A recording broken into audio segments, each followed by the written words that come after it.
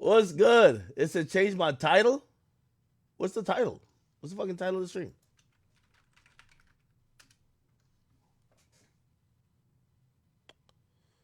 Uh, it's kind of irrelevant. We'll let it rock. Okay, what else? What y'all talking about? It starts at 6 p.m. That's 9 p.m. All right, yeah, I want to watch that shit. Prada, what's good with you, my boy? Give y'all a long one. Pause. What's up with y'all in here? Drake had to fuck Camila for that feature. Freaky ass nigga. He is 69 God. What? Start YouTube. We started YouTube.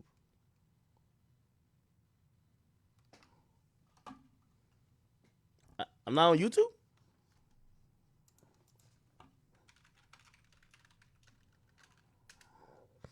I should be on the King Academics page right now. I think maybe tomorrow or the day after we're gonna be back on the Academy page. Talk about Sosa. We will. We will. We will. All right. We got a pretty long stream here to get to. So if you guys are just tuning in, if you're at work, hopefully that'll be your entertainment while you get off work and head home. And if you're just chilling in the crib, man, just grab some food and roll up a blunt or something. You know what I mean? Get some liquor, take a shot with me, and let's rock out. Bunch of things to talk about today. We'll of course talk about Chief Keef, the whole Sexy Red, King Von's sister, that whole thing. Do I gotta start turning that bitch off? Oh yeah, I might have to turn that off. Really, it's the sound. I don't mind seeing that. It's the sound. The sound just fucks me up because I can hear the sound too. Let me see what else. Anyway, okay. Yeah, some updates about Fulio. His mom has chimed in. The police have chimed in. Some of the ops or some of the people who want to take credit for the murder, or the people. I always say, man, you always got to give people the credit for being stupid, and you also gotta. I think everybody has a right to self-snitch on themselves before anybody snitches on them. So basically, all the guys who seem to be in a snitching Olympics are trying to let everybody know they were behind his murder. Now, we don't know if it's true. Maybe they're just trying to get clout. But there's a bunch of dudes who are basically putting up shit online just saying, huh, we did it. You know what I mean? We'll look into that as well. Okay. Young and Ace, who dropped the song. By the way, the song is #1 right now. Like, Jesus Christ. If you don't think drill music is death music, the only time this year I've seen a drill song or a song like this trend #1 is when somebody died. And the song that Young and Ace dropped right after the death of Fulio, it's been trending #1 for 3 days straight. If that don't tell you what I've been telling you about the culture of what drill is, you have to, you know what I mean? I love when people have these like really good philosophies, like, yo, if these rappers just only stop saying they were smoking on Tuka. Listen, nothing that's built up on bullshit will end in anything but bullshit, right? Like, most of this type of music is built upon death, right? Simply, like, yo, you got shot. Yo, you can't, your legs don't work. Yo, your eyes, you can't look one direction without one of your eyes going over there. Yeah, it's all about that. So it kind of makes sense why when this song drops, it immediately goes #1. But of course, you understand why it's a train that's set in motion. That, a lot of fans, I've always hear this because we're gonna get to like Julio's mom saying stuff too. Once some of this stuff is started in motion, you can't stop it. Like, people always be like, all right, now y'all successful, just rap about something else. It don't work like that. People came here to see beef, violence, and death. And unfortunately, that is what we are seeing. Okay? We'll talk a little bit more about that as well. A few other things. What the hell else been going on in hip-hop? Let me go to my own page. Are we still talking about Kendrick and Drake? I guess that's still a thing. I'll get to. 6ix9ine got back to America. That's actually cool. I guess we should start off with that. We'll just kind of get into the topic slowly. Right? Okay. First and foremost, Tekashi 6ix9ine, who has been, barred from returning to the United States, he's finally back in the United States. Apparently, after 4 appeals to the Dominican Republic government, they have now granted him a return to his homeland, which is the United States of America. You look at him walking out the plane. I think that's his passport. I always tell people, America ain't shit, but it's because y'all never been nowhere. Like, I grew up in Jamaica, and I was born in Jamaica. So when niggas say America ain't shit, I said, where's better? Because I would have been there. I wouldn't have came to America if this wasn't the best place. It's only until you go to some other third world country and see real oppressive regime, lack of justice, you see corruption. When you get back to America, you like, I don't care if it's Biden, Trump, or it could be the retarded nigga over there running the country. Thank God I'm back in America. That's the feeling 6ix9ine's feeling. 6ix9ine was running around the Dominican Republic. They were treating him like he was Jesus for a minute. You know what I mean? Because he was doing some Robin Hood shit, taking money from the rich, giving it to the poor. They loved him over there until the legal system and the other powers that be, that he was pretty much stepping on their toes, basically stepped in and said, boy, you not from here. You're not coming to fuck up what we got going on. We see what you did in New York. They sat him down. They basically threatened to jail him if he did many things that he would normally be doing. They had a full control over his life, and they prevented him from leaving the country. And he didn't realize how much Dominican Republic ain't a safe haven until all that shit happened. Now he's happy as a motherfucker to be back in the United States. There was a time I think he was pretty much thinking, man, F American. I even told him that. I said, bruh, if you're thinking about just career-wise, they look like they really love you in DR. Over here in America, they look like they're not really fucking with you. So, bro, oh my God, I got to take this thing off. Yeah, this is going to fuck me up, okay? Thank you guys for the subs. I'll go back and backtrack and try to shout y'all out. But I have to turn it off for a bit. Okay, anyway. The point is this. 6ix9ine is now in love and back in America, okay? It's just one of my cautionary tales to every artist, to any person that thinks the grass is green over the other side. No, it ain't. Okay. You live in the best country on earth. We're miles ahead of all these other motherfuckers. And trust me, it's only when you get locked up for weed in Russia, you get motherfucking jailed for filming in Dubai, you get motherfucking almost thrown in a hole in the ground for some things you supposedly did in DR that you was doing all the time in New York. That's when you realize, damn, America's a fucking great place. Welcome back, man. It's the good old USA. All right. Chat, I was saying this earlier. I don't know if I was on YouTube, but we are going to be, I'm going to attempt to stream the, what's that shit called? There is a debate. So there's a debate with Biden and Trump. And really, I'm doing it for jokes. Like, because to keep it real, Trump is just, he's one of my favorite comedians. If you ask me my favorite comedians currently, Trump is one of them. I like Charleston White. What's the other nigga name? The white dude with the mullet. What's the guy's name? Theo Vaughn. Like, these are the guys that when I want to laugh, I put any of their shit on. Like, I'll watch a Trump speech just for the laughs. You get what I'm saying? Like, just being honest. So I just want to see him clown Biden. You know what I mean? Like, he gonna have some ill jokes. I know he got writers too. He gonna have some ill jokes to that nigga tonight. So he gonna be roasting that nigga. I can't wait. Okay. 6ix9ine's back. We will see. I'll catch up with it. Matter of fact, one in the chat, if, you know what they always kill me about, chat? They love killing me about shit like this. They're like, what I realize about people is it's a damn if you do, damn if you don't thing. For example, 6ix9ine. Right? 6ix9ine's my guy. It's my homie. When I keep covering him after, quote unquote, he fell off and, quote unquote, he's not relevant according to certain people, you know what people say? Yo, why you doing that? Yo, he's irrelevant. If I had only covered him when he was up, they would call me a clout chaser. You get what I'm saying? Loyalty is actually punished, right? You know what I mean? It's funny because if I was the person to jump off bandwagons when their perceived time was up, like, for example, these days, everybody keeps telling me to hop off the you-know-who bandwagon, right? They're going to call you a cloud chaser, or they're going to say you're too loyal, or you are covering irrelevant people. It just is what it is. All right, beyond that, holy shit. this other thing happened. I don't even know if you guys. Yeah.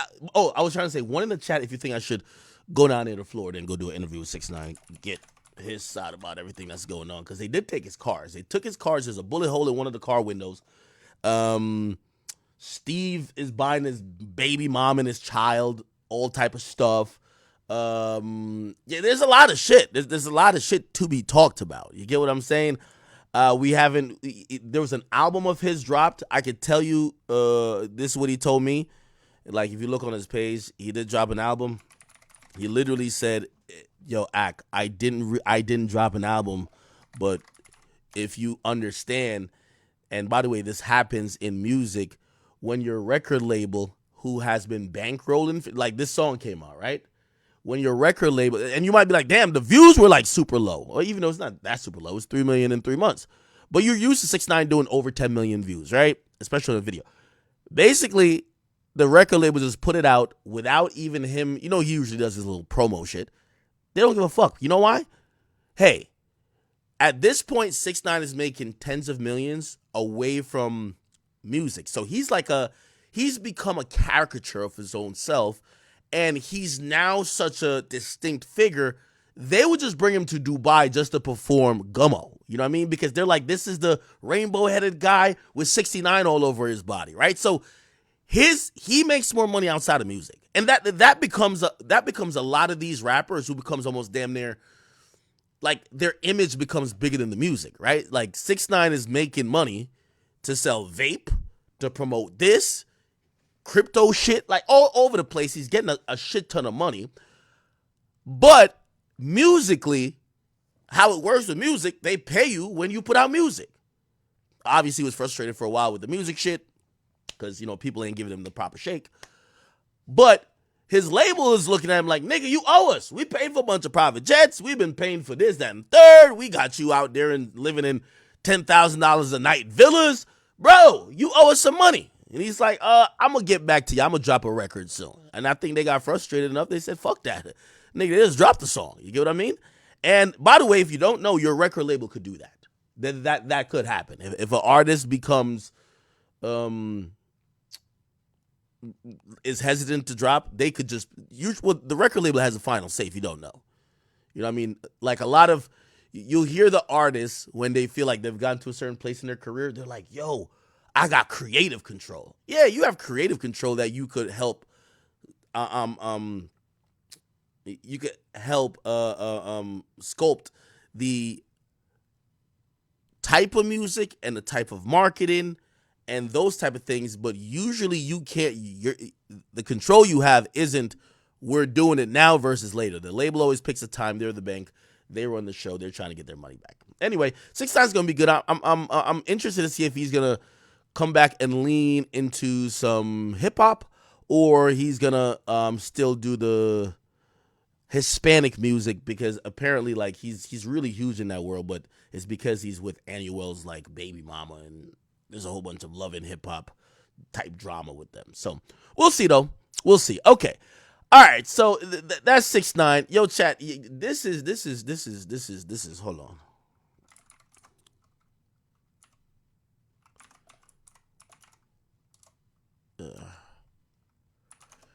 Let me see if I can find this. I wonder if y'all seen this. Oh my god, this thing is still coming through? How the fuck is it still coming through? I turned it off. Hold up a second, chat. Okay. Boy. All right, let me put this over there, and let me put this over there. I'll show you what I'm doing in a second. I'm doing. We're about to get into a Meek Mill story. Damn, Meek Mill, you a freaky ass nigga. I'm looking at the people who Meek Mill. Okay. Did y'all know that Meek Mill followed my ex? Weirdo. Meek, don't get mad when I follow your baby moms. And don't let your child get an Instagram if you want to play those games. Okay. Let me see. What am I looking at? Oh, okay. So apparently, a guy that was talking crazy about the Dream Chasers made an apology on a Dream Chaser members page. So there's a guy named Ape Garcia, or Garcia. I guess his name is Garcia, okay? If you watch my Dean interview, Dean mentioned him. Dean's a former Dream Chaser. This guy, he's still down with the gang. You know, it literally says in his bio, Bando Baby / Dream Chaser Records. I don't know what he does. Again, we have to put it in context what we know about Meek Mill and his homies. Half of them niggas, we ain't know what they do. All we know, they were a bunch of glorified shooters, big buff niggas ready to punch, and basically they used to wear chains that were confiscated every single night, like fucking Cinderella shoe at midnight. All right, that's all we knew, right? So apparently this is like one of the enforcers, okay? They're one of the enforcers in Dream Chasers. Now, introduce another fella. The other fella is named Mike Knox. Mike Knox is a guy who's affiliated with 50 Cent. So 50 Cent, Mike Knox. Actually, supposedly, Mike Knox is a G-Unit member, okay? When he was incarcerated for 7 years, 50 even sent a vehicle to come pick him up. You can watch a little bit of that if you care to. Okay, they try to get me to play YouTube ads. We're not. Fuck all that. Let's rebel against the system. All right, it ain't gonna work. Okay, let's play the YouTube ads. Y'all just gotta buy YouTube Premium, right? Matter of fact, I think I got Premium. I just don't have it on this account. I don't put my main account that I use on here because I know I'm gonna accidentally show it one day, and then y'all are gonna fucking hack the shit out of me. So that's why, this is like a burner account you see on this shit, bitch. You gotta sit through an ad. But maybe I should buy it just for stream, right? Oh my God, we gotta sit through 2 ads. Fuck. Okay, anyway.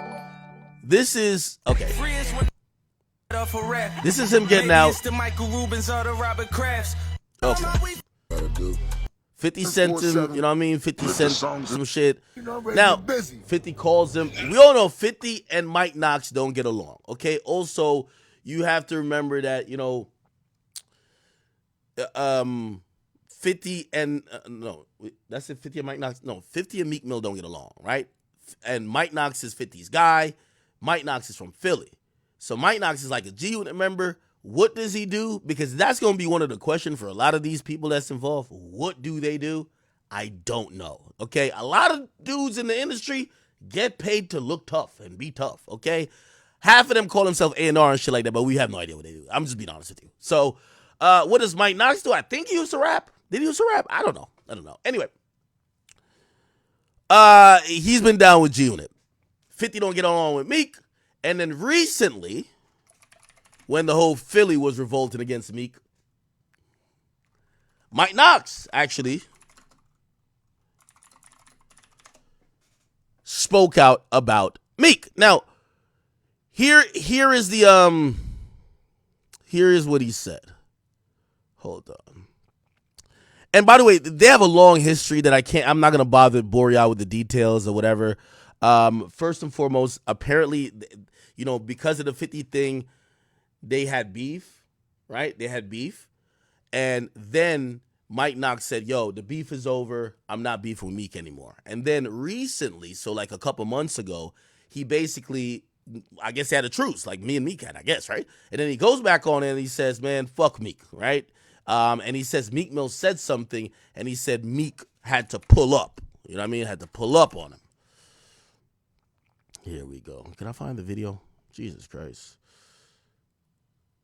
How could I find the video? My bad. Yeah, these videos are like scrubbed from the internet at this point.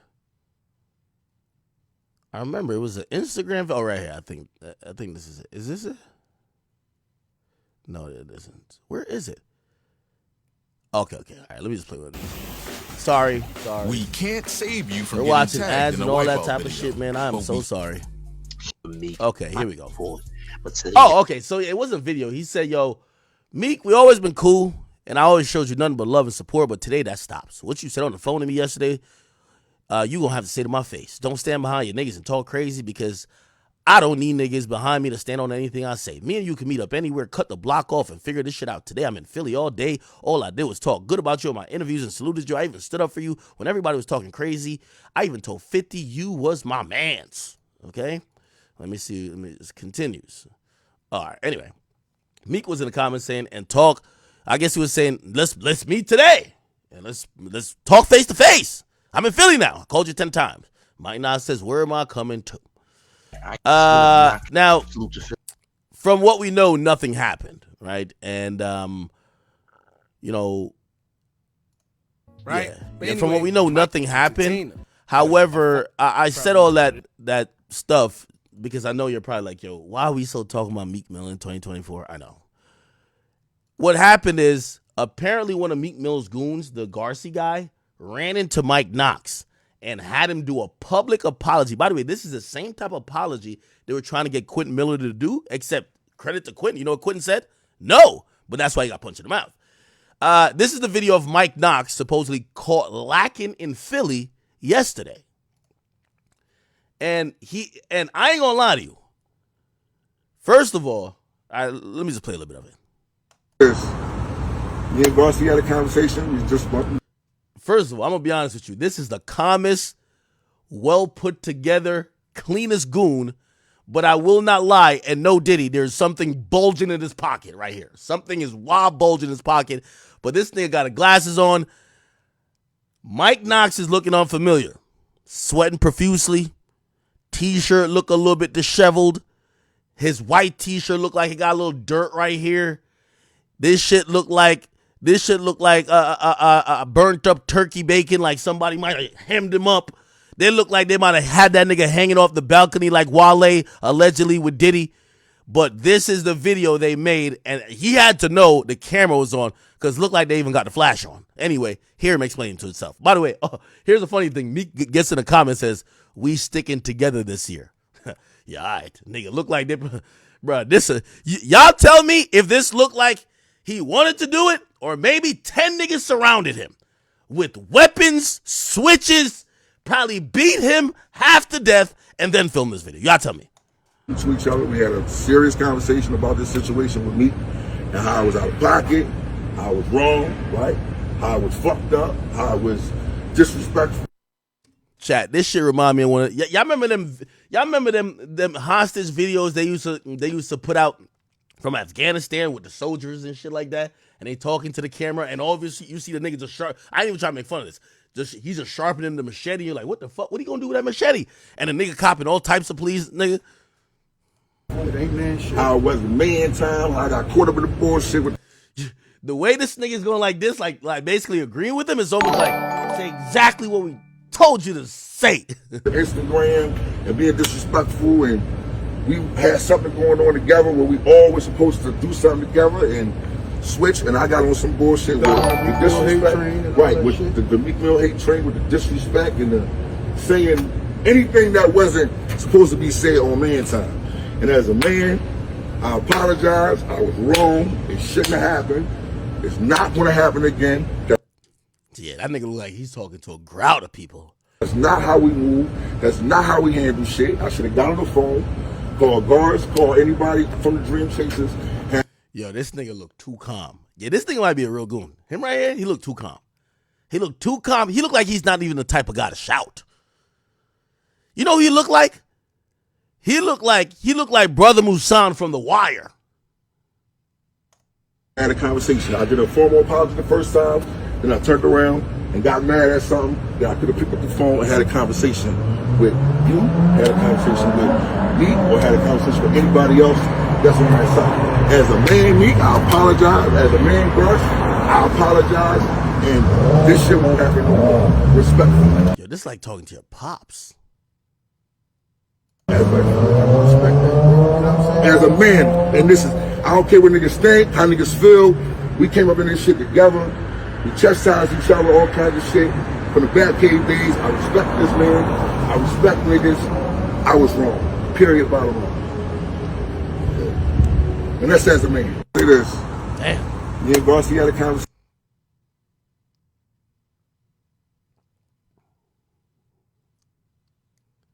I'm gonna keep it a bean, people.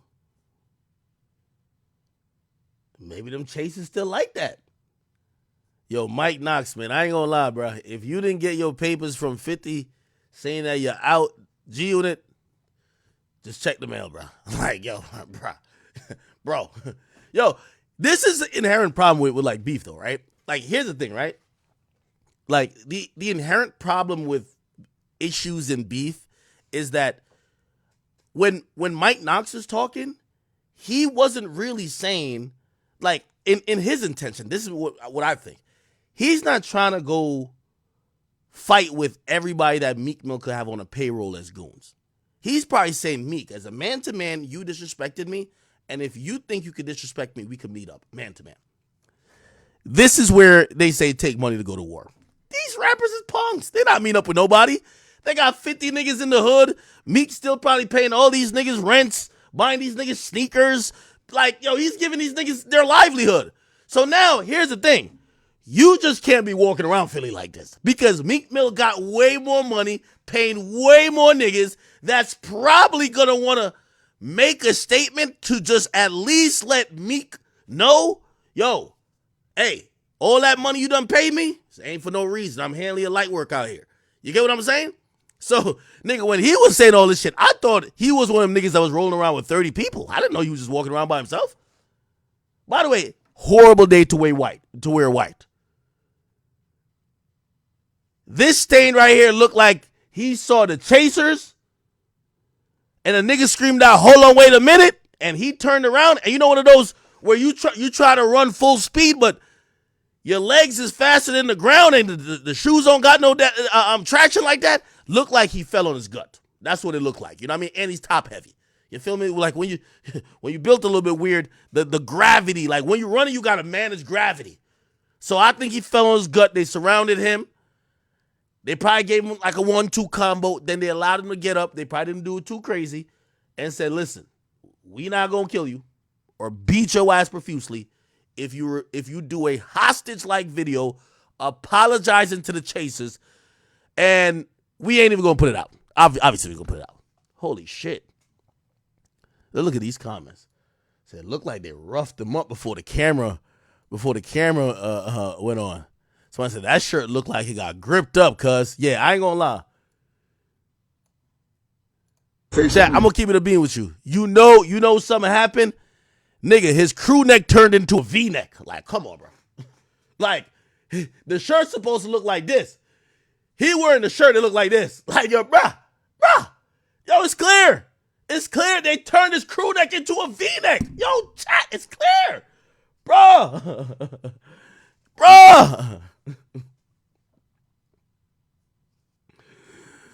Oh, man. Jesus Christ. This is fucked up, man. This is fucked up. The craziest part about it, this nigga looks so clean and put together. Got his glasses on, his bifocals.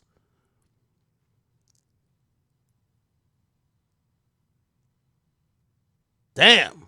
Yeah, he don't look like he was doing too much scuffling. This nigga is sweating like he's out of breath, nigga. It said, why his shirt's wrinkled at the top? Yeah, that is kind of crazy. You know what's so funny?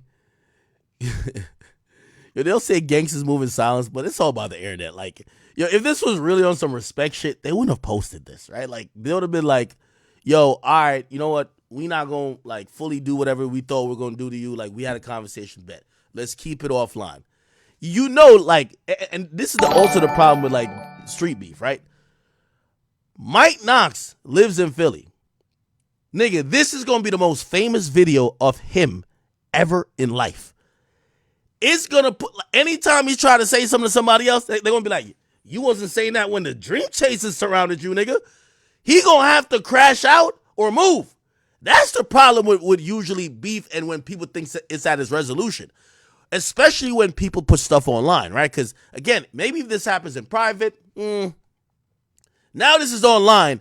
This is public embarrassment that this nigga either got to try to defend his honor by crashing out, which he's going to go to jail, or might get killed.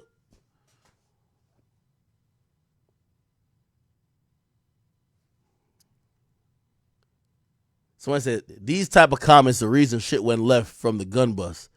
Somebody said, yo, this look like a hostage video. I'm crying. Bull definitely got his feathers ruffled. He's sweating and heart beating fast.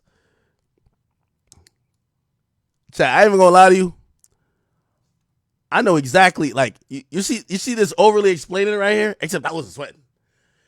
When Casanova and his 15 goons was around me, and I didn't know what was gonna happen, because I'm already, like, I'm looking over to my people like, yo, y'all record this. I know this nigga don't got that much money, but we got to get him incarcerated. Yo, did I ever tell you what happened with the Casanova shit? They surrounded me, nigga. Yo, Cass say, yo, what up? Yo, let's go talk. You say, I want to holler at you. Let's go talk over there. The nigga pointed to the farthest part of the club, away from the exit. Nigga, you know what I said to him? Nah, bro, let's go talk there. I pointed at the exit, nigga, because I know NYPD was outside, nigga. I would have ran outside like, you got a gun? You got a bomb? Nigga, I would have made sure he definitely got searched. I would have been sitting there like just smiling while the fucking New York finest protect my ass. Or hopefully it did. Anyway. Yeah. I ain't gonna lie. When you start overly explaining, when you start answering questions nigga didn't ask you, yeah, I get it. When you start answering questions niggas haven't asked you yet. Had a serious conversation about this situation with me and how I was out of pocket, how I was wrong, right? See? He says, he's like he's confirming that he's saying the right thing. I had a conversation that I was wrong, right? Right? I'm saying the right thing. I was wrong, right? The dude won't even look at him. I was fucked up, how I was disrespectful, it ain't man shit. How I wasn't man time, how I got He added something on. He said, nah, you forgot part of the script, nigga. Caught up in the bullshit with the Instagram and being disrespectful, and we had something going on together where we all were supposed to do something together and switch, and I got on some bullshit with on the the Meek Mill hate disrespect. train and all Right, that with shit. The Meek Mill hate train. Meek Mill hate train with the disrespect and the Yo, what Meek Mill hate train? This thing actually admits it was. This guy's just saying whatever he said. saying anything that wasn't supposed to be said on man time. Mike Knox was supposed to come up and do an interview. He had hit me. He wanted to do an interview, probably mostly about Meek. I'm glad that interview didn't happen because, nigga, if this happened to you over a caption, nigga, I would have interviewed you, nigga, and then niggas would have told me I'm responsible for your funeral. No way. Hell no.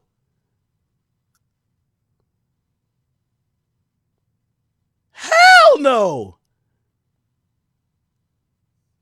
Because it was mad, like, y'all got to come up there and tell the real about these whole ass niggas. I'm like, all right. But at that point, I was like, okay, I'm over this now. I'm over this. I'm like, yo, we have put Meek back in the hole he deserves to be in. His career is done. He has blocked me on Twitter. I've taken my win. I do love Philadelphia artists. By the way, shout out to my man OT7 Kwani. Poundside Pop going crazy. Enes been moving around doing his thing. I see Dean going crazy. And also, what's my boy named Quilly back on the gram still, you know what I mean, entertain them. And he dropping music and moving around. I'm glad that he's doing that. But trust and believe, when I invited anybody up, I'm not their security. So I'm hoping, because when everybody came up to do interviews with me, they all told me the same thing. Nigga, we run Philly. I said, you sure?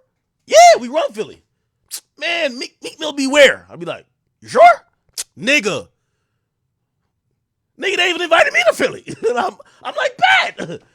Which, by the way, I do go to Philly, but nigga, wherever the fuck this is, I'm not at, nigga. If you will catch me in Philly at the Wells Fargo Center, at the places where I do financial business, you will never catch me on some dirty street block. You feel what I'm saying? Let's keep it a beat. Somebody said act. What?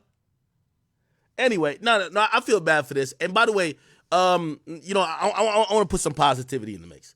Mike Knox, I'm hoping that you were aware of this video going out and that you're not incited to react differently after this video is posted and people's comments. It's the internet. People gonna laugh. People gonna have fun at your expense because they think something happened. We don't know if nothing happened. I'm hoping they didn't beat you up, right? I'm hoping, right? Because this would be a pretty slimy move. Beat you up, get you to record a video, then post the video after you're apologizing, but whatever.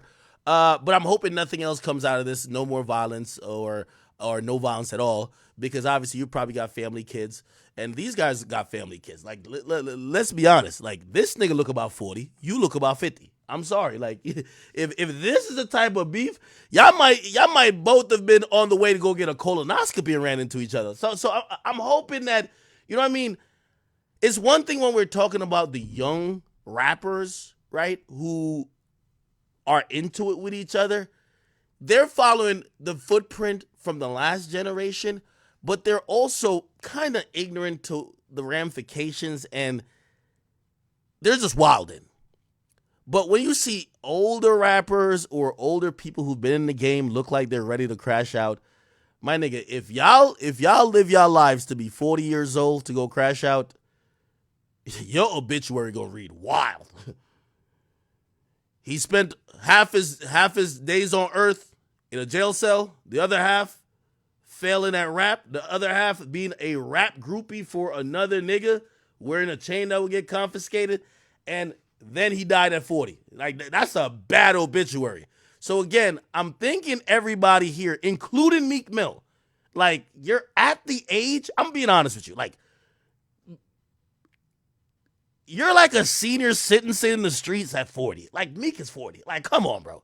If you're still running around here, like, taking penitentiary chances, trying to kill people, I'll cover y'all trial. That's it. Anyway. Somebody said, any comment on the Drake and Sheryl Crow beef? What are you talking about? All right. Yo, Meek is so slick. That nigga said, we sticking together. Yeah, if you beat the brakes off a nigga, of course. Nigga, he probably was stuck to the ground and he had to peel him off the ground and be like, apologize. Like, you're not sticking to. Nigga made it seem like it was mad mutual. We're sticking together. You're right. Okay. Okay.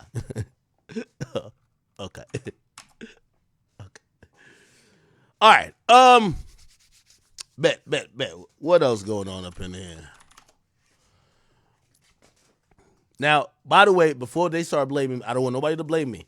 I'm gonna go check on my man Poundside Pop, Quilly, Dean. I can't have nothing happen to y'all niggas. I can't have nothing to happen to y'all, because you know what they gonna do? They gonna act like y'all not grown men. They gonna blame it all on me. Yo, this is Act 4, y'all getting fucked up. Like, whoa, no. No. Okay? So, I'm going to check on my guys, make sure they're good, okay? Because I guess Meek Mill and his Goonies is running through Philly on a revenge tour beating niggas up. And I don't want anybody I interview to get beat up, okay? Because they're going to blame it on me. It's like the war in Chirac. They try to blame it on me. All right, Roddy Ricch dropping some shit. Yo, Mike Will, man, you should have told Forbes I need my hat, bro. Word 2, or go to Turkey, nigga. They try to edit out your hairline, but holy, my boy, that shit was crazy. All right, anyway, we'll get back to that in a little bit. I'm trying to stay away from like Kendrick and Drake for a bit, and also I'm trying to stay away from this Sexy Red topic. We're gonna get into it, but I want to do it maybe in a little bit. Anyway, yo, chat, I want y'all to give a big round of applause and welcome back to Ruby Rose, who has now returned to the streets, okay? It appears that her long heralded romance with comedian Drewski has ended.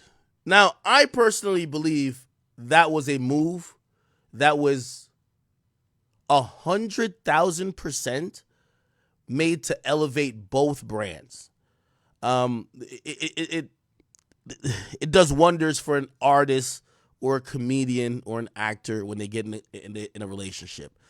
I know that Idris nigga from Snowfall, yeah, he was popping because y'all niggas know him from Snowfall. When he started dating Lori Harvey, he started getting different eyes on him.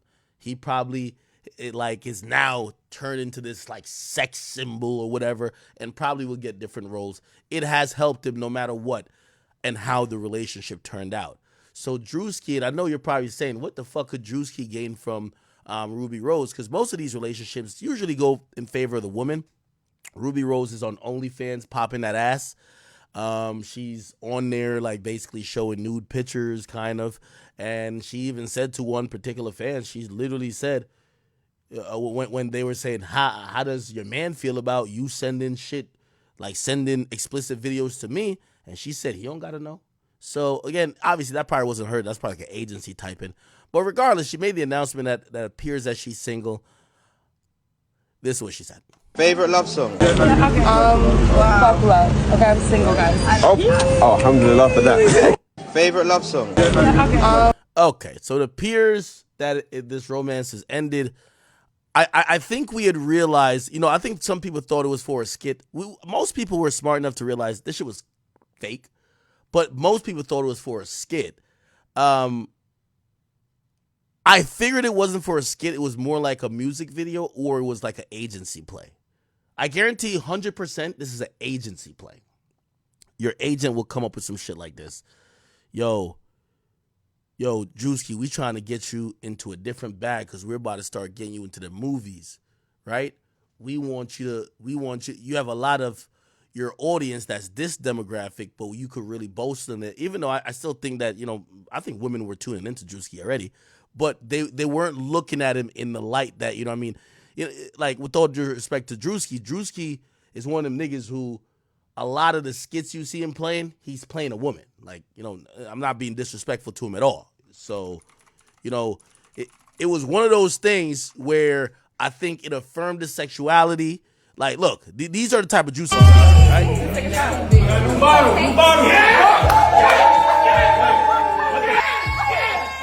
Yeah, he's usually playing, you know what I mean? Hold on, because I'm Puerto Rican. So Even somebody in the chat said getting some of his niggas to say I hit it is crazy work. Now, here's the thing too, is I think Drewski's going into acting.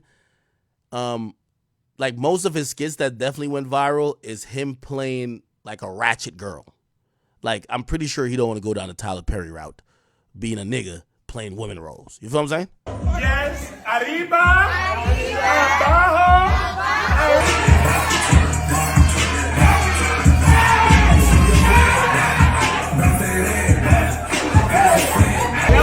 Y'all must be lit motherfuckers on this bitch, ain't y'all? So, if you ask me, I think that was the kind of, I think his brand is going to ramp up a little bit in terms of, the seriousness, and he's about to take on, he's still going to be funny, but he's going to take on a lot of different roles. And I do think that was part of, he's a lit nigga. He's dating some girl, whatever. I think they staged most of the shit. This is my personal opinion. I could be wrong. I think they staged a couple of shit. They kissing, doing this and third. And I think his brand only goes up for here. You know what I mean? So this isn't a bad thing for him, right? But I don't think, I think some people are thinking that Drewski's home crying, sad. No. Did he fuck? Man, it's Ruby Rose. Of course he fucked. You know what I mean? Like, Like, even if it was, Ruby was one of those. Like, even if it was like some fake shit, she'll actually give you the real pussy. Like, you know what I mean? It's just kind of one of those. So I believe all that happened. But her announcing that it's over, I think that contract is over. The contract is over for them to pretend now she could go back to being herself. Because let's be clear, women like Ruby Rose are as vain as they come. Like, you know what type of guy she likes. She fucked Cardi, Savage, Young Thug, 21 Sat. Oh, I said that already. Shit. Who else? Lil TJ, DDG. Like, when women have a type, they have a type, bro. Like, you know what I mean? Yo, it was so funny watching when they used to post them on social media, and that's why I keep trying to tell you on like Shade Room. It's all like social. Like in life, most things are about. It's about if you're liked, which Drewski is pretty liked. All of a sudden, all of them bitches, they were like, oh, every girl likes a funny nigga. Come on, bro. She's not dating this nigga. He could be hilarious, which he is. She's not dating this nigga unless it's Drewski, and I just personally feel it's a fake-ass relationship, okay? Anyway. Still, congrats to Drewski. I think he got to come up from this, and congrats to Ruby Rose. She probably ran up her OnlyFans, which is probably her goal. All right, fuck it. Who cares? As long as it works for everybody. Okay, I'm trying to do some topics and not get to the main topics yet. Pop Smoke's Killer just released off Juvie. Yeah, I seen it today, man. Pop Smoke's Killer. Let me see. The dude who killed Pop Smoke, I seen him cutting off. Hold on. He was cutting off his ankle monitor, which I'm being honest with you. Yo, it has to scare. This is the nigga who killed Pop Smoke. He killed him when he was a teen.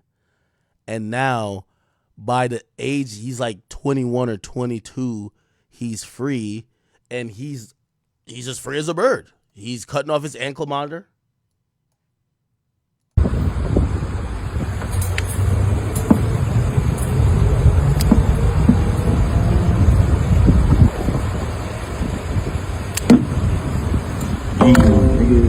He basically had also a different caption. His first caption has said, "Come find me." That's what his first caption said, because I've seen it earlier. But now he changed it. He says, "This isn't to influence any negative behavior. This is what I've been dealing with my whole life. So to be violated for my safety, I refuse to let them determine if I feel safe or not." I don't know what that means. But, you know, you got to imagine, as much as we're Pop Smoke fans and you're probably like revolted by him and you're like disgusted by this guy because he took his life, this guy in Cali is probably like a boss. Like, you know what I mean? He's known for taking out somebody who everybody knows. He's known as a killer. He's free. He's young. You know, bitch is still going to fuck him. And to keep it real, he's probably going to kill again. Do I think there's going to be any retaliation for him? No. I'm going to be honest with you. I don't think so. But do I think in a couple years, does he end up going back to jail, or probably, you know, unfortunately gets into some other shit? Yeah. There's not changed behavior with this guy, right? Now, I did say this, and when someone first sent me this, that this guy was gotten out, yo, and this is a culture argument here too. And I could only control what my platform does, but I hope my counterparts, including Vlad TV and No Jumper, do not give him a platform.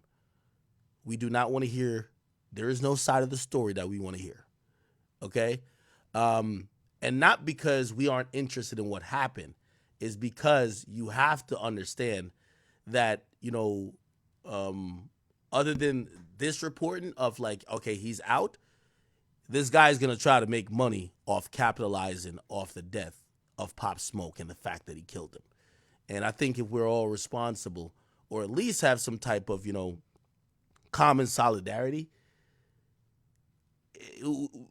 again, I don't think it will happen. I don't think Vlad or Adam would interview this nigga. But if I did see this nigga up on No Jumper talking about how he killed Pop Smoke, I'd be tight. I ain't gonna lie. I would be tight. I would be fucking tight. All right, let's get off this. Please don't follow me there.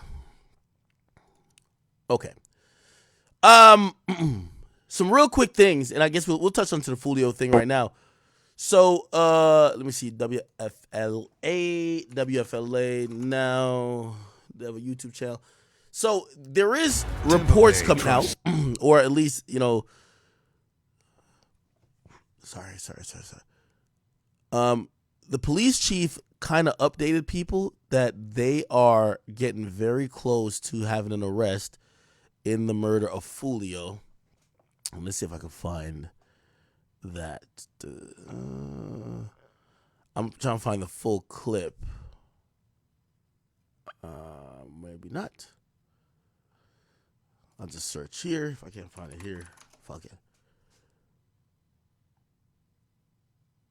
Okay. Anyway, this is what the police chief said. His name is Chief Burkhall.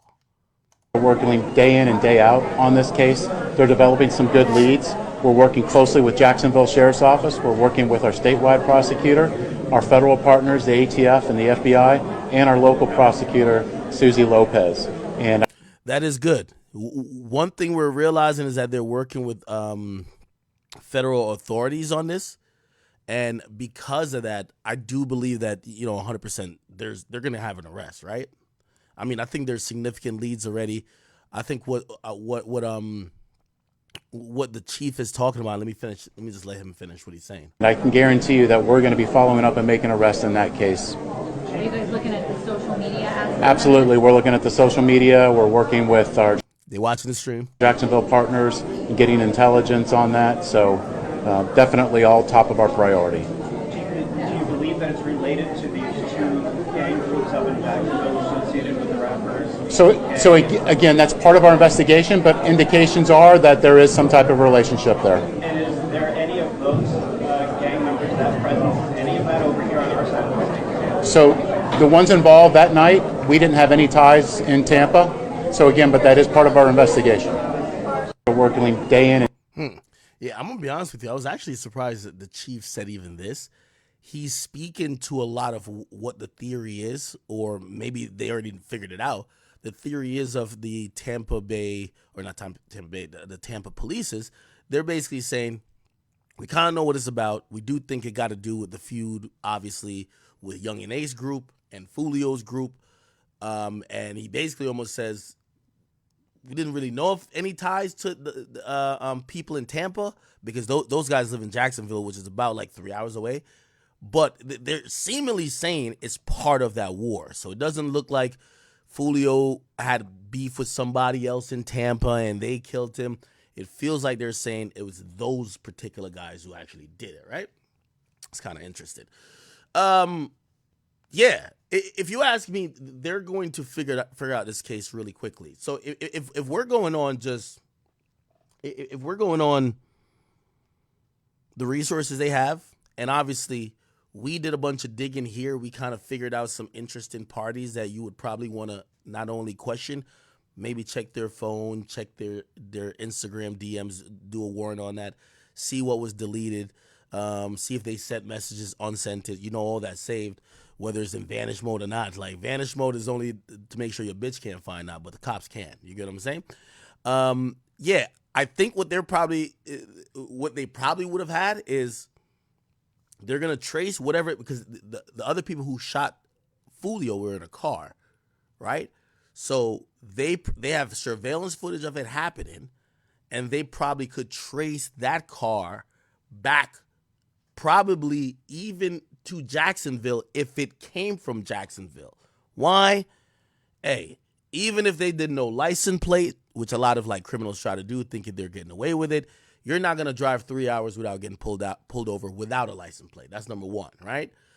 So there's going to be a record of that car going through some type of some tolls, some checkpoints, intersections with cameras. There's going to be some record of all that happening, traveling to the area where the crime happened, and then they could probably do their due diligence to figure out who was in the car. Bro, it's a bunch of niggas doing crime like it. These are the dumbest niggas on earth. Like, it doesn't take too much, and the police have all the amenities in the world.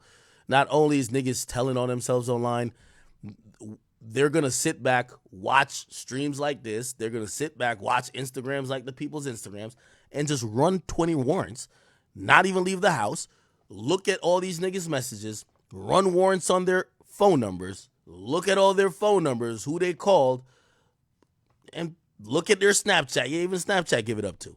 And they're going to figure out all of this shit. So 100%, once they mention the FBI, it clearly tells me that this shit will be solved. It only kind of gives me a hint, though, that there might be a bigger investigation that maybe the feds have been waiting to try to bring down. And that could be somewhat of a RICO case in the sense of these factions been beefing back and forth. But locally in Jacksonville, they've never arrested either party in some huge RICO indictment. They usually arrest, okay, these are the 3 niggas involved with this murder, but they don't arrest the whole gang. So once you hear the FBI, yeah, the niggas is fucked. But let me ask y'all a question. And by the way, I'm not here to speak to if I see some people saying Fulio wanted to die. Maybe he did. I don't know. Like, again, the way he was moving, the stuff he's already put out in the air, wasn't the best, wasn't the smartest.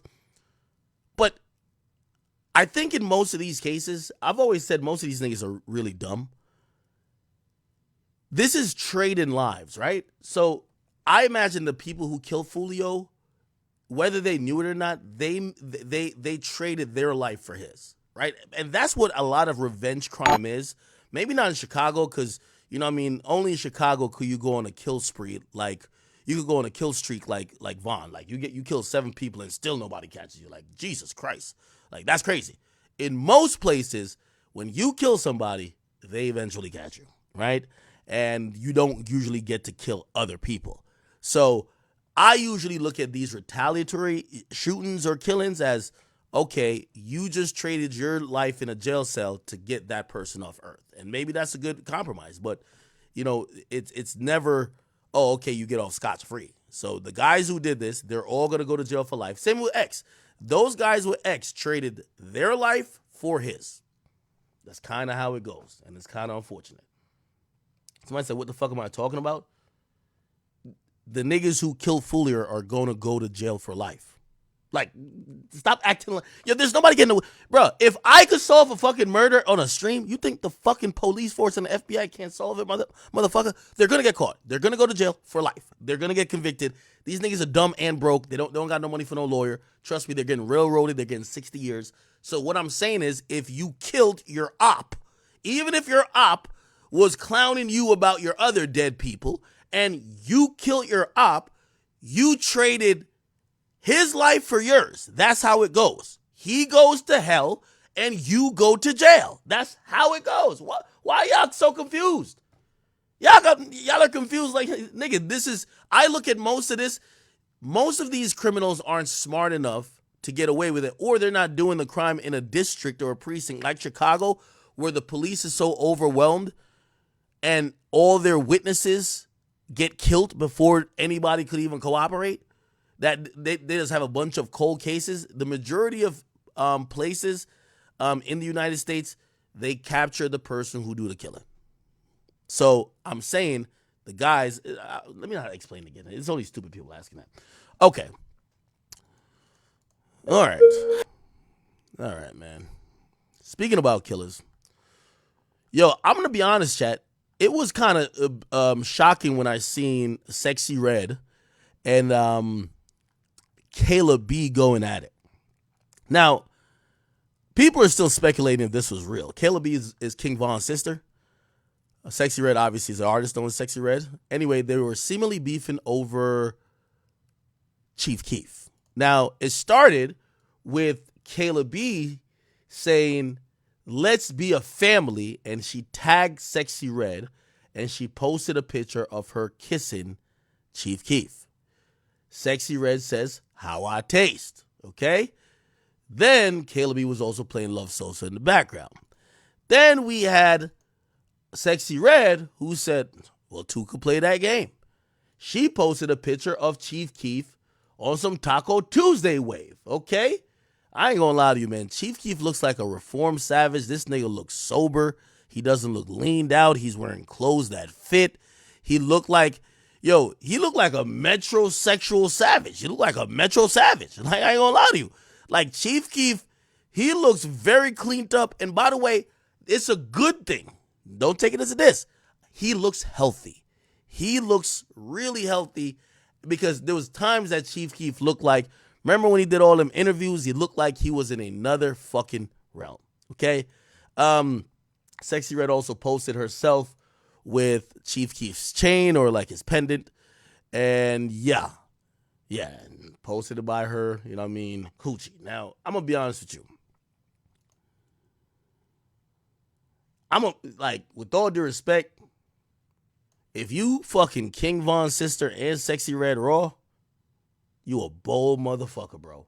You one bold motherfucker, man.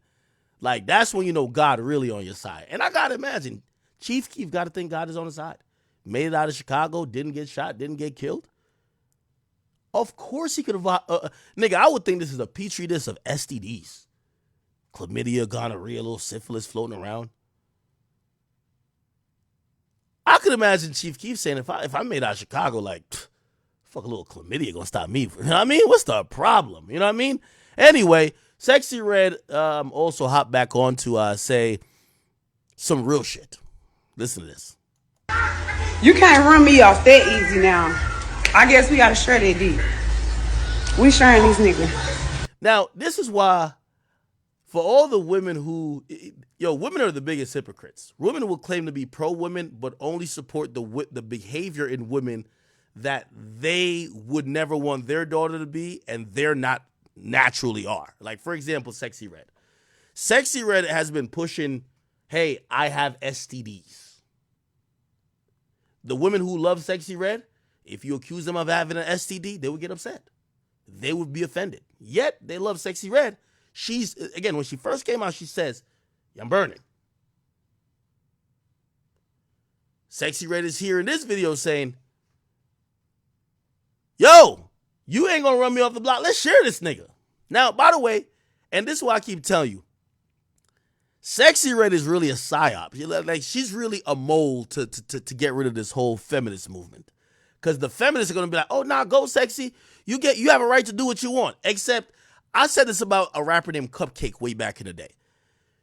Yo, she had a song called Suck That Dick Till It Come, right? And then she had a video where she had the cum on her face. And I always said, the women who are feminists, they support other women's rights to be hoes, even though they're not hoes. They support their rights to be hoes until it's too far. Like, you know what I mean? Until you start comparing them to them. So anyway, I'm saying, this is one of the reasons I love Sexy Red. Sexy Red is pushing all the things that women supposedly want to reverse, but they're just supporting her because they want her to have the right to express herself. I'm not going to lie. When she said this, and by the way, this is probably all promotion for the song, but who cares? Again, you got to think about Sexy Red with the message. You know, she's pushing overt messages, and this is why, like, you know what I mean, the rest of those women are kind of relevant, like the city girls, because she's number one, the best at it, and she seems like the most authentic. She's saying, fuck all that, you ain't gonna run me off. We could share the dick. Yo, as a guy hearing that, music to my fucking ears. She's pushing polygamy, pushing P. That's the type of P we want to be pushed. Polygamy. You get what I'm saying? Like, this is exactly what I would. Yo, let me tell you this. As a dude, when you watch this, didn't you get mad and be like, yo, for all the side chicks I done had, I never had one of my side chicks say, you not about to run me off. Usually when a side chick or the main chick pop out, somebody leaves. They be like, I mean, we not sharing no nigga. Fuck it, you can have that dusty ass nigga. His dick little anyway. I've been waiting for a girl to say, you ain't gonna run me off. We gonna have to share his dick. Like, yes, this is beautiful. So this is why when y'all ask me why I like Sexy Red, oh, she's horrible. Like, I pray I don't have daughters, because if my daughter look up to Sexy Red, you have failed. But women have now, I think it's under just some weird pretense, supported people like Sexy Red, not knowing everything Sexy Red is saying. It more goes to help out dudes. She promotes hoeing, fucking around, no commitment, getting fucked raw, pound town, baby daddy culture, sharing dick. Hey, fuck it. I'm not mad at it. So again, when she said this, I said, damn, I wish a side chick of mine back in the day would have said this shit like, yo, you not about to run me off. We about to share that nigga dick. That's good. You know what I'm saying? You can't run me off that easy now. That's what I'm I guess talking we gotta share that deep. Yeah, there you go. We sharing these niggas. There you go. Now, Sexy Red, we all think she is what we think she is. We think Sexy Red is a ratchet rodent sent from hell. Basically, and by the way, we like her personality, but we know she's here to turn women into whores, to encourage low self-esteem behavior, and trust and believe, you're never gonna get guys telling you, yo, that's some low self-esteem shit. We're gonna let you rock out. That's what I've always liked about that whole city girl movement. Wait, y'all just want to basically dress up selling vagina? Yeah, I'm just fucking on a rich ass scamming ass nigga. Broke niggas don't deserve no pussy. Okay, so you know you're kind of saying that you're for sale. Okay. Okay. All right. When you see somebody doing something that's helping you out, you ain't gonna stop it. Go ahead. Fuck it. Go ahead. Anyway, Caleb, Sexy Red continued, which, by the way, you know what I mean? This is what I'm saying, man. Chief Keef is like a goddamn reformed savage, man. Yo, she got this motherfucker Chief Keef in the goddamn kitchen like Gordon Ramsay, nigga. This nigga got on a pin. Well, he got on striped pants. He got clothes that fit. Got his little bifocals. Got his stocking cap. His dreads look like they're in tune. This is one of the few pictures. This is when I knew, yo, Chief Keef really changed his life. This is the first picture of Chief Keef I've seen in 10 years that he don't look like he stink. I swear. I swear. That's what I knew. Like, yo, I said, yo, Chief Keef, bro, you got to be happy for him too, bro. You got to be happy for him, bro. This is the first picture of Chief Keef. I look at him like, yo, this nigga don't even look like he's stinking right now, bro. This thing look like he look like he smell like Dove soap, bro. Like, let's keep it a bean, bro. Like, come on, bro. Like, Chief Keef is doing good in life now, man. So I'm here to encourage it. But Taco Tuesday with the Chirac Gordon Ramsay. Taco Tuesday! Like, I can't knock it. Imagine that nigga making that taco on 4 of them grave. On my keys. Nigga making a 5-course meal. And by the way, niggas was telling me, this is not a 5-course meal. Nigga, in Chirac, nigga, where niggas is eating Cheetos and cheese from the corner store and calling it dinner. This is a goddamn 5-course meal.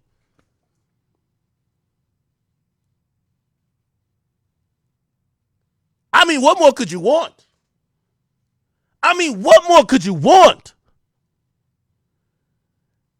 Yo, this shows.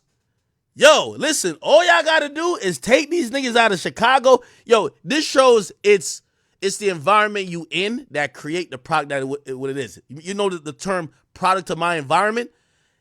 They moved Chief Keef to Calabasas, nigga, and this nigga look like he's dressing like he's walking to the golf course, nigga. He got pants that fit. His pants is on his hip. The nigga wearing a belt? Oh, hell nah. He's wearing a belt that is not like a Gucci belt that's just like being shown like a fucking superhero, like you know that thing the superheroes be having their little gadgets in?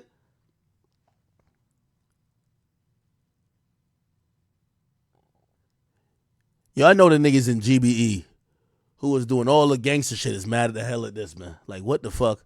Did we do this for this nigga living in a multi-million-dollar mansion, eating tacos with hoes? Now, I'm going to keep it a bean. Chat, this is real shit right here. What the fuck? This is hilarious right here. So, Kayla B posted a picture of him in the car. And then she posted a picture of her rocking his chain. And then posted another picture. Yo, this is what I know. I say, yo, damn. This was the end of the war in Chirac for me. Like, yeah. Bro, I've never seen Chief. Like, this is Chief Keef, nigga. Now, I'm going to keep it a beam with y'all, chat. I'm going to keep it a beam. First of all credit to my man, Chief Keef. Let's act like this is not promo right now.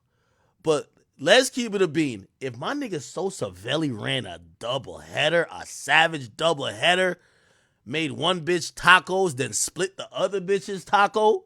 You feel what I'm saying? Even though, to keep it real, yo, this nigga's dentist gotta be like, yo, my nigga, his dentist gotta be working overtime.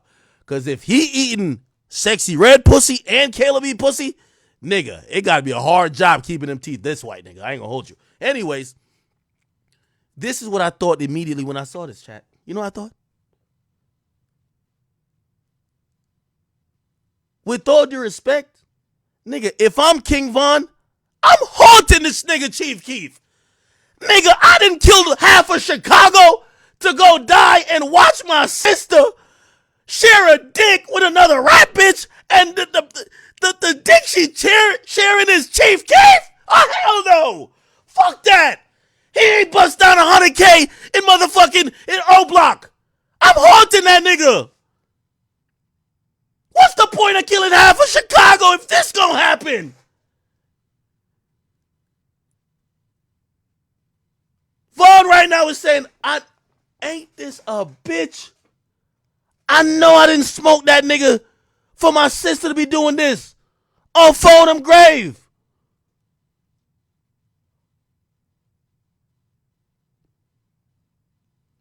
I'm telling you, bro, I give permission to King Von to haunt that nigga Sosa. It's no way. It's no way. By the way, is this wrong? It's no way, bro.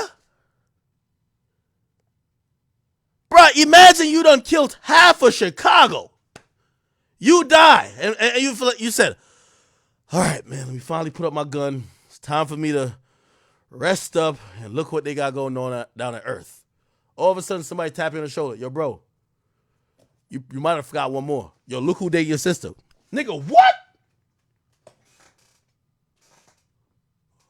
What? The nigga who left O Block, he ain't give out O Block chains. He ain't give out no O Block chains. What? I know Von Tight. Von Tight is a motherfucker. He ain't give out no O Block chains. I did. He ain't bust out 100K. I did. He ain't end the war with 63rd. I did. He ain't get FBG Duck killed. Well, I ain't gonna say it. I can't even say those words and put it on me. Hell nah. He did.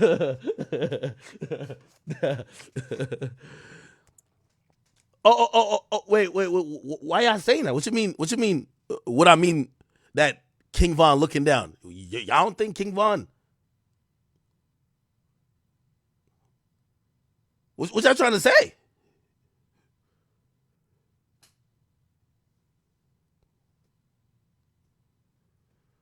Nigga, I know King Von is heated right now. King Von is heated like.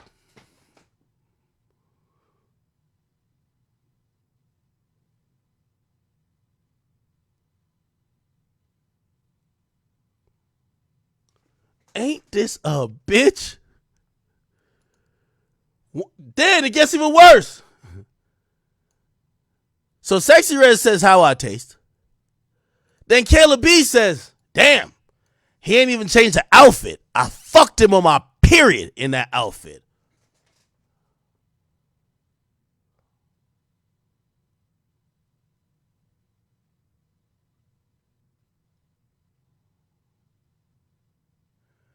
I know right now King Von's sitting up there like, yo, boss, stop. I see why you stole that nigga diapers. I see why you stole that nigga baby diapers and baby clothes. What? Nigga ain't even been gone 4 years yet.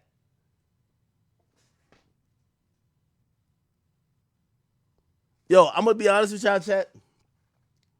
And by the way, this is no hate or diss to Caleb B. So Caleb B, if you see this, I'm not hating on you. I'm just making some jokes. It's not that serious. I get this promo. But I'll say this, though. The absolute worst thing, though, is the sister of the lit nigga becoming famous. And now, you know what happens when a rapper, these days, when a rapper is, like a rapper don't claim a girl, so you don't have no, like, the Shade Room side of Twitter always wants to make an ancillary female to every male rapper famous because they could identify with the female. They want the girlfriend to be famous. They want the sister or the mama to be famous. Or they'll even gravitate sometimes to the kids. Because those are things they can relate to. With all due respect to Kayla B, I don't know her doing anything else but being Von's sister. She's super popular. And the thing is, when rap outlets like myself refer to her, we call her King Von's sister. When they refer to her, they just call her Kayla B. So she does have some type of whatever notoriety that's, I guess, kind of outside of Von. But for us, we don't see that as that, right? Now, unfortunately, when this happens, it only goes into like the worst of, like, I'll give you an example. It's like Polo G's sister. Like, what the fuck do we know Polo G? Like, why do we even have to know Polo G's sister?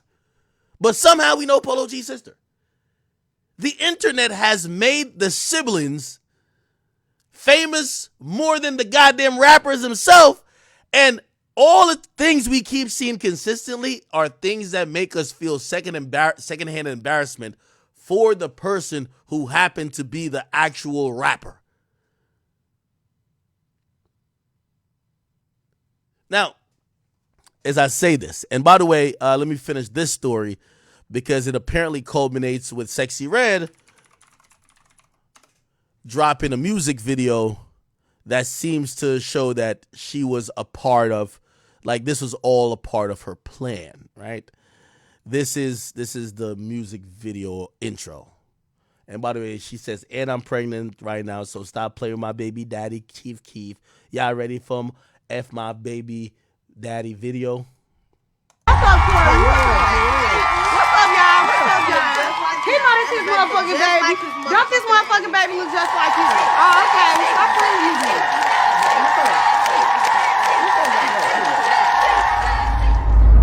What's up? Great promo. Now, I think Kayla B might actually be messing with Chief Keef.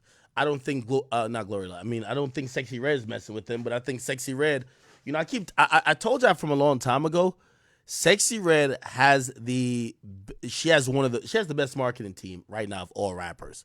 She knows how to take bad things and turn it good. And I told y'all who's behind it. Yo, shout out to my boy Jay, who used to be at World Star. If y'all don't know, when Q owned World Star and he was alive and World Star was hitting, he basically handed off the keys to the majority of the things to this guy named Jay. That dude start going crazy. Like, he's the brains behind a lot of the things that happened there after that. For whatever reason, when Q died, the family came in, but the family got rid of Jay. Jay kind of pivoted to the music industry side of things. I believe, which also, if you think about it, now it makes sense. Jay works with YNW Melly and also not really King Von, but the partner he has with YNW Melly is King Von's manager. So that kind of makes sense how Kayla B fits into this. Also, he's like managing, or he's like one of the probably the brain trust behind all these Sexy Red moves. So that's why Sexy Red, she is killing it when it comes to promo, bro. Killing it. And she's getting most of this promo shit for free. Like they're creating these storylines that people are going to run with for a day, and then they could be like, oh, there's a song. You know what I mean? Which is really brilliant, right? So good for them. Good for them. Definitely, for sure. Again, I haven't seen this ingenuity when it comes to promotion since Tekashi 6ix9ine. And it's kind of shit. 6ix9ine was a very high level. So to even slightly compare, and I'm not saying she's at 6ix9ine level. 6ix9ine is just another fucking monster. Like, 6ix9ine was down to have a shootout before a fucking video to make sure his shit went. But Sexy Red is up there. So salute to Sexy Red.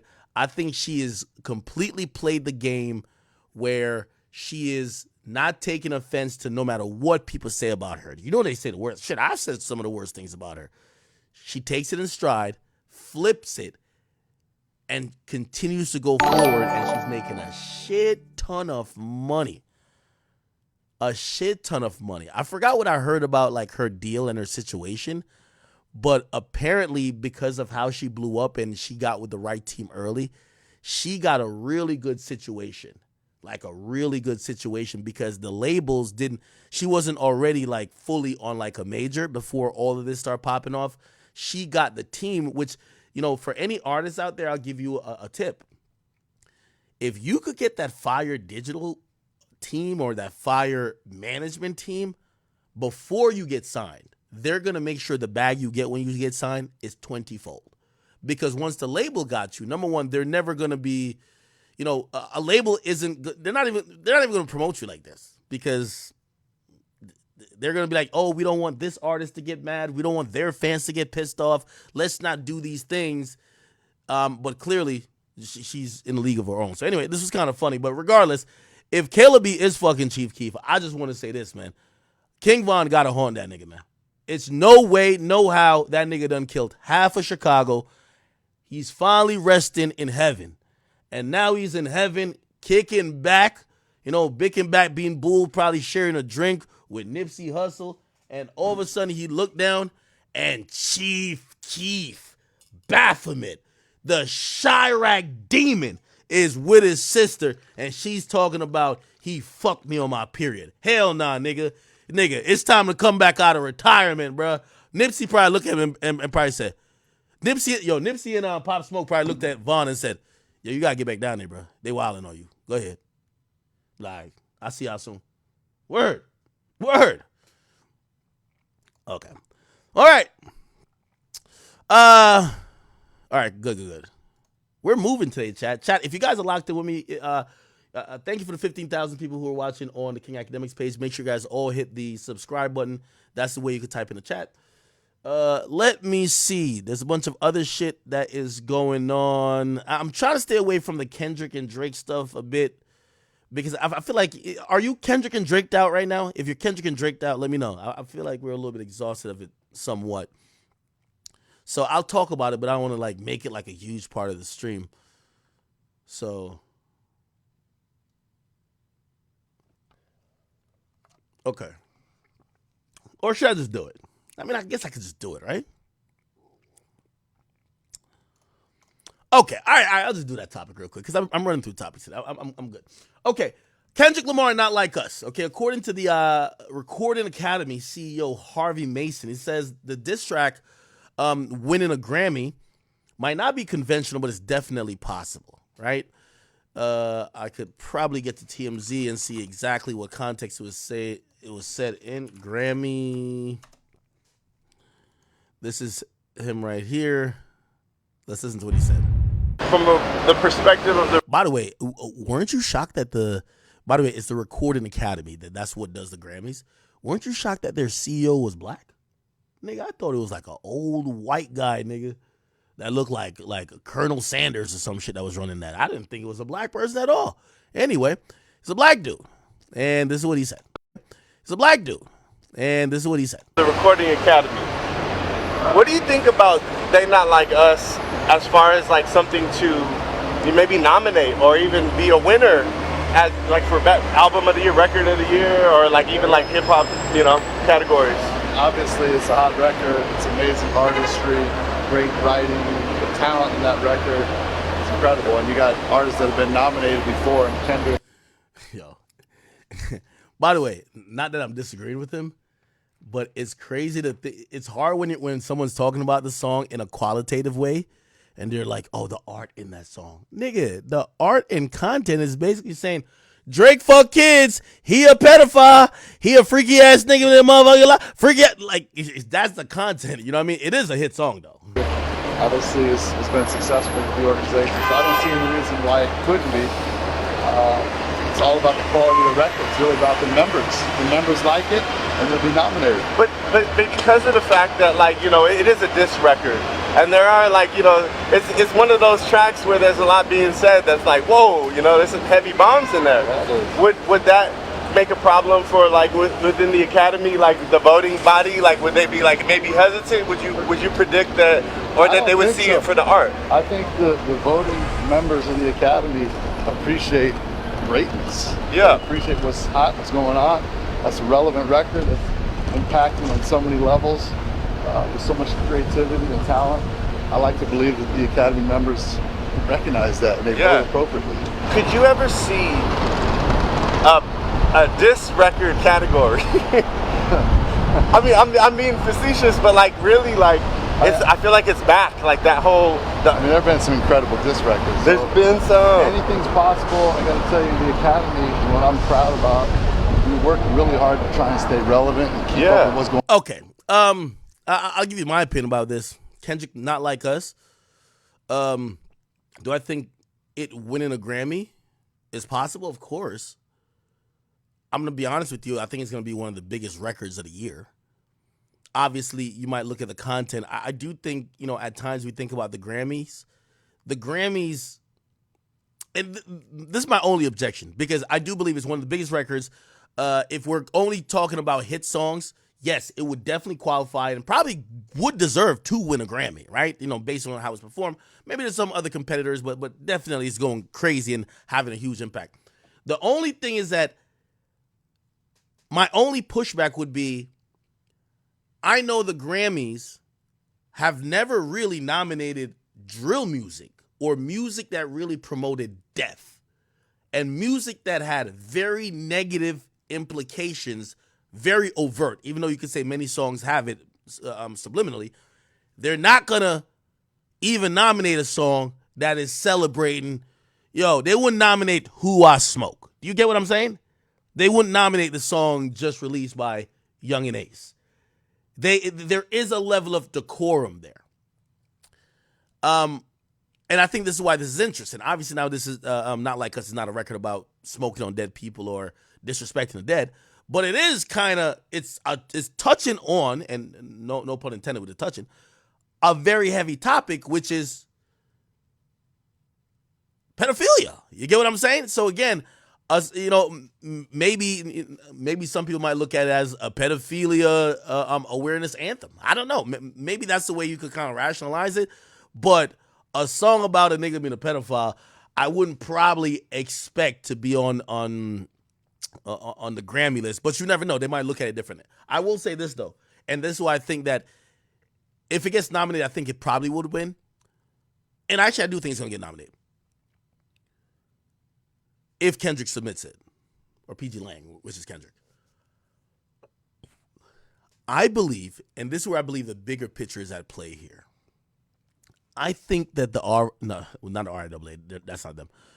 I believe that the Recording Academy wants to stick it to Drake. If y'all don't remember, Drake and The Weeknd took their music from consideration. They've been fucking over the Grammys for a minute, right? When they fuck over the Grammys, let me tell you what an award show is. A lot of people know this already, so I might be just speaking to the choir. An award show is usually a glorified program to sell ads, right? It's a glorified program to sell advertisements. Do you get what I'm saying? Now, they want to have the most amount of attention. Oh, we're having Beyonce come, Taylor Swift, Drake. Everybody's going to watch it. It's going to get record views. They're going to run ads at a wild premium, okay? So it's a money-making thing usually for... I think is that CBS's product, or do they have the rights to it at this point? That matters. It's a money-making thing. They're not just handing out awards to just give out awards. This is a thing to make a lot of money. Now, how do they make less money?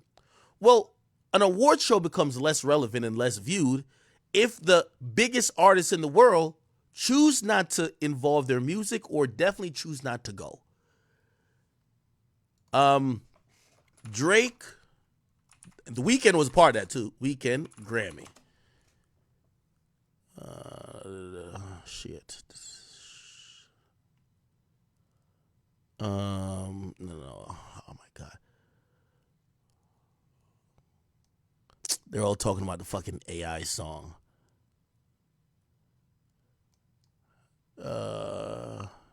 Submit. Or am I incorrect about this? This is only showing that though. I'm looking for the article that where The Weeknd and Drake said they won't be submitting their music. Drake and The Weeknd won't be.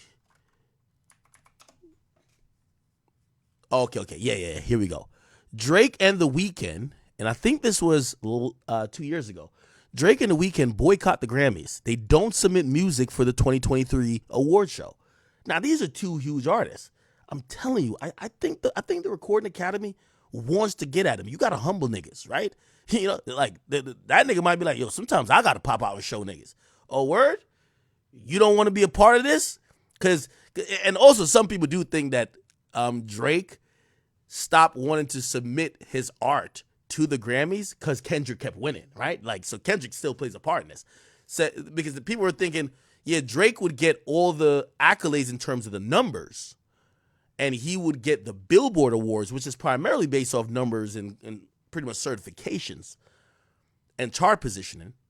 But when it came to Grammy time, like, let me see if I can figure out how many nominations he has versus wins. Drake Grammy nominations. I want to see a total. How many total has he had? He's had 5 wins, 55 nominations, right? Let's look at Kendrick Lamar. Kendrick has had 17 with 50 nominations.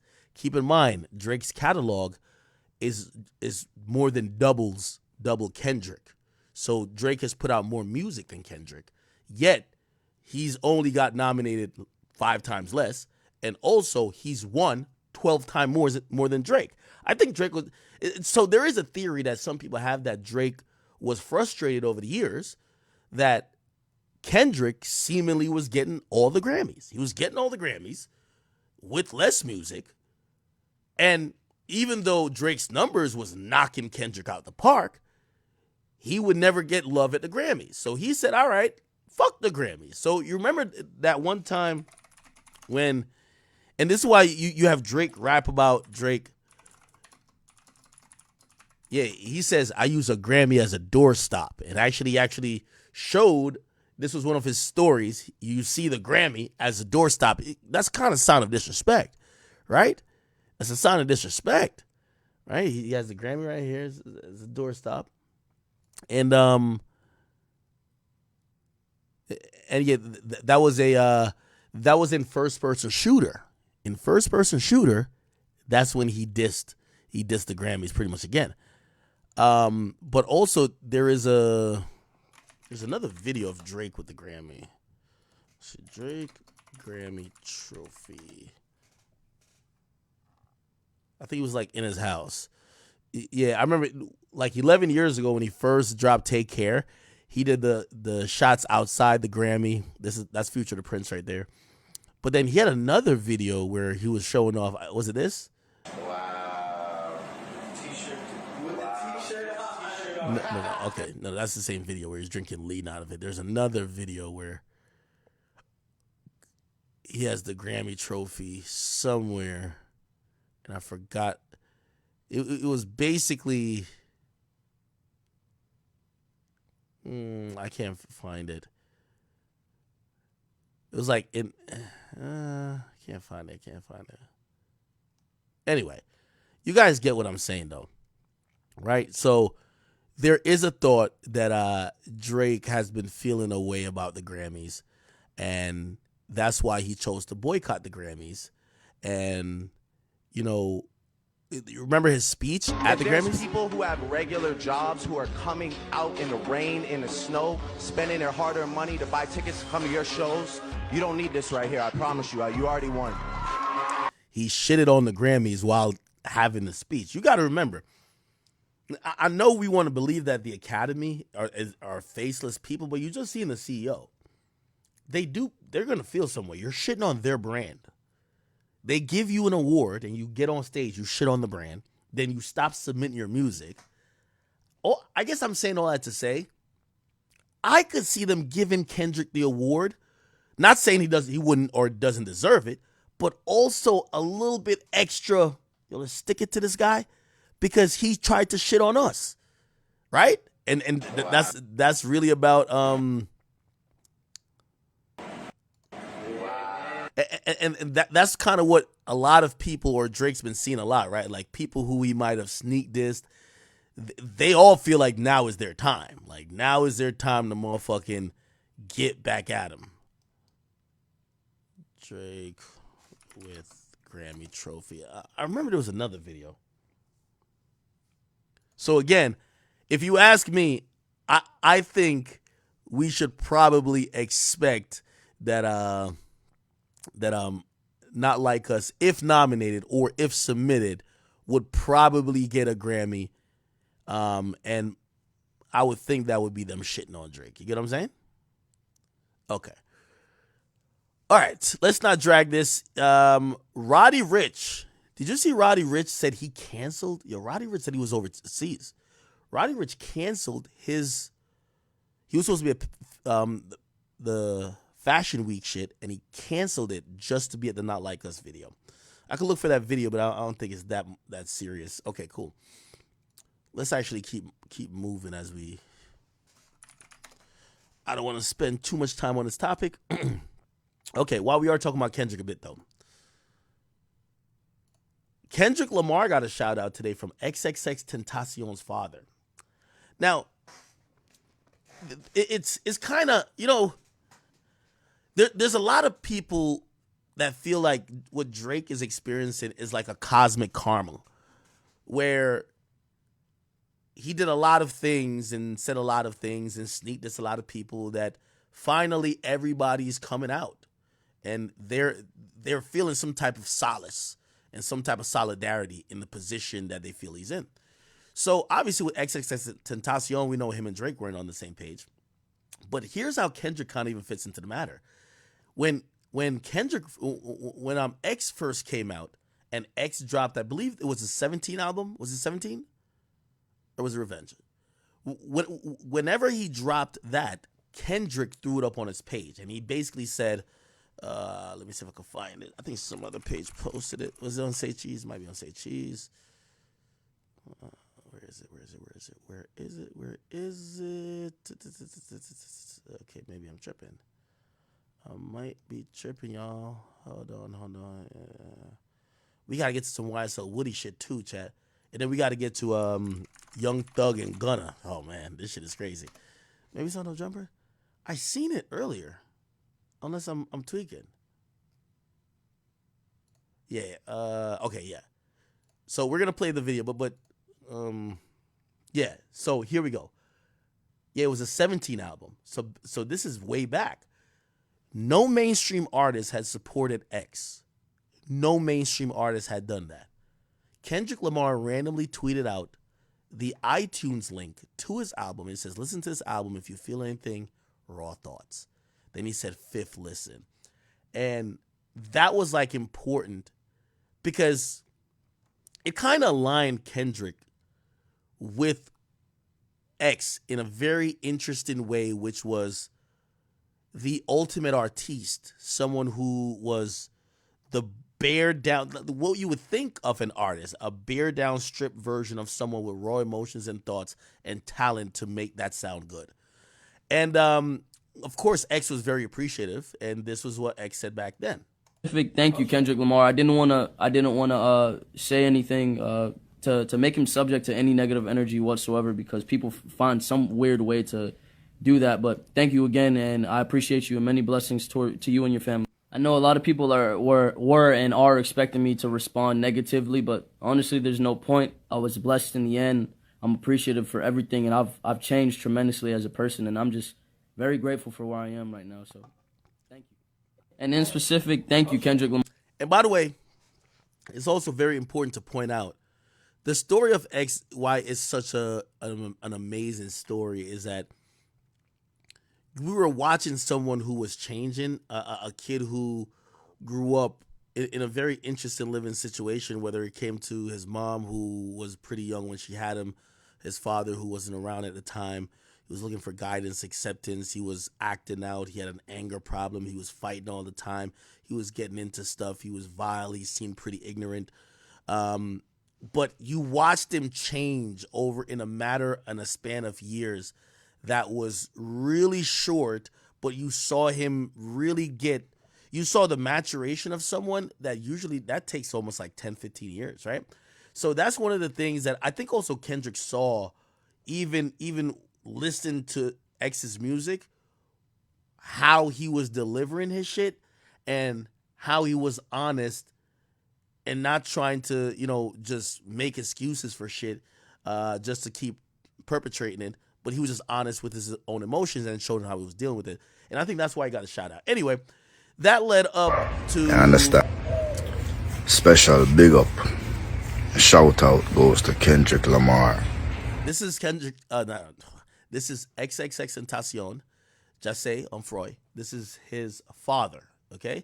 If you don't know, his father is Jamaican, so if you hear the accent, that's why. Yeah. Powerful, King. Powerful, powerful. My name is Dwayne Onfroy, father of rapper known as XXXTentacion. I just want to say, first of all, thank you for giving my son a platform when he was an unknown artist and his first single. You gave him a shout out when his album was released. You stepped up to the plate for him when a lot of people just stood by and stood back. And Spotify had him under pressure and wasn't even attempting to play his songs. Really, King. I've always respected you for that. Always. California was my home. Still love Cali. Special big up. And Kendrick Lamar. Salute, salute, salute. Really out. Much respect, brother. You understand? Kendrick Lamar. Salute. Okay. And I think that was important, and you know, as much as some others in the media will try to act like I just hate Kendrick now, you know what I mean, because of a rap battle. I think this was one of the dopest things he's ever done. I think that showcased so much about him as a man, but as a man, in terms of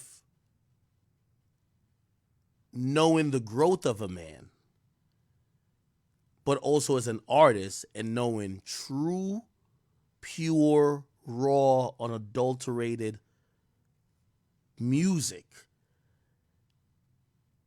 X was making music that was unpolished, but the talent was there.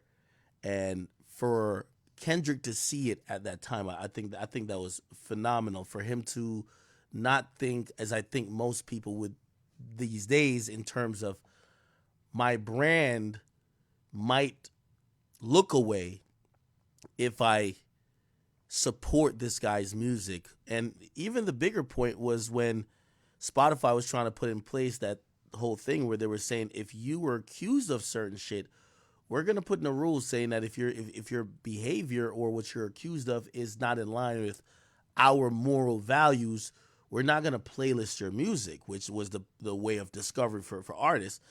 And he stood up and he said, I don't want to be a part of that if you guys are going to be the arbiter of morals when we're artists and we're supposed to be pure and raw and we're supposed to put out there our imperfections and also put out there through our music how we're dealing and coping and trying to get better. That was an amazing move by Kendrick. So hats off to Kendrick, and I'm glad that X's father came out. Now, by the way, I do think X's father, probably like his mom, finds a little bit of solace in probably what's going on with the battle with Kendrick and Drake. Even though we you know, I think some people, not saying Drake may have not tried to poke some, I think he definitely tried to poke the bear with maybe making it seem like, yo, he was behind the X getting killed thing. But we do know when it came to Mob Ties, Louis bags getting exchanged for body bags, that's from Vori, okay? Like, yeah. But I'm pretty sure he probably kept that thinking, oh yeah, don't think that, oh yeah. So who knows, right? All right. Okay. We are getting through a lot of shit here, people. I like this. I like this so far. What is this? This is Joe talking about Kehlani. All right. Let's talk about Young Thug real quick.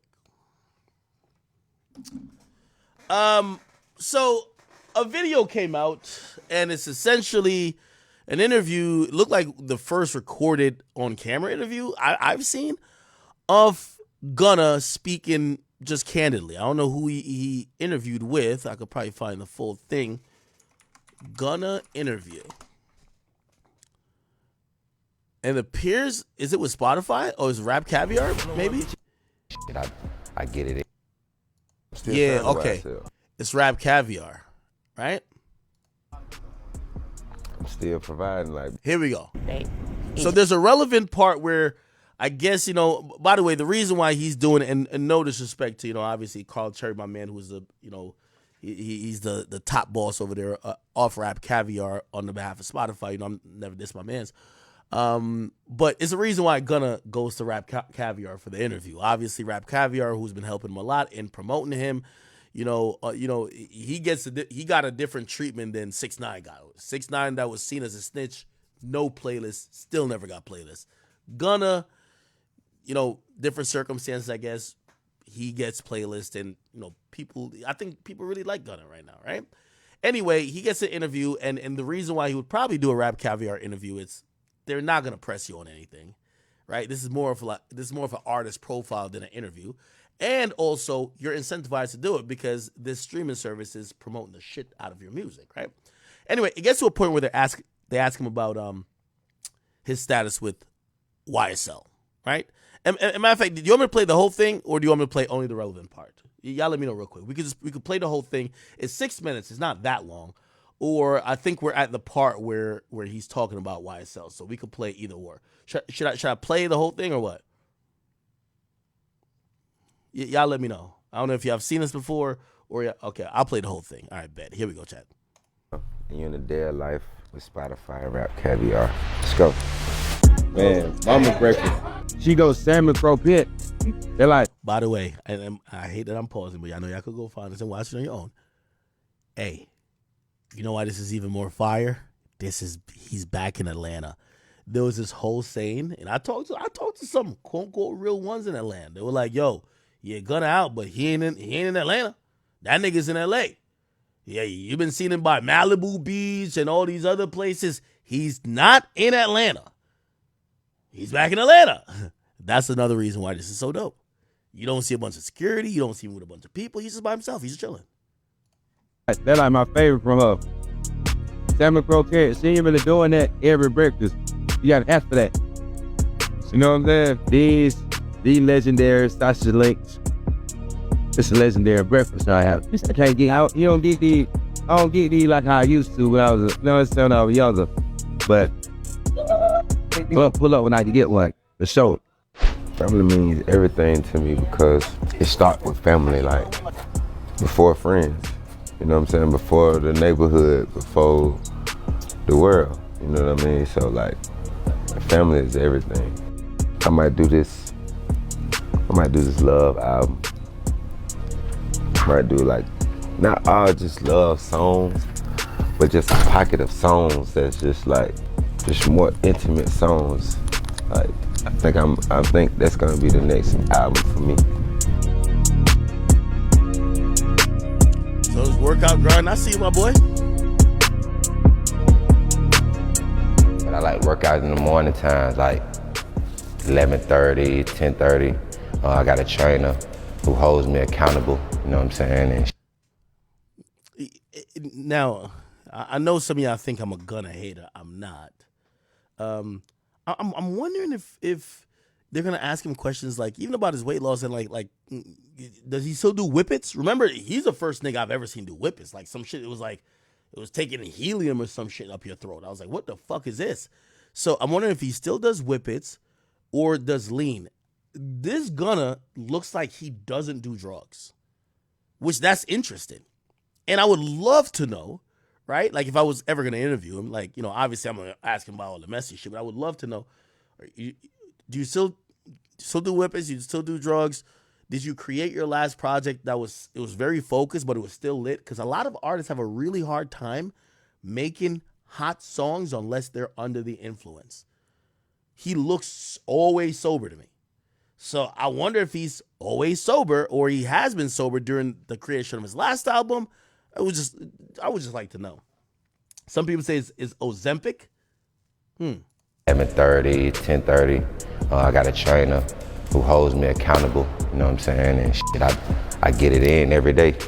I mean, that's how I first started working out. Was like just mentally just get my mind off of other shit and like stress relief. You know what I'm saying? First I was just running, just pacing myself. I had a trail in the back of my house. And I was hit the trail, me, my cameraman, and my engineer. And then like, I did that for maybe like 45 days. Yeah, you get a lot of jewels. Like one jewel I learned is you don't get abs in the gym. You get them in the kitchen. Okay. That's the only way you're gonna be able to get some abs. Talk about it, it's not in this part. Like you can amplify them here, but you get them in the kitchen. Hey, another thing, and again, I'm gonna apologize for pausing it a bunch, but like, you know, again, I want to add some context here. One thing I've realized about Gunna, and this is where I know for a fact he's in that place where people like him and they're rooting for him. There's so many rappers who, bro, they wouldn't show you this side of them. They want to show you the ignorant side. They want to show you the side of them looking like they're about to crash out. bro, they wouldn't want to show you a side of them that look like, I'm focused on my health. When have you ever seen like the majority of these rappers, they don't really push forward that, right? And one thing I've realized is that I think Gunna's in a unique place. I don't think every rapper could do what he's doing, where he doesn't need to prove nothing. And that's important because most rappers have something to prove. If Gunna had to rap like he was still like, oh, y'all think I ain't tough? I bet I'm about to show y'all I'm tough. This would all look different. This looks like growth. Like people are supporting him for self-growth, accountability, positivity. Like they're supporting him for things that he's actually embodying. Like he's embodying with his health, his body, the way he's talking. Like, there's been people who has dissed him and he's not dissed them back. All right, we're leaving the gym now. Next, we're gonna go to my old stomping ground where I grew up at, the South Side that raised me, you know what I'm saying, and where I got a lot of more of my jewels from. Let's go. Could somebody confirm if this is this, how far is this from Cleveland? Huh? Buckhurst Trail. Buckhurst. Let me see. It's called Buckhurst Trail to Cleveland Ave. I got to see how far they were from Cleveland. You know what I mean? What the fuck? It picked some other place. What the fuck is this? It went Atlanta. Oh, 17 minutes. Okay. Yeah. They 17 minutes away. Okay. So he on Buckhurst, and then that's Cleveland. You know, it's called it Cleveland, but it's Cleveland. Okay, he's 17 minutes away. All right. Yeah, Young Thug Shooter is probably too stupid to go to drive 17 minutes away to go get him. Makes sense. Go ahead, Gunna. Across from my mama, then my room became right here. This when I was like moving around. It used to be like burglar bar windows that was already on the windows when we got the house. They took them out though. Shit, this is where we just used to hang out at. Alright, man, we out right here, man, with Southside Nietzsche, man, the understandable. It's like a yin and a yang. Oh, it's like his OG. Okay. He still got the hood rocking with him. You know? He come with his melodies, his style, his harmonizing his melody, and I'm a little bit more up-tempo, more aggressive. You know, so we just feed off each other because sometimes I can give him a line that it just when it popped up in his mind, he probably would have said it a different way. I probably would have said it this way. So we feed off each other's energy. You know what I'm saying? And that's how it creates. It's just like a yin yang. We've been doing this since we were kids. Drip Season, the first one, a lot of that project was, we were still here. You know? So this was the real way it really got a lot of that Drip Season stuff, bro. I remember we made that art cover right here. I'm still signed to YSL. I'm still providing, like, we still pushing, like, no paperwork has been changed. You know what I'm saying? So it's like, whatever's been getting and how we've been pushing this shit, it's still going.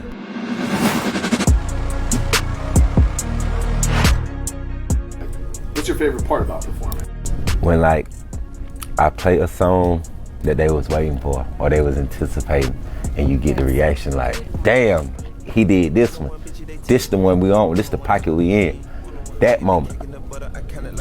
Right now, like, I be going Boss Man D-Lo like a motherfucker, like he hard. I know they're not all them words, bro. Like, for real. Like, that get me in the pocket.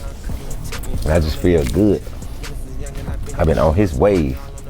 Oh, in Detroit, when that fucking ledge was about to collapse or whatever it was doing, the jumping or whatever it was doing, that was a moment. For real. Minnesota gave me a moment where, like, the energy was like fucking crazy the whole night. It's a lot of moments. How does it feel to be closing out the tour? That's like probably like the best. But it's just like the route was just like just fire. You just stop at, like, you end at home, you know what I'm saying? Like, you home. You made it through.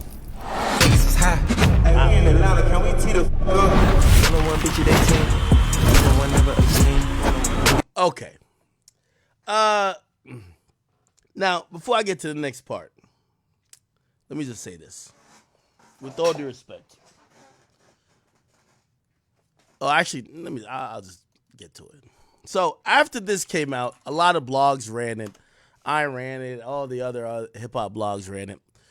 And then, here comes Young Thug. Young Thug comes in and says, whatever Wham says goes. Now, Jeffrey, I'm here to tell you the unfortunate truth, man. You done threw away your life for a motherfucking thing. You threw your life away for nothing. Oh, you thought hip-hop was going to reject him because he told on you? Nah. They love Gunna. We love Gunna right now. Gunna's our guy. We don't care. We think Lil Baby irrelevant. The fuck are you talking about? Whatever Wham says. We don't care what he says. He need to say a hit record. That's what we need him to say. Young Thug, Baby, and the rest of them are going to learn a very expensive lesson. Y'all street codes don't matter to fans.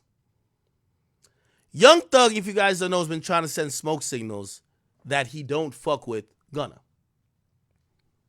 Y'all thought I was lying. I had leaked audio of him telling a nigga, y'all want to step on that nigga? When Gunna was releasing his tape, there was another audio of him telling another rapper, yo, drop this. He told Baby, drop this shit when. But y'all keep trying to act like Young Thug likes Gunna. He doesn't. He's told all the Atlanta rappers he don't like him. Here's the problem, and I'm going to just be honest with Young Thug. Young Thug, you are incarcerated. You're probably going to be fighting for your freedom for the next few years. You are now going to realize the reality of life.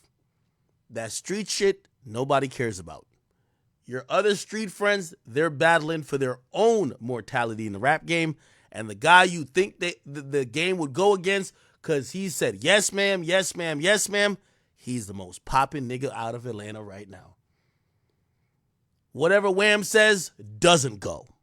He can't tell nobody nothing about Gunna. And by the way, I'm almost down to bet that remember that preview of the song that people thought he was gonna drop dissing Gunna? I'm down to bet he won't even put that out. Why?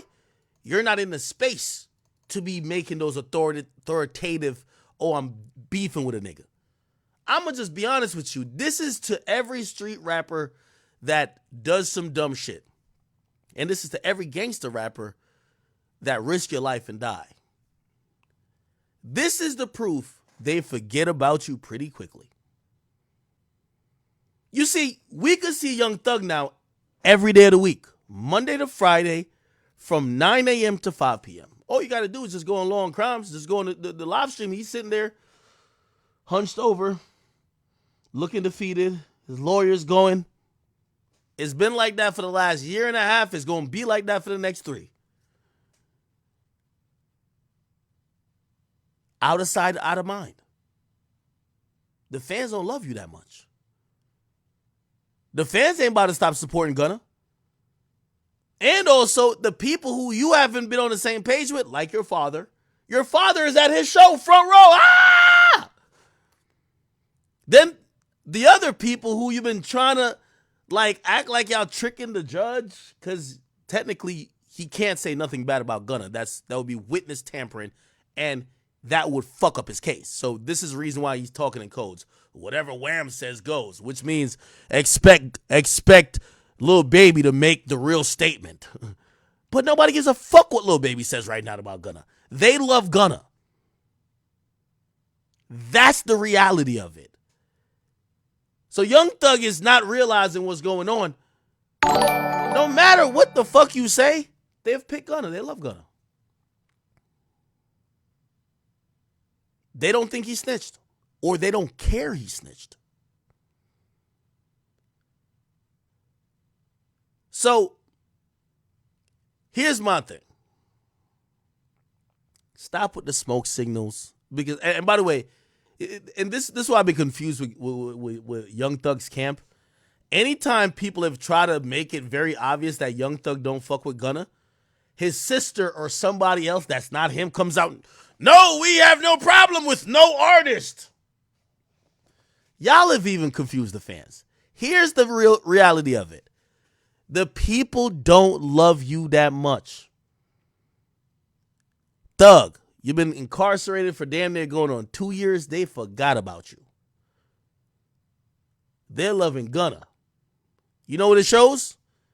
It's better to just operate with self-survival. Maybe the streets will operate it in however y'all talking about. But I'm telling you, Lil Baby would not convince one fucking fan to turn against Gunna. I'm telling you right now, Lil Baby needs Gunna. If Lil Baby's smart, you know we've been talking, and by the way, he's on a hot song. He's on a hit song right now with Central C, but Central C song. The best thing Lil Baby could do right now is announce a collab tape with Gunna. I'm just going back to tell y'all, yo, Young Thug, respectfully, focus on your case. You're not influencing nothing out here when it comes to the fans. And it's sad. Because I know a lot of y'all think that the fans are in the streets with y'all. So I know what Gunna did. I've talked to a lot of street niggas who's supposedly from certain places and definitely even from Atlanta. They ain't fucking with what Gunna did. But this ain't the streets. This is why you are where you are, though. You started being in the industry and still playing like the industry was the streets and that you could do shit and post online. I'm going to shoot your mama house up. That's why you are where you are. So Young Thug, respectfully, brother, it's not whatever Wham says. Nobody's not going to like Gunna. Gunna is already lit. He sold out. This is when I knew we don't want to hear what no more Atlanta rapper got to say about nothing with Gunna. He sold out the fucking arena in Atlanta. Just stop it. Fight your case. And this should be a lesson. And I'm not anti-Young Thug. I don't want nobody to say that. But this is going to be a lesson for all rappers. Treat your record label as a record label. Treat your friends as friends.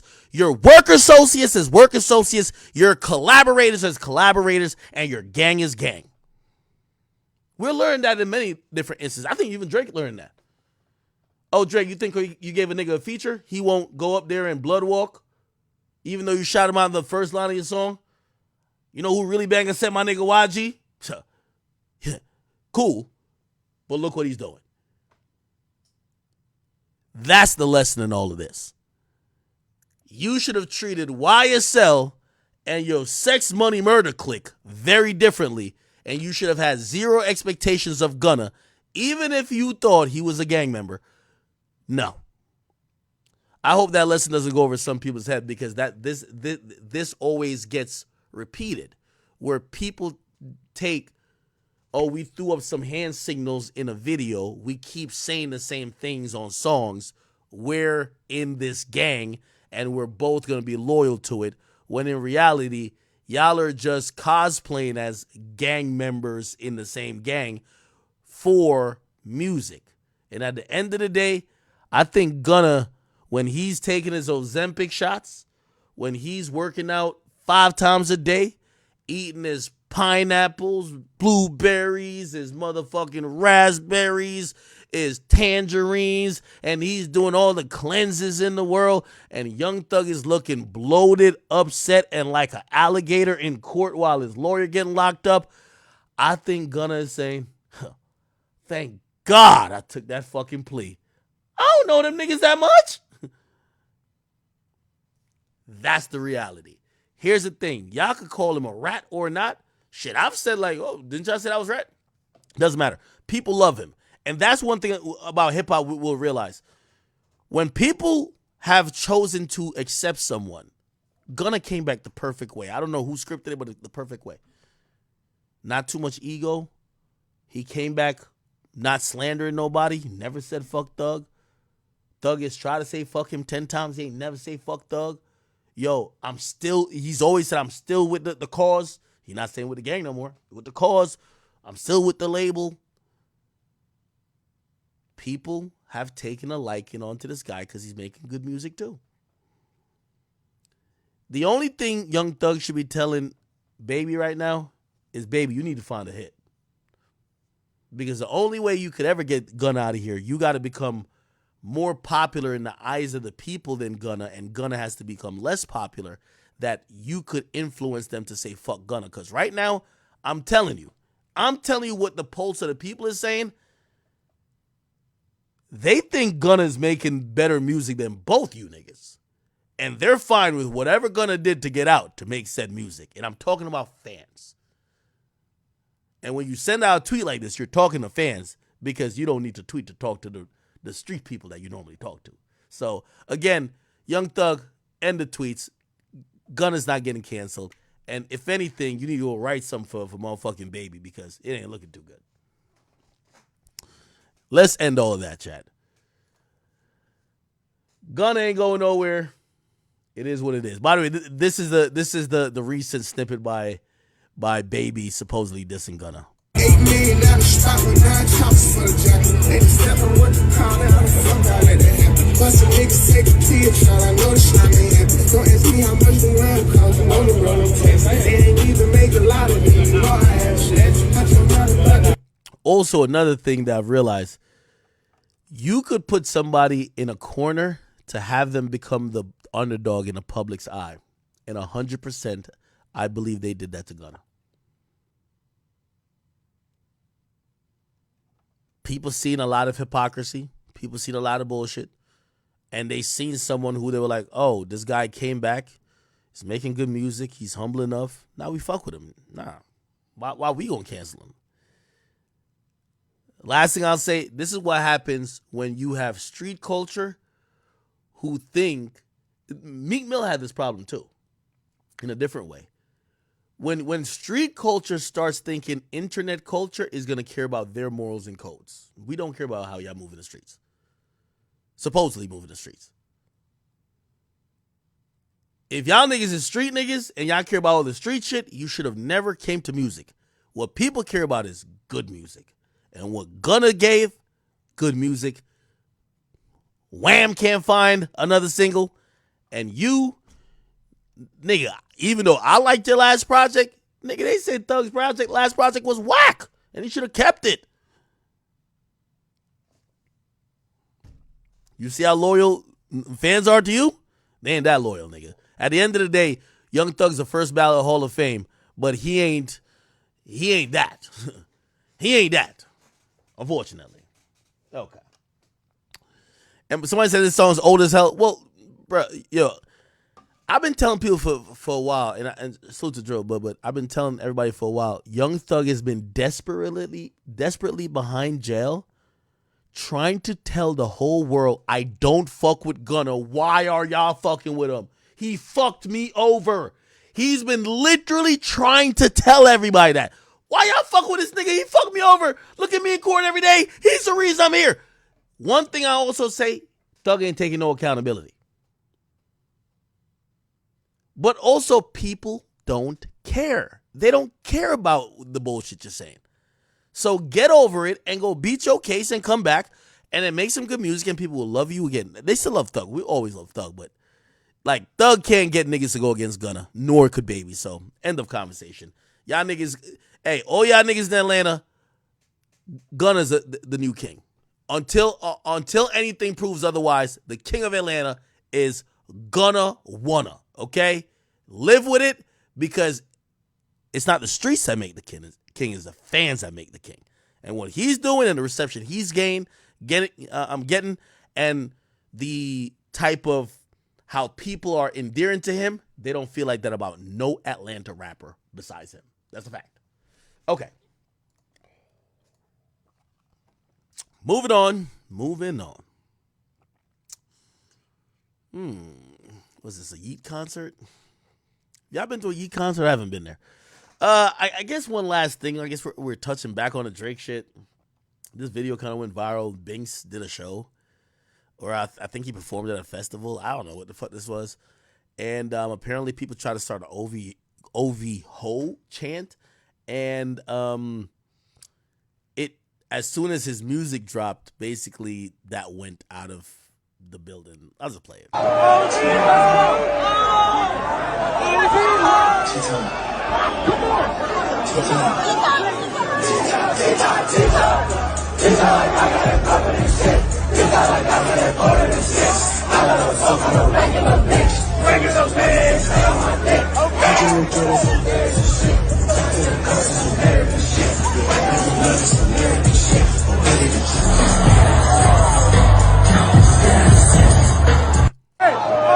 Okay, I'll briefly speak on this. I think what's happening here is essentially, okay.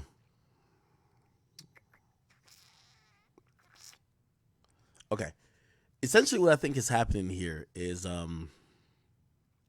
it's kind of what like everybody expects, right? I mean, I don't know if this is Benny X show or it's a festival, but who cares? And I'm gonna give actually the credit to Joe. I don't know if I could play the part. I was listening to Joe Budden podcast, and he said something which was very accurate. Actually, he said the thing with Drake and Kendrick at this moment is essentially bigger than Drake and Kendrick. It's a old school fight. And it reminded me of a fight and an argument that me and Joe used to have on Everyday Struggle. It's numbers versus culture. And there was many times on Everyday Struggle I would bring up, well, that artist is irrelevant. They are flopping. They aren't selling. They aren't being consumed. And he would try to make the argument of how important they are culturally or to the art. And that superseded the numbers. I've been a numbers guy, and usually that was always railroaded by, yo, that nigga just doesn't have enough fans. It's interesting when you get an artist like Kendrick, who seemingly is not seemingly, he is incredibly popular, but also is very cultural. And this is the fight. So it's not necessarily like Drake and Kendrick are placeholders in this ongoing fight we've had for probably decades. Culture versus numbers. And sometimes numbers will come with the pop stars and the biggest in the art. Like, I mean, Jay-Z, going back to Jay-Z's lyrics, yo, I dumbed down for my audience, and I doubled my dollars. He also said, I'm a skills soul, truth be told, I'll probably be lyrically Talib Kweli. You know, basically saying that, yo, you know, if it was all about, and obviously here when I'm saying culture, I'm talking about like the essence of hip hop bars and all that type of shit too. There's always been like this competition, right, of what people care about and what matters. And this is one of the times where I definitely do believe, yeah, Drake is always going to win the numbers game.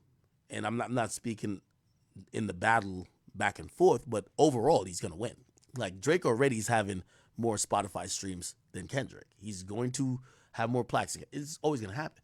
But culturally, I think it's a landslide in Kendrick's favor. Like, Kendrick has shown an ability to move the very core of what hip hop is, even if it's if I won't say it's a loud minority, he affects that way more than Drake. Like, if we actually do think about it, there hasn't been a cultural move by Drake.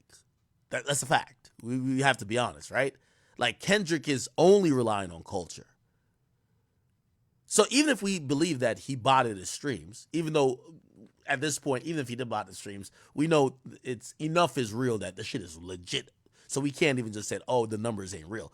He's also checking the box of the numbers, but culturally, the nigga's dropping on Juneteenth. He's sampling every type of, he's using all the references to be like, yo, I am the definition of what motherfucking culture is. That is a fact. Like, if we're thinking about that, I don't know, and maybe y'all could tell me, I don't know if Drake has done a cultural move. And here's the thing. These things are hard. These things has to be in your persona or your toolbox already. Popping out to a club with some strippers, that won't be cultural. When you have a nigga talking to you about, yo, back then, you know, it was railroading trains and blah, blah, blah. Like, the nigga's talking a different language, and to compete and beat that nigga, it's not necessarily, and even though, like, for example, Drake's dropping, like, supposedly 2 songs tonight, that's what I seen, with Camila Cabello, those ain't gonna be cultural. Are they probably gonna be hits? Duh, it's Drake. But the conversation, and I think this is why like, as much as the moment has passed, the conversation hasn't passed. Yo, this is one of the first times ever we've seen culture G-check the biggest numbers thing. That's a good point. I don't want to also run off with their point. Let me see. Joe Budden. Can I find their show? Let me see. Is it this? Allow YouTube ads. Yeah, that's Joe, my man. So I gotta make sure to get his ad dollars. Let's go. I'm trying to play the original point. The thoughts? Okay, here we go. Friends disagree. Hey, listen. Hey, yo, how you doing on our bet? I'm cool. Scale right there. What about? We gonna get to you crying about that Hollywood Unlocked Award. Yeah, that matters. That's well, I started with profile. Yeah. Profile. It starts there. Kendrick is way different. I was mad that it got clipped up that way, but engagement farming, I get it. Have a blast. Oh. You know. Oh, okay. No. He was commenting on this. So he was commenting on spaces he did where he said something that went viral, and it was this. As far as your other point, I'll share some really, it may come off the wrong way, it may sound narcissistic, but I don't think any one man takes down Drake. I think that was a baton. I think I passed the baton to Push. I think Push passed the baton to Kendrick, and the job is done now. That's how I feel in my head and my heart. That's crazy. But that's looking at Drake as more than just a person. That's looking at him as an entity, a business, some Yeah. That's a wild baton to Definitely, pass, by the way. Yeah. I was. As far as your Okay. Now he explained that, and I want to give him his proper due by him. We gonna get to you crying about that Hollywood Unlocked Award. Can you explain the Ish? Because Ish looks confused. He has no idea what you're talking about with this baton passing. They set me up for the gusto again, but I walk into the trap because Joe Budden. We on the spaces. The Drake topic won't die. A Joe Budden fan. By the way, Joe is right about that. Everybody keeps thinking Ak or Joe or whoever is obsessed with talking about Drake. First and foremost, for everybody who's discussing us talking about them, me and Joe Budden are the only media entities that were mentioned in the battle. Drake literally mentioned the Joe Budden podcast on Taylor Made Freestyle. Kendrick mentioned me on 616, and I'm literally sampled on push-ups. So for the rest of y'all media niggas, y'all are the ancillary niggas. Like, y'all are the niggas that just keep going. I'm not dragging it. I'm in it. Joe not dragging it. He's in it. For the rest of you niggas, y'all should hang it up. Just to be very clear. And I just gotta, I gotta say that because me and my mans, we 1 and 2. We trade spots every now and then. You feel what I'm saying? Clearly a Joe Budden fan, like a music Joe Budden fan, says, hey, Joe, I ain't gonna lie. Yo, don't you think that in terms of like the information that was used in the battle that you kind of laid the blueprint for? And I'm down south just walking around outside. Little Buffalo Wild Wings. Like, and I was like, you know what? Yo, anytime you say to yourself, you know what? Some bullshit is coming out. But I'm standing, I'm dead ass. So I said, you know what? This is gonna sound arrogant, a little narcissistic, but I don't care, fuck it. I'm talking to my people. There was other people there. Nigga don't know. That's where you always go wrong. Yo, I used to think that when we were streaming. Remember when we had like 3,000 people watching her stream, I'd be like, yo, I could tell y'all little secrets about the industry nobody will ever know. I'm only talking to y'all. And then once I started making the blogs for everything I said, I'm like, oh, this is a really public platform. But if y'all don't know my streaming history, I started streaming because I not hated the fact I had 1 million subscribers on YouTube, and I wanted to talk to my core audience that I thought was a family in the community, the chat niggas. And what happened is, yeah, it worked for about like a year or two, and then it started getting popular, and then people started infiltrating it and just be like, oh, let's just sit here and wait for clips.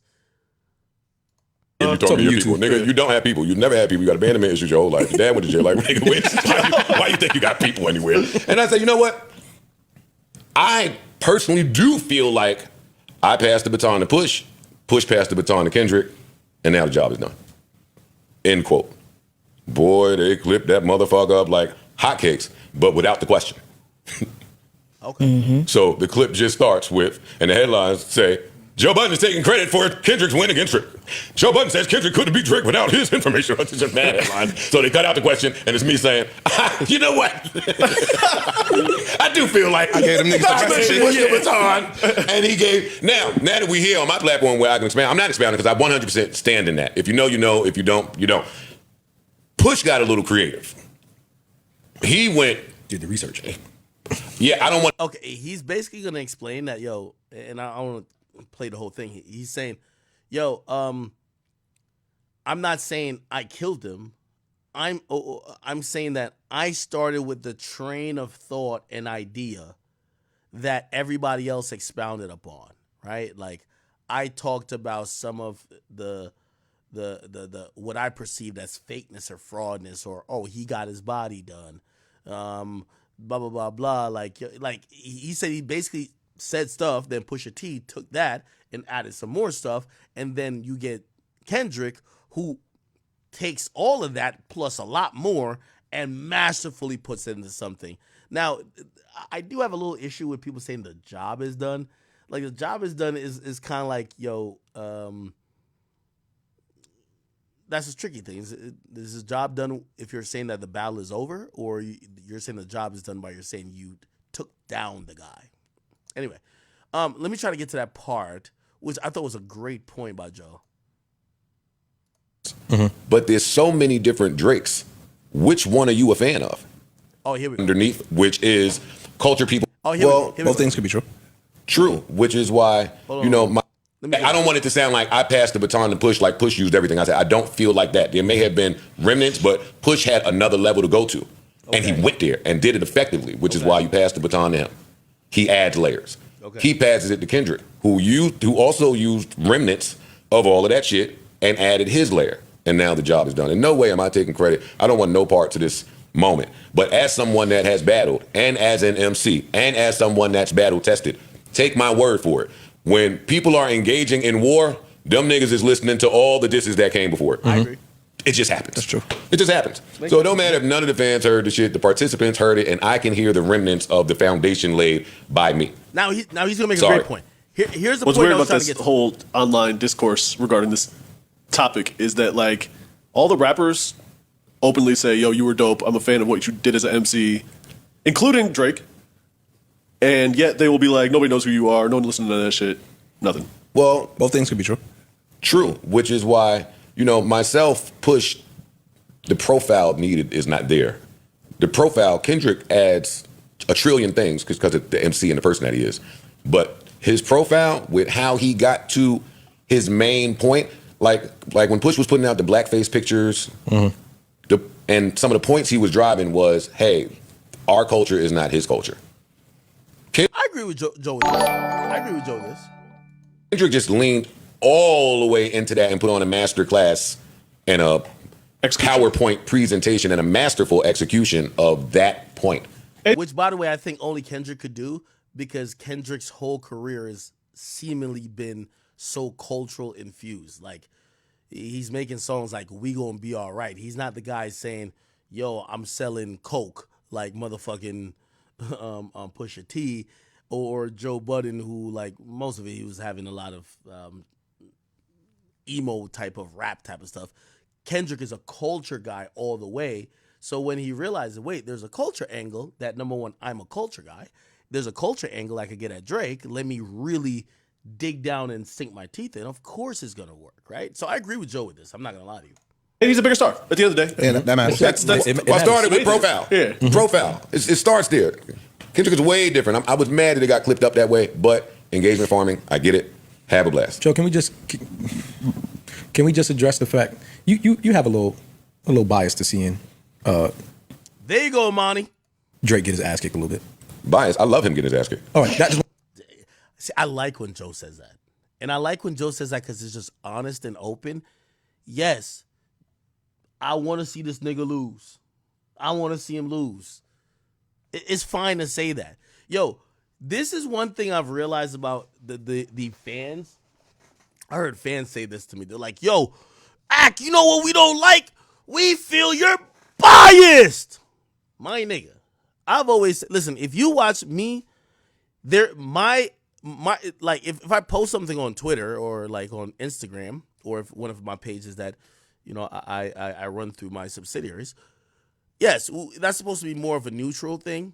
If you're watching me on stream give my opinion, most of my opinion is tinted by my life experiences and my thoughts. I'm not sitting here, I'm not Don Lemon. I'm not the person who has no type of like, oh, okay, I'm just sitting. No. I always told people, hey, I am not a street nigga. I've always thought street niggas were stupid. I always thought that people who did crime should just go to jail. You're not going to get me to sit here and identify with those guys when shit happens. If you are looking for that type of commentary, like, I'm not a gangbanger. If you're looking for that, that's why, you know, people give me no credit for, I'm one of the people who have championed. When I mean champion, I've been so happy and championed other media personalities coming up that are different from me. Oh, you want to hear your super tough guy? You want to hear your gang member, whatever? You're what? Go listen to that person. Go listen to that person. And I have no problem with it because I think everybody knows now, bro. I've been doing this shit for over 10 years. Y'all know my DNA. Y'all know me. Like, I'm pretty sure some of y'all have watched me so much, y'all could probably predict how I would think about something or react. So I can't cosplay as something I'm not. But I also understand you might want to hear the other opinion. So because I can't be, like some people could do that, they could be the gangster, the punk, the nerd, the law-abiding citizen, the fake tough guy, the homo thug. I could only be me. So I tell you, go get other people's opinions. Joe Budden's in a different demographic than me. He's an artist. He has a different background. I want y'all to go. Y'all should listen to me and him. You're gonna hear different things from Ak. You're gonna hear different things from Joe. I'm not trying to give you a Joe Budden perspective. I'm not Joe. The people who try to give you everything is because they're desperate for you to accept them. At this point, I think if you've watched me, you know who Akademiks is. I'm going to give you the really dope insight breakdown. Like, for example, even with the Fulio thing, if you came here, you know when Fulio died, you know what we was about to do. If you on some, nah, that shit fed. Yo, Ak, you doing fed work right now. Nah, you the police. You shouldn't even be here. Like, you're never going to be like, oh, nah, let's keep this in the streets. Let's keep this shit in the streets. Real G. Nah, that's not me. So again, I appreciate people being themselves. So when Joe says, of course I want to see that nigga get his ass kicked. When you're listening to most of these personalities, trust me, Charlemagne is biased. I am biased. Joe is biased. Vlad is biased. We're all biased. Everybody has experiences with people or whatever that kind of seeps into their thoughts. Anyway, let me keep playing. I'm going to get to that point. I just wanted to, Did you think that he was going to run from? No, because I feel like because people keep speaking to that as if Joe is just not being very aware that that's how it comes across. Like, oh, okay. But the bad part about it is, and I'm glad you said that, is Drake is being used as a shield for what the real conversation is lying underneath, which is culture people versus numbers people. Mm-hmm. It's not really about Drake for me. that was I watched this podcast, and this is why Joe Budden is amazing, because him drawing out that point is exactly the conversation we've been having. Like, I've watched certain idiots on Twitter. They're like, yo, you know why Drake lost? It's because he's aligning himself with bozos like Akademiks or whatever. Hey, Joe is speaking to exactly what it is, right? Yo, put it like this. And I mean, it goes along with everything we've seen. My platform was a platform that the battle seemed to operate on. We're doing ridiculous numbers. But when it comes to hip-hop media, I usually do usually above average numbers. Anyway, Drake aligns himself with streamers who are popular. Me, who seem to be one of the more popular media members. You're going to see popular numbers.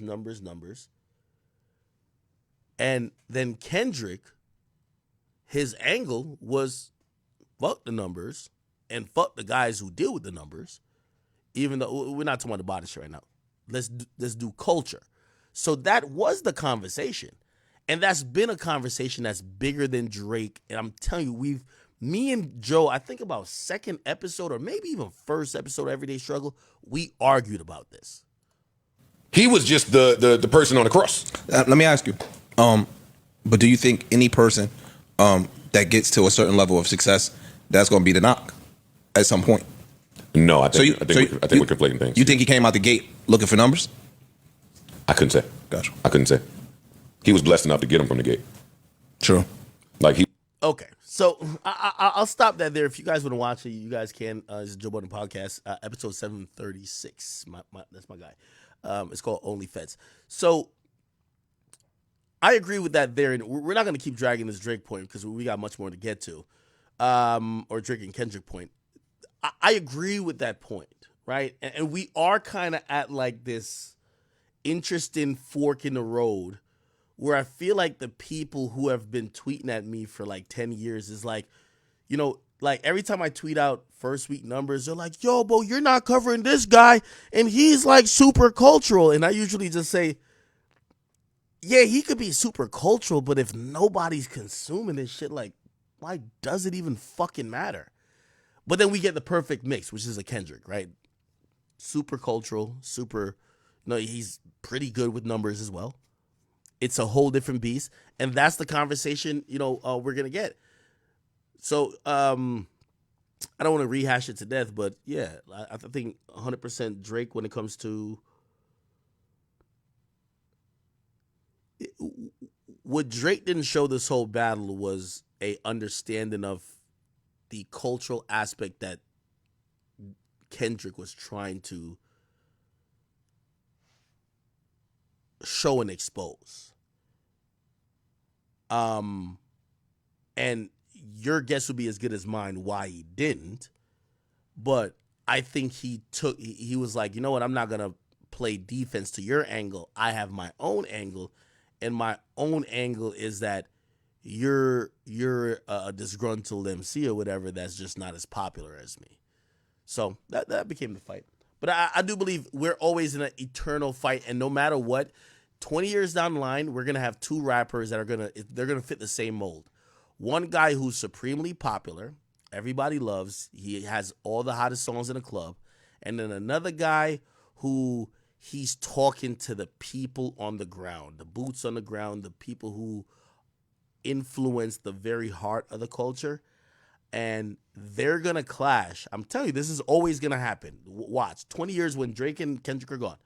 It's going to happen again. It's going to fit the same phenotype. And we're going to see what happens then. Because who knows? They might play it different. Anyway. All right. Cool. Let's not do too much Kendrick and Drake shit as I try to promise y'all.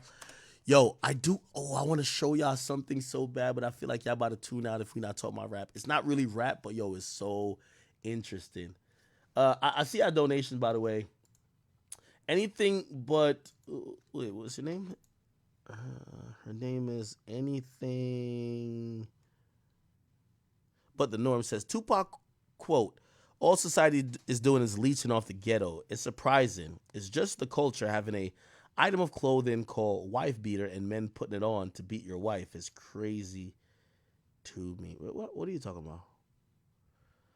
about? Isaiah JP says, nah, Future is still the king of Atlanta. Nah, I agree with that too. I guess everything I'm saying about Gunna is like, I guess it would be different if Future said something about Gunna. But I think it's only Future that could say something about Gunna to have even Atlanta like look. And even then, I'm gonna be honest with you, I think Gunna found an audience, and this is what I was trying to. This was the point I was trying to get at with the Benny X clip, and this is why I went into that culture thing. The Benny X clip is this.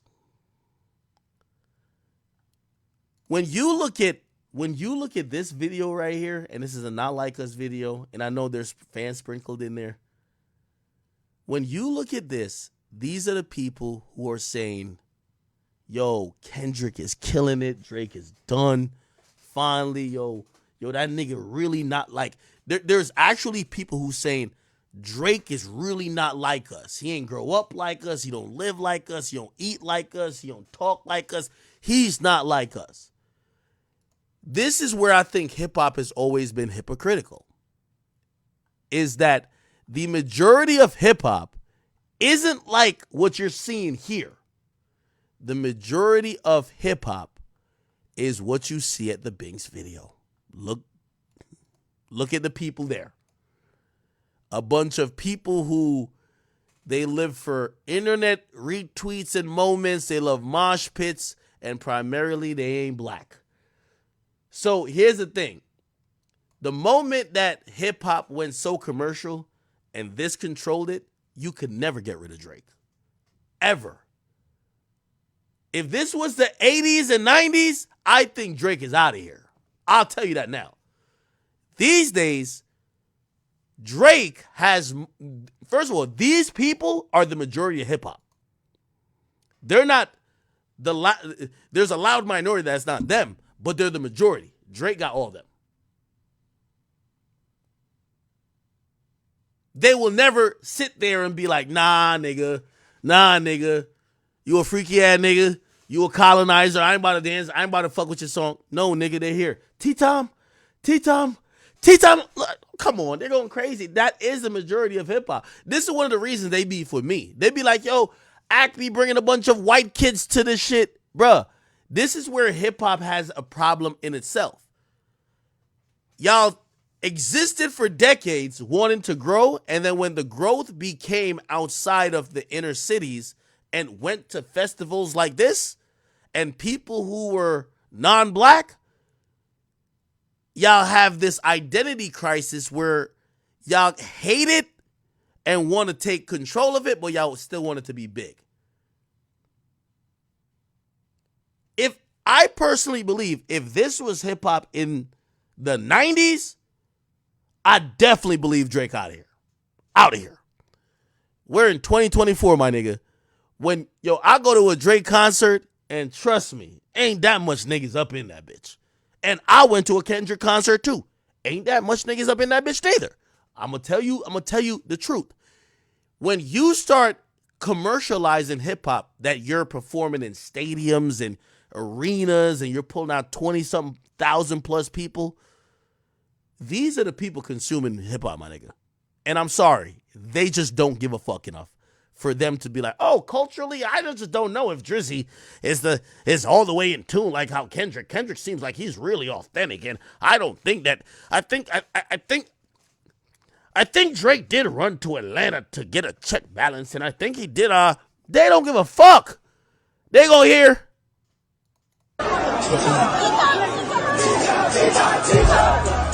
So I've always said to the people who be hating me and shit like that, y'all gotta pick a struggle.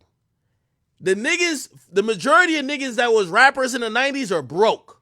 They didn't have jumbo jets. They didn't have $100 million houses. They didn't have none of this shit. Kendrick is buying $40 million cribs. You know how he's buying it? It's not because a bunch of black people are supporting it. It's a bunch of people who like the art of hip hop but might not subscribe to the cultural codes of hip hop. So they're not gonna go with, oh damn, not like us is a cultural statement against Drake, so we're not gonna fuck with Drake no more. No, they're gonna be like, you know what they're gonna say? Man, I ain't gonna lie, Kendrick flamed Drake, but they're gonna go right back to listening to Drake. So that's why I keep saying you can't ever end him. To end Drake is trying to put hip hop back in the bottle. Hip hop is outside the bottle. The majority of hip hop fans, if you ask me in 2024, are Caucasian. Get mad about it all you want, but these rappers don't get to have jumbo jets. Y'all remember Method Man say, yo, why all these niggas look rich? You know why they look rich?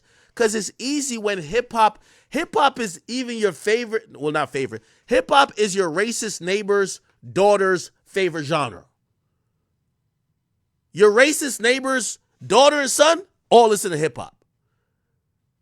They like the music. They like the cool things about it. They like the fact that, you know, Drake is talking shit in the way they could talk. They're not going to be like, oh, yeah, yo, you realize that the third verse of Not Like Us, Kendrick is giving a slave history, my nigga? And I'm not saying nothing wrong with it, but you think them white kids that's turning up to tea time gives a fuck about once upon a time, all of us was in chains, homie? No, only people who are black and on that code care about that. Everybody else is just waiting for they're waiting for a few lines. Probably a minor. They're waiting for they not like us. They not like us. They're waiting for the freaky ass nigga here, 69. Like, they don't give a fuck about like the real essence of the shit. Like that third verse is potent. It's saying, yo, Drake, you're someone who has imitated and culture vultured us. You're not gonna get a bunch of people. And I went to a Travis Scott concert. Travis Scott concert was 85% white. I promise you. Have y'all went to these niggas concerts? Go to Rolling Loud. It's 80% white, my nigga. It's not a bunch of niggas up in there. So when y'all keep talking all this culture shit, we are at an interesting point where I think Kendrick proved that culture will always have a voice. Because no matter what numbers Drake gets, when culture says, nah, that nigga really not one of us, it is going to move shit, and it matters. So culture always matters. But you can't eliminate a nigga out of culture or out of hip-hop when primarily hip-hop has been taken over by non-black, non-cultural people. And I think I've gotten that point across. I hope y'all understand it. Please don't clip me in a small part. If you're going to clip it in its entirety, that hopefully people can understand. But this is a reason why I think you're going to have a nuanced opinion. You could say objectively on a cultural perspective, oh yeah, Kendrick won. Yeah, he won. He watched him. He did his thing because he bodied him by holding up a mirror on a cultural level. Like, Drake, you're not culture like what Kendrick is. Cool. But it's impossible for him to kill Drake on a, yo, I've made it now that you're on cool, because the majority of hip hop isn't culture. And that's what all these hip hop niggas don't want to admit.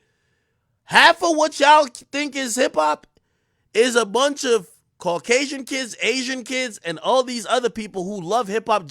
They probably bump more Tyler the Creator than y'all. All y'all niggas, yeah, all y'all crip walking niggas, yeah, nigga, y'all got real life problems. Y'all niggas at the EBT line, nigga. They're really streaming all this shit, but they're not black.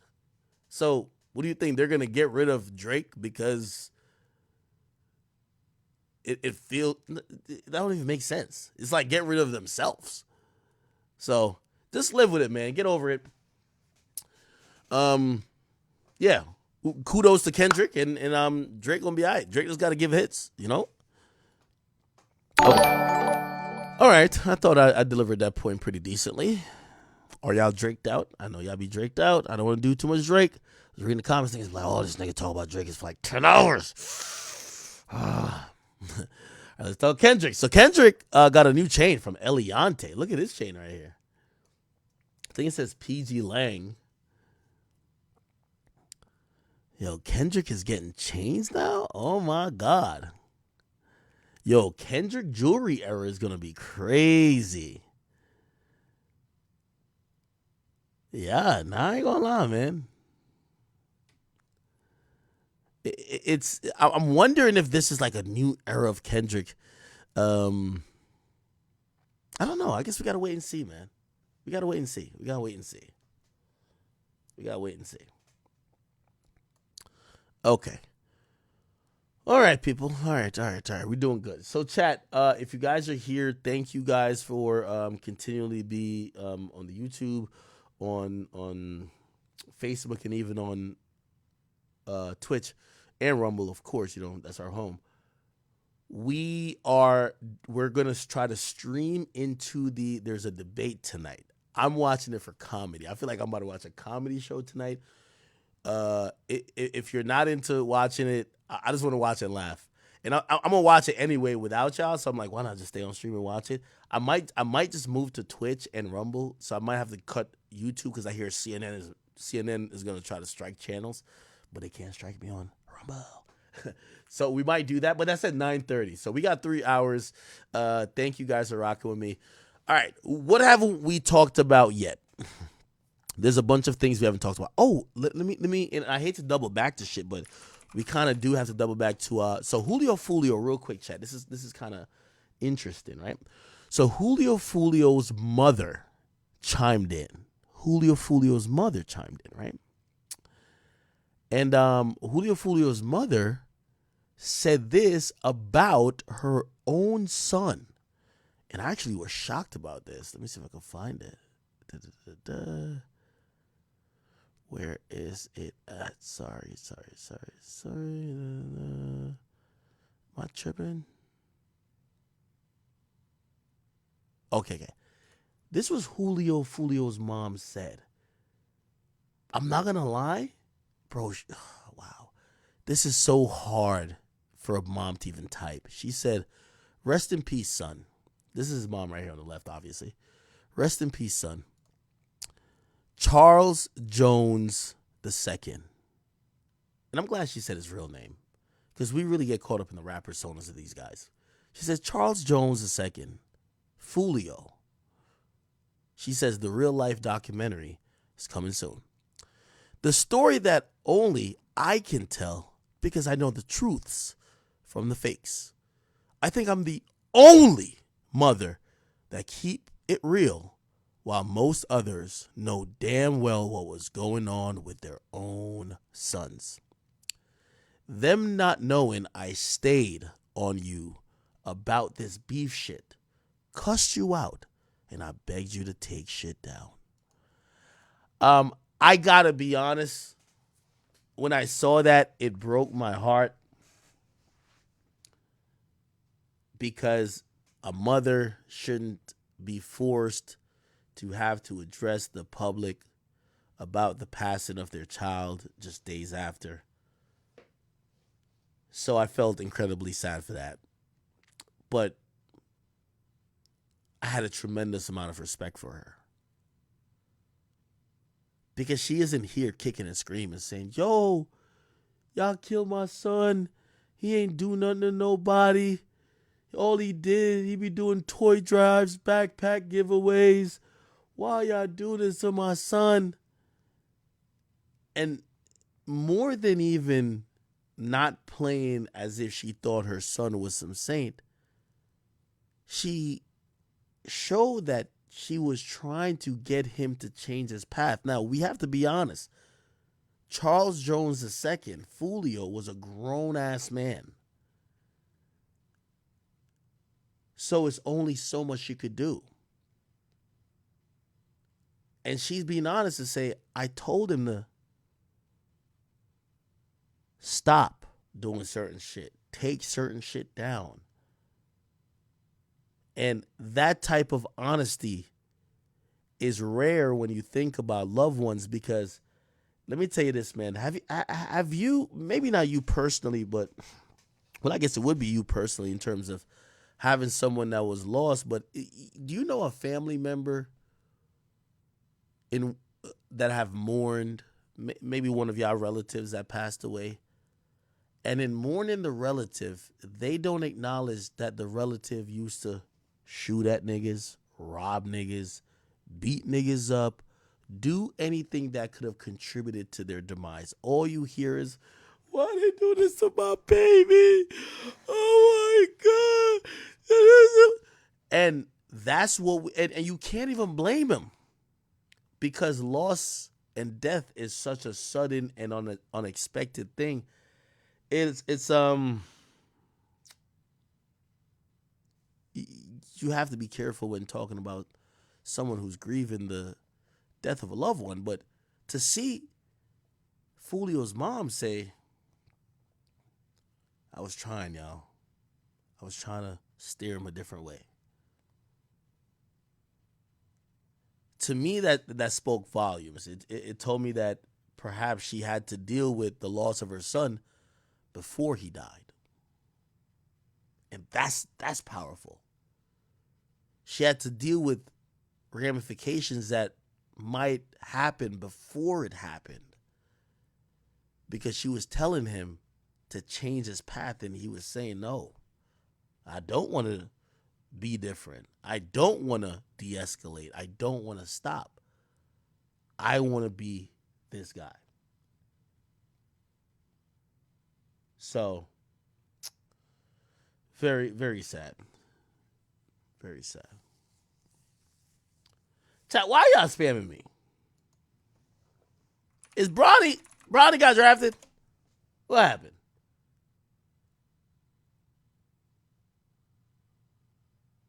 Wait, do we have oh, he got drafted?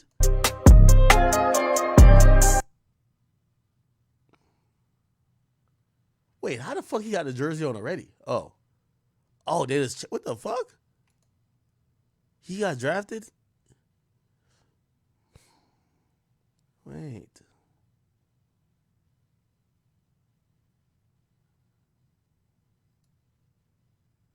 Bronny and Braun on the same team.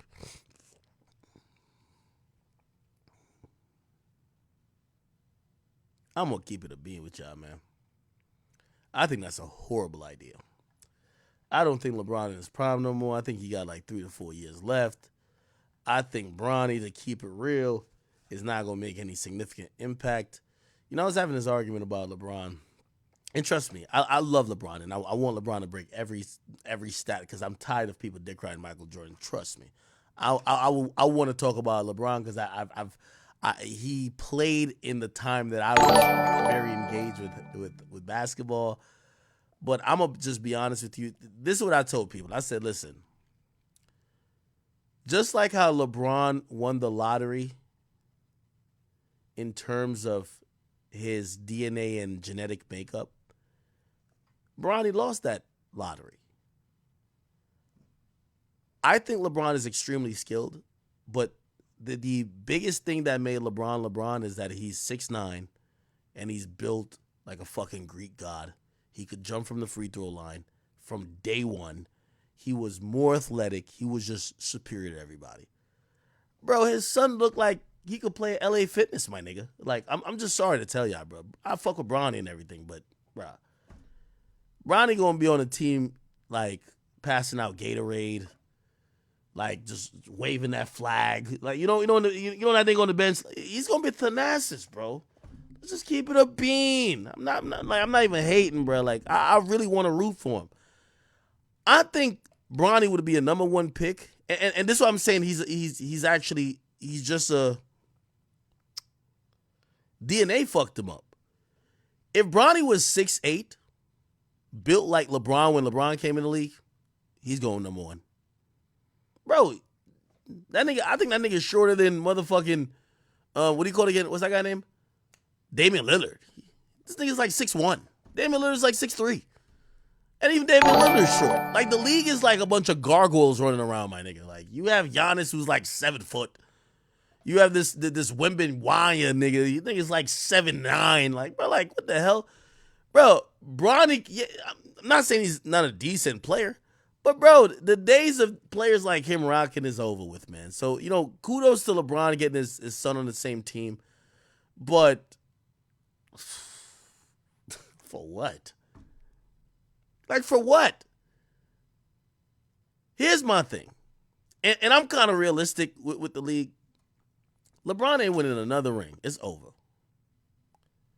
He's gonna have his son get all the, you know when they're getting blown out by 40 by Denver, because Denver is like their Achilles heel. Denver beats their ass like it's going out of style all the time. When they're getting blown out by 40, Bronny, get in the game. Bronny gonna get in there, run in there like his LA Fitness, shoot up a couple threes. He might hit 1 out of 4. He's never gonna be a starter. He's gonna be seen as a nepotism pick, which means that, to keep it real, because here's the thing, the Lakers don't believe in him. They believe in keeping LeBron. So you know what they're gonna do? They're not gonna develop him. And in 4 years, LeBron's out the league. So when LeBron's out the league and he got to fend for himself, he didn't have a lot of development. He didn't really have a team that really believes in him. He's not going to have the valuable skill set. The nigga averaged 5 points. Like, literally, like 5 points. In college. Like, 5 points a game in college, bro. Let's keep it a beam, bro. I'm glad he's drafted, but we all have to realize that this is just a bucket list, checklist thing for LeBron. And if anything, and also for the people who thought that LeBron was going to leave, I don't think he was going to leave. Yo, this nigga is making hundreds of millions of dollars staying in LA. LA is the market that LeBron has to stay in because LeBron does all his business in LA. He makes the majority of his money away from basketball from his ventures, and they're all in LA. He was never going to Charlotte to play with his son, but he has leverage still because he's arguably. Don't forget, he was a MCD All-American 5-star recruit. That heart condition slowed him down. Give him a chance. Huge upside. Yo, did the fucking computer talk to me? Is that TTS? Bro, I did not turn TTS on.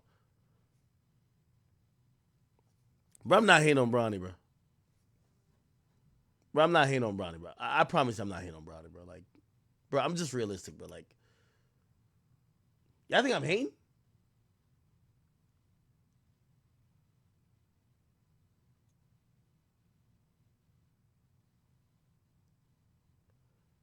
All right, I'm gonna get somebody, some basketball aficionados in here, man. Watch. We gonna break it down.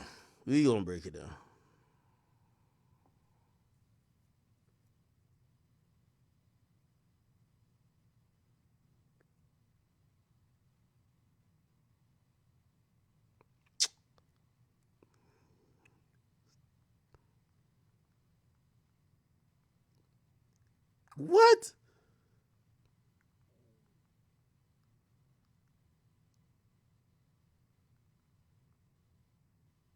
No way.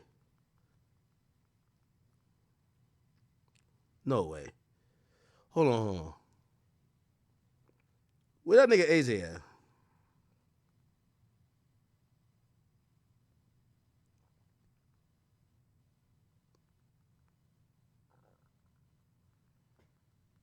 No fucking way.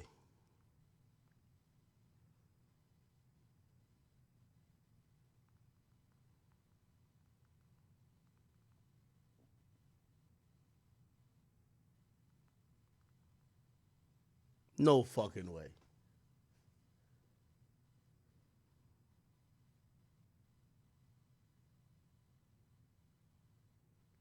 AK, how comes you won't address why every rapper who slept with Ruby Rose underage has a song with Drake? Bro. The Game, 21, Travis and Cardi. Bro, I'm Do you about to think turn this birds shit of a off. feather Nah, flock I'm together? finna turn this bit off. Nah.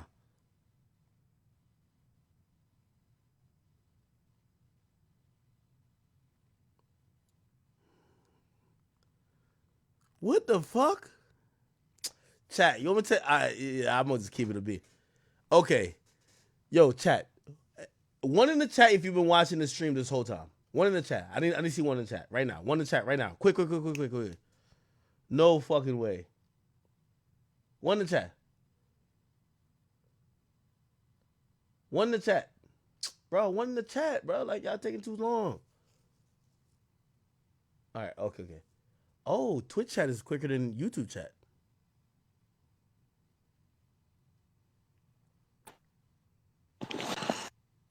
Hey, Ak, you know this whole draft been trash though. Nah, I hear it was. Is that nigga AJ in here? That's that nigga's join. Hold on. Yo. Yeah. Wait, hold on real quick. Yo, chat. I'm gonna send him a voice message. I'm gonna send it on stream. Yo, so chat. If you've been watching this whole stream, so I say for you to type 1, right? Bro, what I said at the top of the stream, bro. What I done said at the top of the stream, I told you. I said, didn't I say this, chat? Let me see if y'all really been tapped in with the stream the whole time. The whole time. I just want to make sure y'all tapped in with the stream the whole time, because I don't want nobody who watched me for an hour. You got to watch me for 7 hours, nigga. So, remember I posted Pop Smoke Killer? And what I say, chat? What I say? Y'all tell me what I said. What did I say when I posted this? Please tell me what I said, chat. Please tell me what I said. Please tell me what I said. What I said.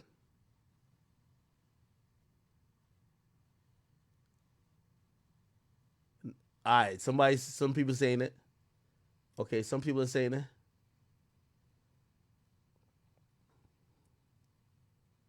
Okay, some people saying it. Okay. All right, bet. Bro, tell me how. I swear. 5 minutes ago, Adam gonna text me. I swear. Adam says, LOL. AK, what do you think about Drake 2 songs with Camila Cabello? Bro! Why is Lucian making Drake do features for Change Hop on pop records and rap for the whites? Yo! Is it because his darkest secrets are coming to light and we... Yo, hey. Bro, I don't know why my alerts are broken for like Streamlabs. Yo, I'm about to fix this shit. I don't want y'all, like, with all due respect, I get on here, I get my rants on, I'll get on Discord and talk to y'all. I don't want y'all send no TTS, nigga. This ain't whatever podcast, nigga. Like, what the hell? Nah, nigga, I don't need y'all niggas to be bumping it with a robot voice. Let me rock, nigga. Talking about Drake and Lucian. Get out of here. Talking about Drake don't rap for the whites? What are you talking about? Fuck out of here. Anyway, back to what I'm saying. Yo, chat. Real talk. 5 minutes ago, Adam texted me. Remember what I told y'all? Adam says, LOL, what you pay this Pop Smoke Killer? Shraggy? Pay me? What the fuck? Then he said, they were supposed to do it with us, but started acting weird last minute. Wait, hold on. Like that? What? Wait, hold on. Remember, this is my last post on Instagram. Then he says, and I def ain't paying him if he does another interview first. Bruh!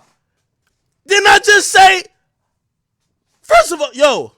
So anyway, I responded to him. I said, stop it, nigga. I wouldn't interview him if he paid me.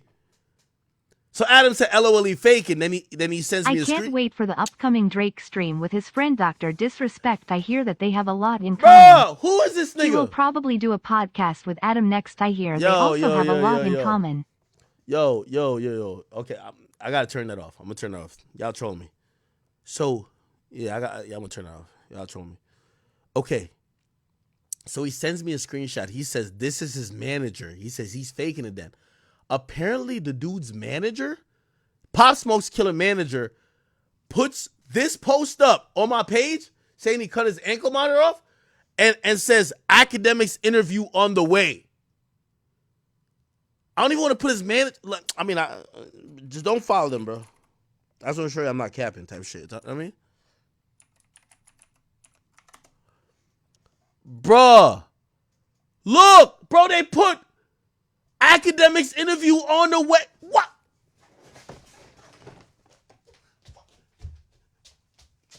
What the nigga? No. So he says that's his, so I got to yo Adam. Hold on, I got. I'm gonna send him. I send Adam voice note sometime. Yo Adam, I'm on stream. Hell no, I'm not interviewing Pop Smoke Killer, bro. Like, bro, I love Pop Smoke, bro. That's not even my lane. I wouldn't even do that. I'm gonna just be honest with you. Like, me personally, I couldn't feel good about putting $1 in the pocket of a dude who killed Pop Smoke. I get it. The story might be interesting and intriguing. I ain't telling you what to do, but me personally, I never talked to Has them. any lyric that Drake has said aged worse than the Epstein angle is what I expected. Yeah, I'm definitely. What do you mean by that DRUSKI voice? Yo. Oh, hold on. Wait. Oh, this shit got cut off. Hold on. I gotta send a message again. I gotta send a message to Adam. Wait. Yo, Adam. Yeah, bro. I'm 100% not doing no interview with Pop Smoke's Killer. Bro, like, Pop Smoke's like a cultural icon out here. Like, I'm gonna be honest with you. Like, nigga, first of all, I don't know how you rock, but, bro, I be on the East Coast, nigga. I wouldn't be good out here doing an interview with him and paying him. You wilding out. So, I have no interest in his story. I have no interest in paying him. By the way, I'm on stream, so, because I was talking about it earlier. I was like, I hope Adam or Vlad don't do an interview with him. I can't tell y'all what to do, but me personally, I have no interest in his story. I'm not trying to put no money in his pocket. Again, I'm not trying to like do a campaign slandering him, but my platform is not trying to enrich the killer of rappers. You know what I mean? I'm just not. That's not me. I sent that to him. All right, yeah, bro. I'm not trying to, bruh. Yo, my nigga. Imagine if I gave this nigga like 5 bands, 10 bands to do an interview talking about how he killed Pop Smoke, my nigga. Bruh. All money not good money to me, my nigga. Like, bruh, at the end of the day, nigga, I don't live in New York, but nigga, I be around and in New York. My nigga, niggas, I would not be good, bro. I'm not trying to, like, come on, bro. And it's not even only that, it just don't even feel right to me. You feel what it's not only right to me. Also, I'm gonna tell you why it fucks me up and it make me feel away. Because y'all niggas robbed the nigga for some shit that y'all sold for like $4,000, nigga. So imagine me giving you more than that for you talking about killing the nigga. You crazy as hell. I could never do that in my life. Like, fuck the content shit at a point. Man, I'm not giving you a fucking coin. I'm not here to disrespect him or violate or go no crazy. Bro, y'all killed the man for something that y'all sold for a few $1,000s. Imagine me then giving y'all more than that or even giving y'all that amount of money to come talk about killing him. Bro, like, that sounds ridiculous, bro. That just sounds like, bro. Again, I just don't want no parts of that. I'll just say that. And again, I'm not wishing no ill will on him. I understand he was 17. Obviously, I like Pop Smoke. I know I used to play Pop Smoke music all the time, so I'm not gonna talk ill of this guy because I know he was a teen and it's a fucked up situation. But I'm gonna just be honest with you. I'll put it out there very clearly now. First of all, I'm not even into the habit of really paying people, but I'll be damned if I pay somebody who on a botched robbery for AKU still ain't answer. Why does everyone WHO smashed Bruh. Ruby Rose underage have a song with Drake? Yo, who the Stop All right, hold on, I ducking. gotta turn this off. Why does Drake seem to always hang with predators? Is it Like, you gotta turn that TPS off, nigga. I don't know how to. All right, How the hell did you turn it on? Nigga. Hold on, let me see. Nigga, I literally. I fuck that bum ass nigga.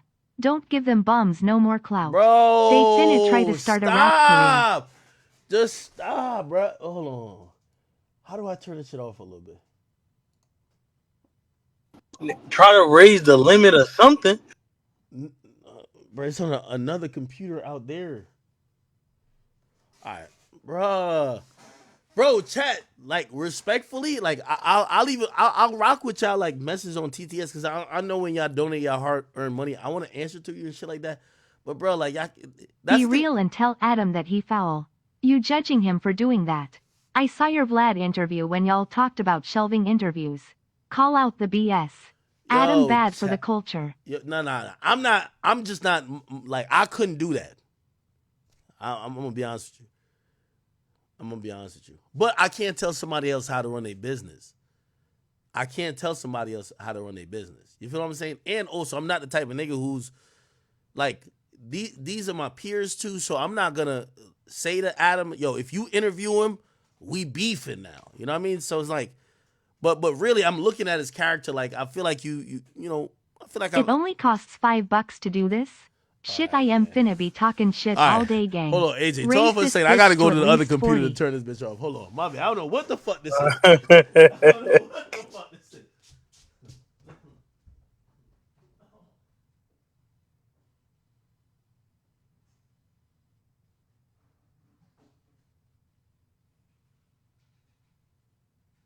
This nigga try to get We fancy still at waiting on the TTS. Lil Pump podcast. We still want to know why Adam filmed him at Oh 16 God. getting head and Hey posted it AJ, on AJ, you seen Instagram. my We still story? ain't got no Nigga answer. producing Why the is baddies that? the murder bitch. You seen that shit? Nah, ain't shit. Yo, check out the story. That shit wild, bro. Act kick that girl out, yo house nigga. You posed to be the prize and crashing out mover a gift.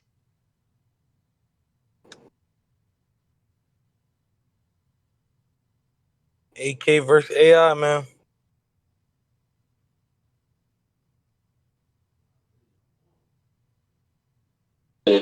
AJ, we might gotta get you down here when we do the second rounds of auditions. Let me know. I'm gonna post some of this shit in here though. They said we're my Hey, yo, favorite rapper. We had Dre's Friday. We had Dre's Friday. Everybody.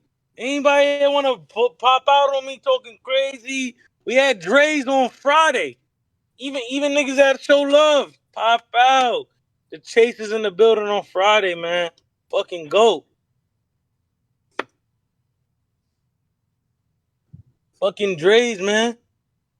Make it a movie.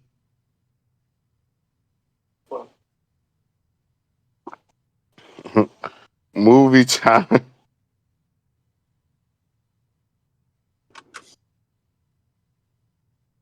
Why is AJ Hey 5 AJ, foot 1 talking AJ, look it trash? on. Look He at about the VC chat, same nigga. height as the girls Drake dates, no cap. We still want to know why AK dodging the Ruby Rose question, no lie.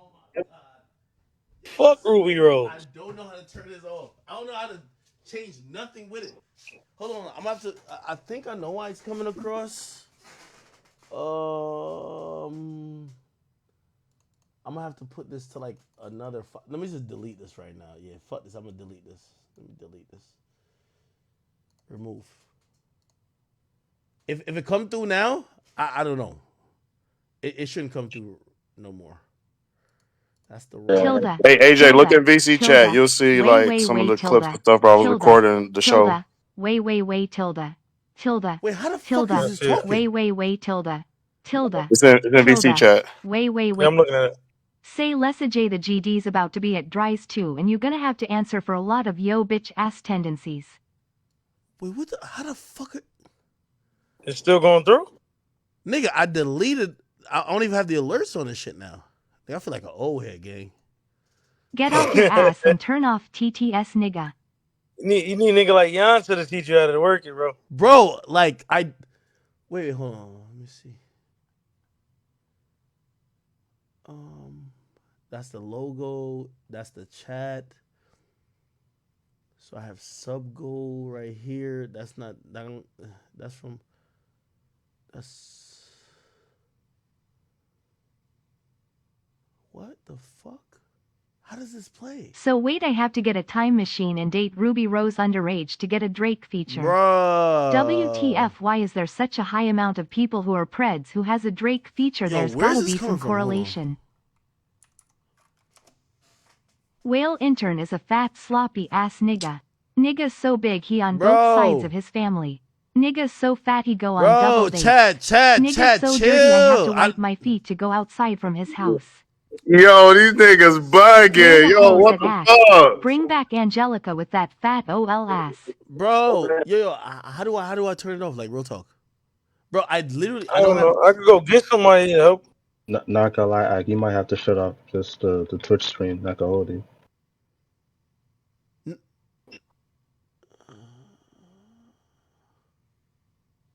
Cause it's getting out of hand, bro. Let me see if somebody. See if somebody I don't know how to do it. nigga, I don't know. It's something that happened that like.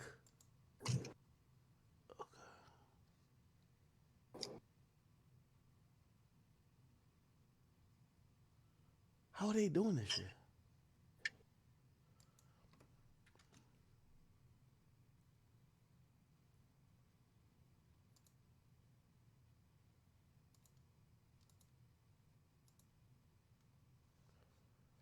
Bruh. Okay. I think we're good, right? Yeah, hey, yo, Rap Car said it's Streamlabs. It's in Streamlabs. I use OBS. I don't use Stream. I know it's in Streamlabs, but I don't. So I use OBS, and only things on the screen is a Rumble AK, logo. we want to know why Lil Pump podcast ain't dropped. Did Adam pay you to not cover this? We still want to know. Adam filmed Lil Pump getting head at 16 and posted it to his public IG story. Why is that? Bro, where's this coming from? OBS browser page? Is that? No, let me mute that. That gotta be it, right? Everybody keeps saying turn off Streamlabs, but you say you don't use it. No, I don't have Streamlabs on.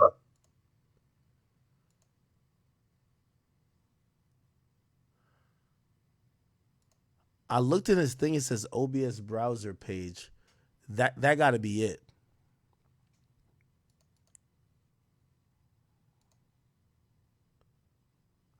I think that's it.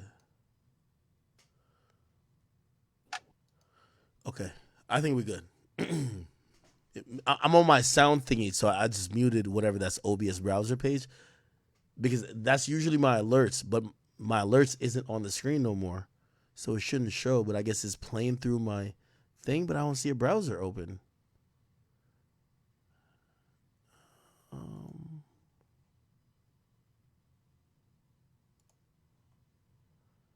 Okay, I think we're good. No, we're good now. All right.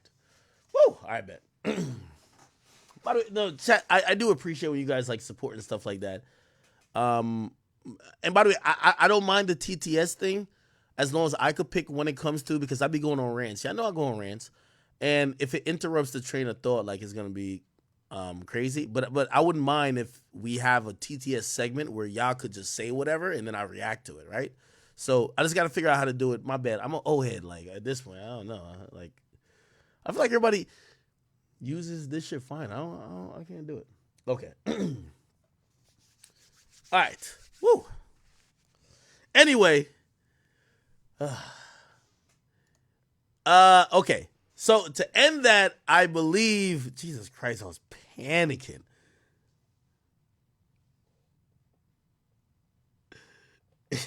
Nah.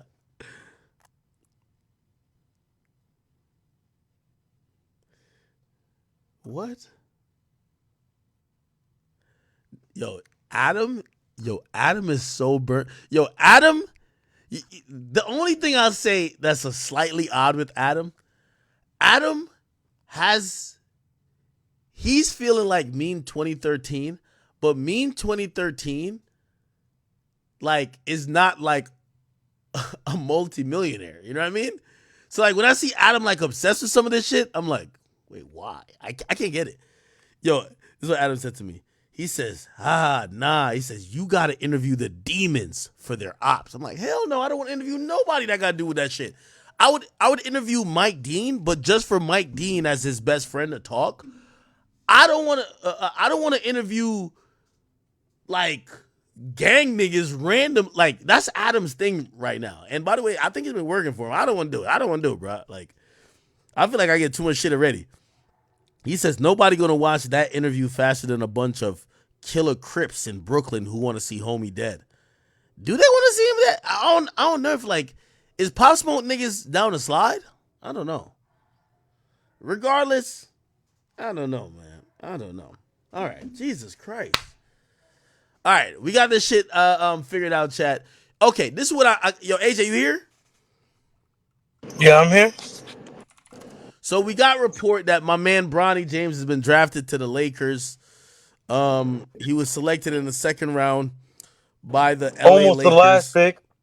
I think he was selected. What pick was that? Was it pick 56? No, Almost it's the last 55. pick of the draft. No, it was 55, nigga. It was 55. 55. 55, 56, nigga. Almost the last pick of the draft. Yeah, this is my thing. And look at this picture right here. Again, I think that I don't know how tall Bryce is gonna be, but Now LeBron Bryce was. is already taller than him. Well, that's my thing.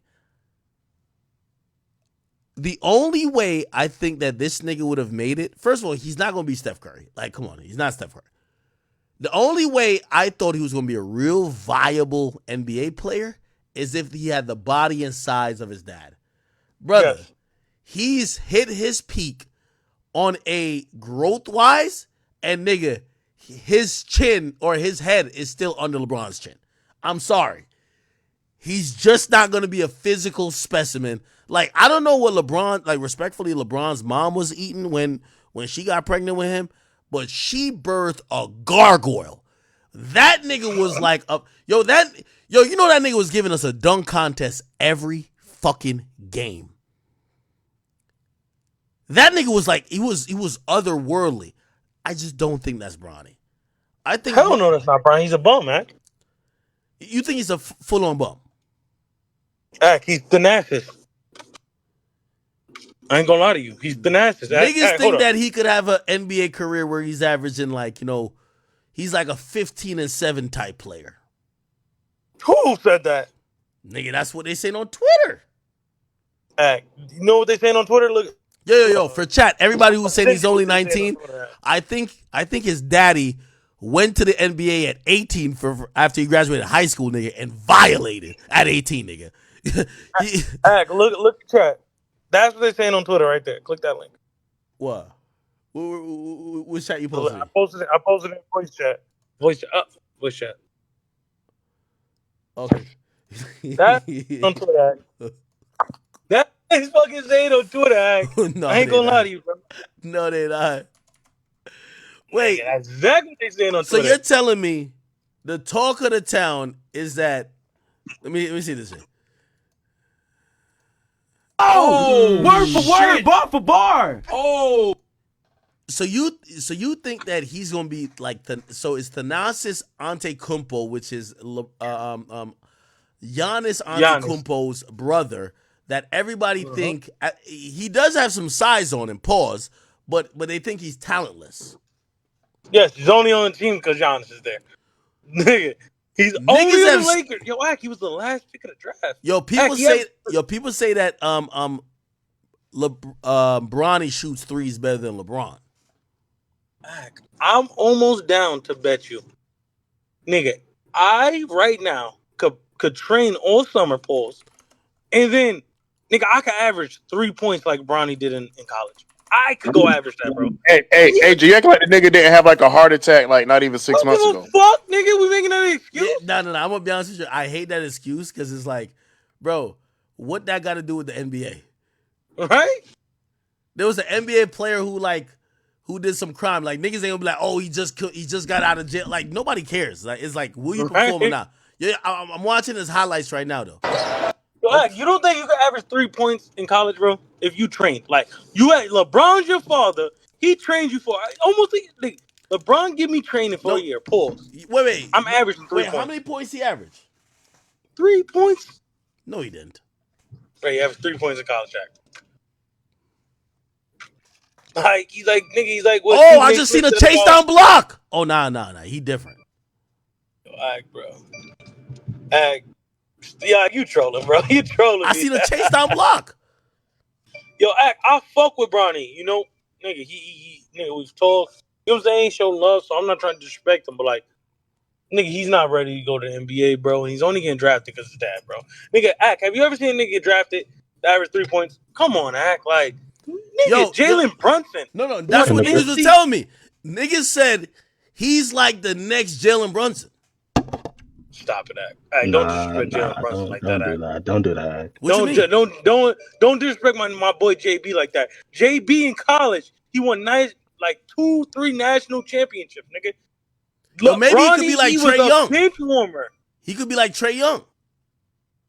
Nigga, Trae Young was hooping in college. They was accomplished. Yeah, they was accomplished. Here's why I say Bronny's a bum. Yo, if he couldn't cook the nigga that had to go to Home Depot in the morning to go fucking nigga, because like majority of college players, Nigga, they picking up shifts at Home Depot. They sweeping, nigga. They picking up shifts at Petco, Wingstop. Nigga, if you can't cook those niggas, nigga, you cook. Like,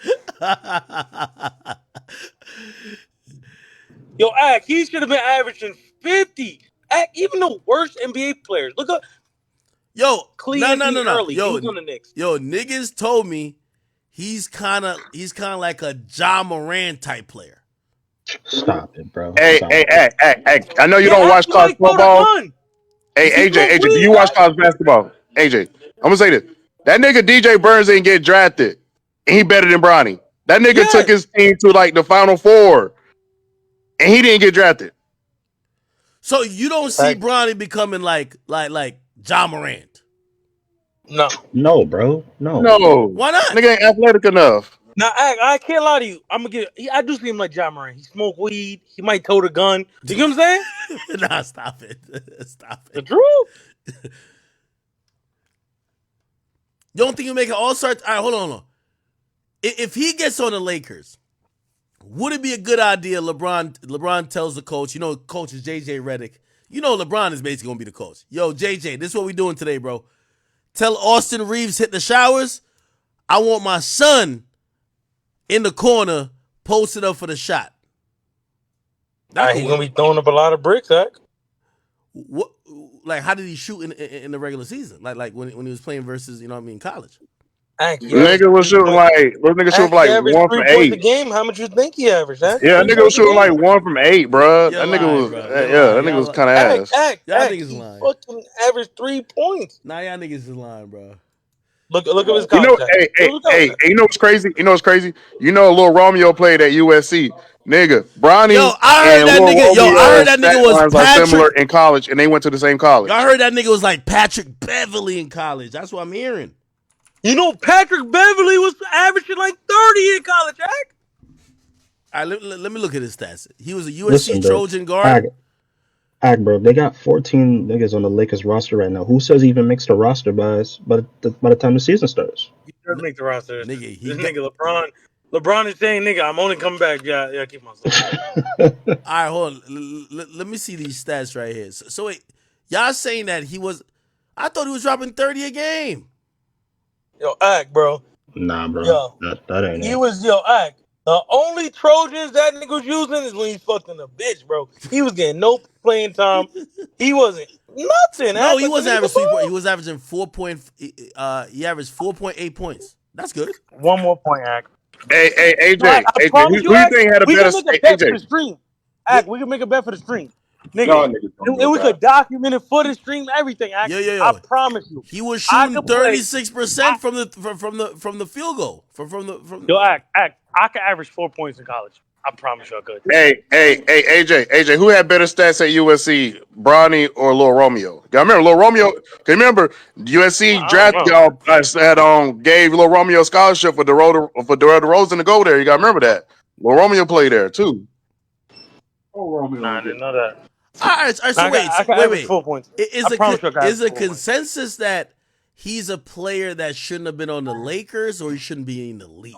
He's gonna be in the league. He only drafted. He only tried out for 2 teams. He only tried out for the Suns and the Lakers. That's why Rich Paul was on TV saying like, "Yo, he's only trying out for 2 teams. If we want the Lakers to draft him, we're gonna draft him." That's the reason why. Ack, that nigga should be in the fucking Shanghai Sharks. Yo, they got a documentary that says how bad is Bronny James actually? Are they hating on him because he's a young nigga? He's probably a fly young nigga getting bitches. 4 points a game. No. Ack, 4 points a game. Well, he's shooting 30%. Ack, he can shoot 1,000,000%. 4 points a game is the 4 points a game, bro. Ack, he's only good for 2 buckets, Ack. Like, yo, Ack, I promise you, I can score. Who's 4 better? points. Yo, who's better? Him or Marcus Jordan, Michael Jordan's son? They both suck. Nah. One of his sons was hooping at UFC though. The one that went to the University of Central Florida, he was halfway decent. Yo, Ack, I ain't gonna lie to you. If LeBron wasn't currently in the league, Bronny would be at Subway, maybe Papa John's, maybe doing something, maybe real estate. You know what I'm saying? He wouldn't be in the NBA.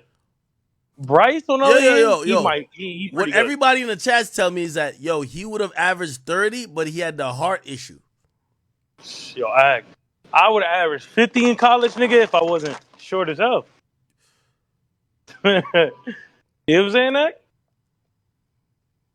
How tall is he? He's short. He's like 6 foot. I think he's like 6'2", 6'4", one of the two. He's 6'4". Now, if he's 6'4", he might be legit. No, he's not 6'4". No, I think he's like 6'3", though. He's like 6'2", 6 foot.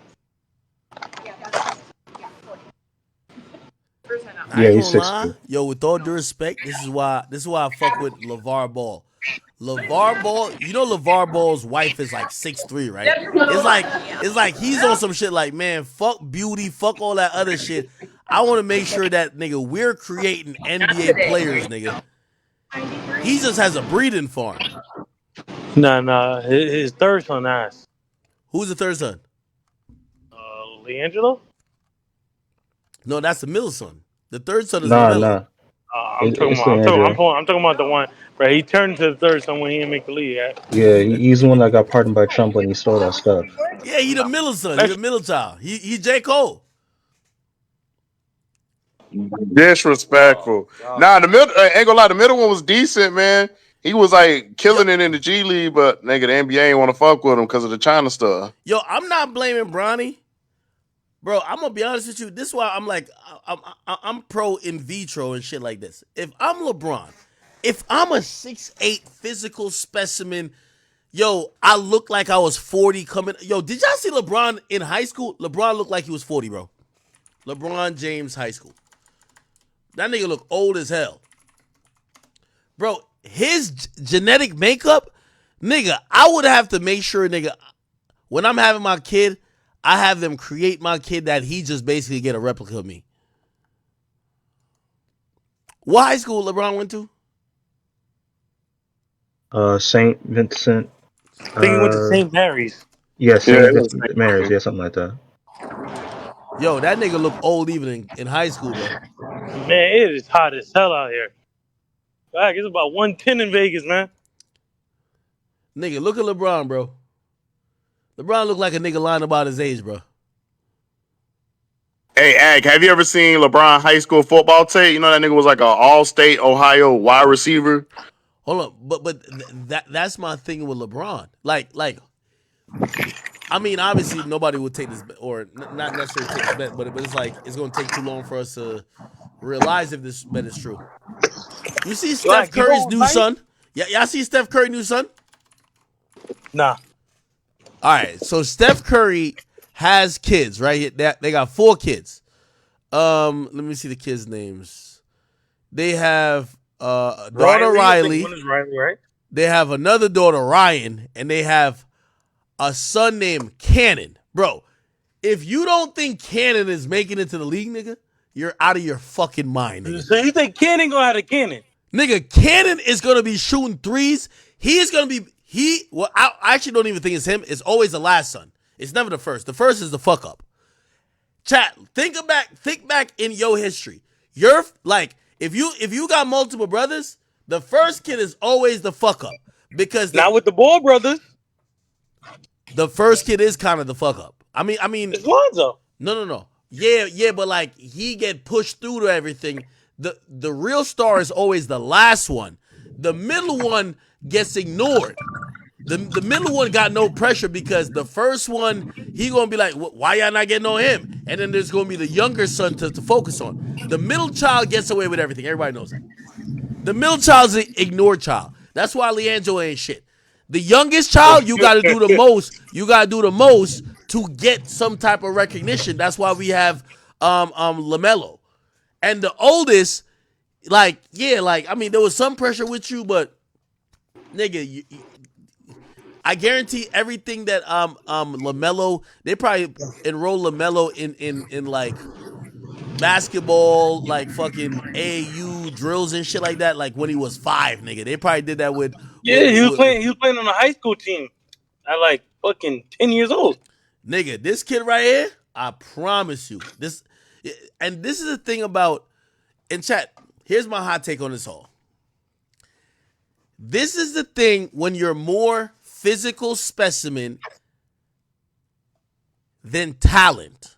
So there's three components: God gifted talent, being a physical specimen, and then IQ.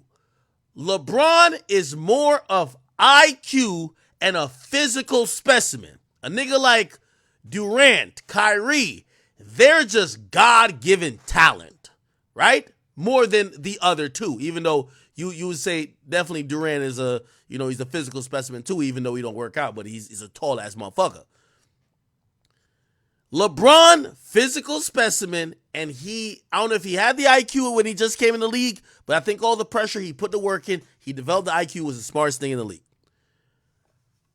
All his kids, bro, they not about to have no natural born skills. They better be a fucking gargoyle like him. If his kids ain't over 6'6", they ain't doing shit in the league, gang. Trust me. They gotta be over 6'6" and dominating. Everybody, I remember, Allen Iverson was my favorite player. I remember LeBron James, his rookie year, standing next to Allen Iverson. And I was like, this nigga like he on steroids. This nigga look built, even though he was kind of scrawny then. Because the LeBron we see now look mad buff. But that was an era where basketball players never worked out really at all. What I'm trying to say is that I think, and I got to be careful how I say this because I don't want y'all to take this wrong. The reason why LeBron kids ain't gonna pan out is a genetic race, my nigga. If Bronny James was 6'9" with the same skill level, nigga, he makes it to the league. He's a fucking 6'9" phenom. That's LeBron James' son. You're getting drafted number 1. You don't believe me? Does anybody agree with that or not? I agree. That's my Bryce. Bryce is tall as shit. Yeah, but he's not gonna be 6'9". And he might wear be like glasses. 6'8". And he wear glasses, nigga. Like, he ain't Horace Grant, nigga. You better get fucking LASIK. Nigga, he's 6. He might be 6'6", Zach. He gonna be tough. My nigga, LeBron was 6'9". That's what I'm trying to tell. Yo. But here's what I'm trying to Yo, say. This hold on, by the way. skillful. Yo, when it comes to LeVar Ball, you realize all his kids taller than him, right? Yeah. With LeBron, I think his wife's DNA fucking up the mix. I gotta be careful with saying that because I ain't trying to have bruh. If LeBron had a bunch of 6'8" niggas, they're all number 1, bro. And they're in the league. What do you think about Carmelo's son? How tall are you gonna be? I don't know. He's tall as shit right now. And he's Carmelo's son nice, no cap. Yo, like him. We're in the era of the NBA that if you are under 6'4", you better be skilled as a motherfucker or could shoot from Narnia, nigga. You could shoot from half court. You could shoot from outside the gym. That's what you got to be able to do. There is no more short niggas doing a whole bunch of bullshit, my nigga. You better be the guy. That's what I'm trying to say. Carmelo's son right now is 6'5". He's like 16, 15. Yeah, he's like 17. All right, he's 6'4", 17. Okay, so yeah, he probably gonna make it. Yeah. Hey, yo, his high school and AU tapes, crazy. Now, here's what I say the difference between Cayenne and like Bronny. Cayenne's dominating these niggas, bro. Pause. He looking like he looking like Carmelo and nigga to these niggas. Like, he's looking like the best thing these niggas ever went up against. He's dunking on niggas. He's jellying on niggas. That's what I expected to see from Bronny, Like, when you're going against niggas that are gonna, you remember that nigga in that other Discord nigga named Nas, Yeah. He's like, I was on a team with Precious Achua and all type of shit like that. Yo, when you're on a team with niggas like him, you're supposed to be dunking on them, disrespecting them, crossing them up, breaking his ankles. When you looking like an average person versus them niggas. Nigga, I seen Bronny's highlight. Bronny was violating niggas. Bro, stop it. Bronny was going crazy. Yo, I ain't gonna lie to you. I feel like I could do what Bronny did in college. Bro, he averaged 15. Yo, Liquify averaged 10 points, and Bronny averaged 15. Like, come on, No. Bronny was playing versus top tier talent though. You gotta remember this. Bronny wasn't the best. Let's look up his team. Let's look at the niggas he was going against. Look up his team and everything. I bet you half them niggas working at DoorDash, delivering pizzas. Nigga doing nothing with their life. Nigga, half the niggas are gonna be bums. Nigga, that highlight of their life is probably having LeBron in the crowd watching him. Bronny wasn't the best player on his high school team.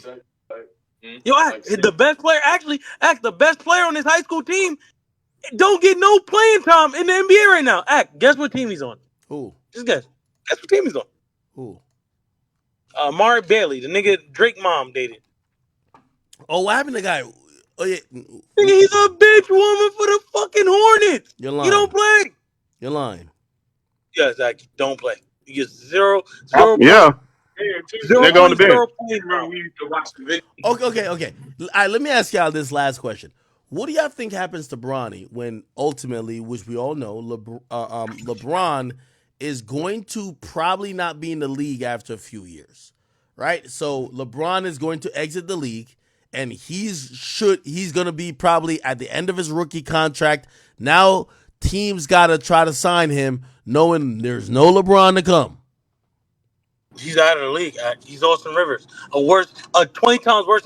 You hear what they've been saying about Austin Rivers? Or no? You didn't see that? No, what did they say? So Austin Rivers obviously is Doc Rivers' son. You know that, right? Yeah. So Doc Rivers, let me look it up. Doc Rivers, Austin Rivers. So, bro, Matt Barnes came out and said, "Yo, Doc Rivers ruined the team when he signed his son." Really? He said, "Bro, the nigga was a fucking bum, and you signed him because he's your fucking son. Nobody on the team likes it. Heck, the Lakers not going nowhere, bro. Austin Rivers was a top 2-3 player in high school, so he wasn't just like." Austin Rivers was decent because I want to say he went to Duke. Yeah, he went to Duke. He was nice in Duke. Everybody said he should have stayed an extra year at Duke, but he didn't. Yeah. Austin Rivers was a hooper, nigga. He was decent. Bronny's a physical bum. Like, stop it. Hold on. We gotta be fair to Bronny, bro. It's not fair if we violate him like that. Bronny suffered a heart attack. From what I'm hearing, he's finally in full. He's in peak condition now. I hear he's gonna be the sixth man off the bench for the Lakers, and he finna go crazy. What happened in high school? Why wasn't he good in high school? He might not, but I can see him being in the G League. Respectfully. What do you mean the G League? He might be in the G League. He might be. The sixth man in the G League team. On the G League team, I agree with that. He might be, bro. He'll probably a call up every once in a while. Yeah, I can honestly see that, bro. Like I said, if DJ Burns didn't get drafted and he made college basketball excited during the playoffs, during the tournament, and he didn't get drafted, that should tell you something about this draft. Because Bronny played with Zaire Williams, and Zaire Williams, he's in the Grizzlies, but he's barely getting plenty of time. Him and Bailey. Yeah. Oh yeah. Well, as you said, Zion. Yo, but No, Zaire, my bad. I ain't gonna lie to you, bro. Yeah. Niggas is saying Austin Rivers was a first, a number one player coming out of high school, and niggas was mad when his dad signed him. So imagine the guy that averaged 3 points, what the Lakers players are thinking. Like, you know what I'm saying? When he come into the game, nigga, Bron's gonna feed him. Hold on, but I think for Bronny, we gotta look at it different. Fuck what he averaged in college. What did he average at the crib when he was playing versus LeBron in pickup games? You trolling, man. No, I'm serious. Hey, serious question. So you thinking about LeBron's sons, Carmelo's son, all these different people's sons? How do you think they feel about being held to their father's standards? You don't think that's a lot of pressure? I think most of them are getting pushed through because of their father's standards. They should get held to their father's standards. Like for example, number one, these guys are giving their sons the best. Like I've heard this. There's what's called nepotism in basketball now, where it's like, yo, if you're from the hood, right, and your dad not around, your mama got 2 jobs. She basically has you going to the park just to, you know what I mean, occupy yourself, and you've been playing basketball. You have to compete with the niggas who have $100,000 a year trainer that's teaching them every single move, working with them with drills every single day. That's what the NBA players' kids are doing. They're going to elite camps. They're basically going to the places that should get their skill up to the maximum. You have no direction. Your mama barely even cooked. She got to work 2 jobs. Your daddy not around. You got to watch also your little 8-year-old sister and play basketball. How are you going to compete with them? So the theory was that as basketball goes on, we're going to see more and more kids of athletes get in the league, but it's not really because they're just naturally talented. It's because at a very young age, they're getting put with trainers, specialists, and in camps that are going to get their skill up, that they're going to dominate in high school ball and college ball, that they get drafted. So the naturally talented kid out the hood, he's just in his, he's just at the park doing random shit, not knowing, this is where the game is at now. You should be doing drills on this, and you should be practicing these moves, because he has no direction. So they're saying that NBA is going towards nepotism, which means if you can't get in these travel teams or you can't get into these camps very early on, you're going to be a leg behind, and the only people who could afford them are the NBA players who have kids. Nah, the NBA has always been about nepotism now. Really? Why do you say that?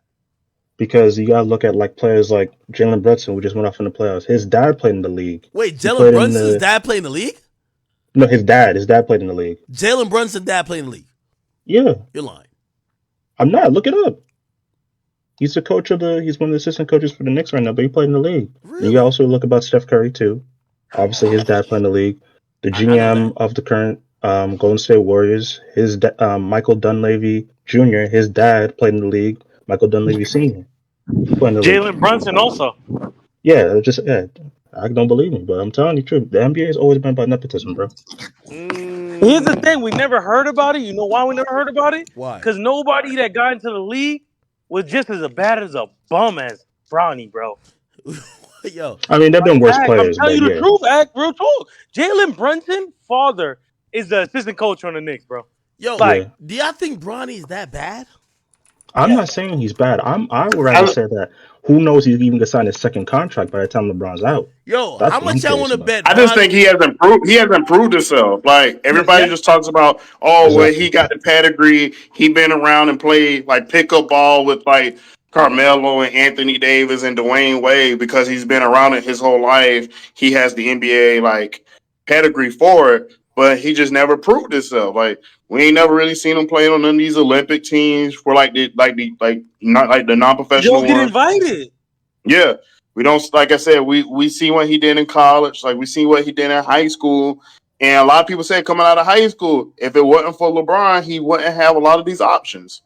Like, but the younger son, Bryce gonna be the one. A lot of people saying Bryce is going to one. Let me ask y'all this question, and y'all got to think beyond basketball. Do y'all think the Lakers made a educated move by getting Bronny? Because think about keep LeBron happy, yeah. All right, okay, so you still think LeBron is such a viable player, not only in skill, but also in what he brings in terms of, this guy. LeBron's still almost averaging a triple-double and almost scoring 30 points every game. LeBron still got probably like 2 good years. So he's won his last 2 years he want to play with his son. Ain't nothing wrong with that. No, hold on. But hear what I'm saying.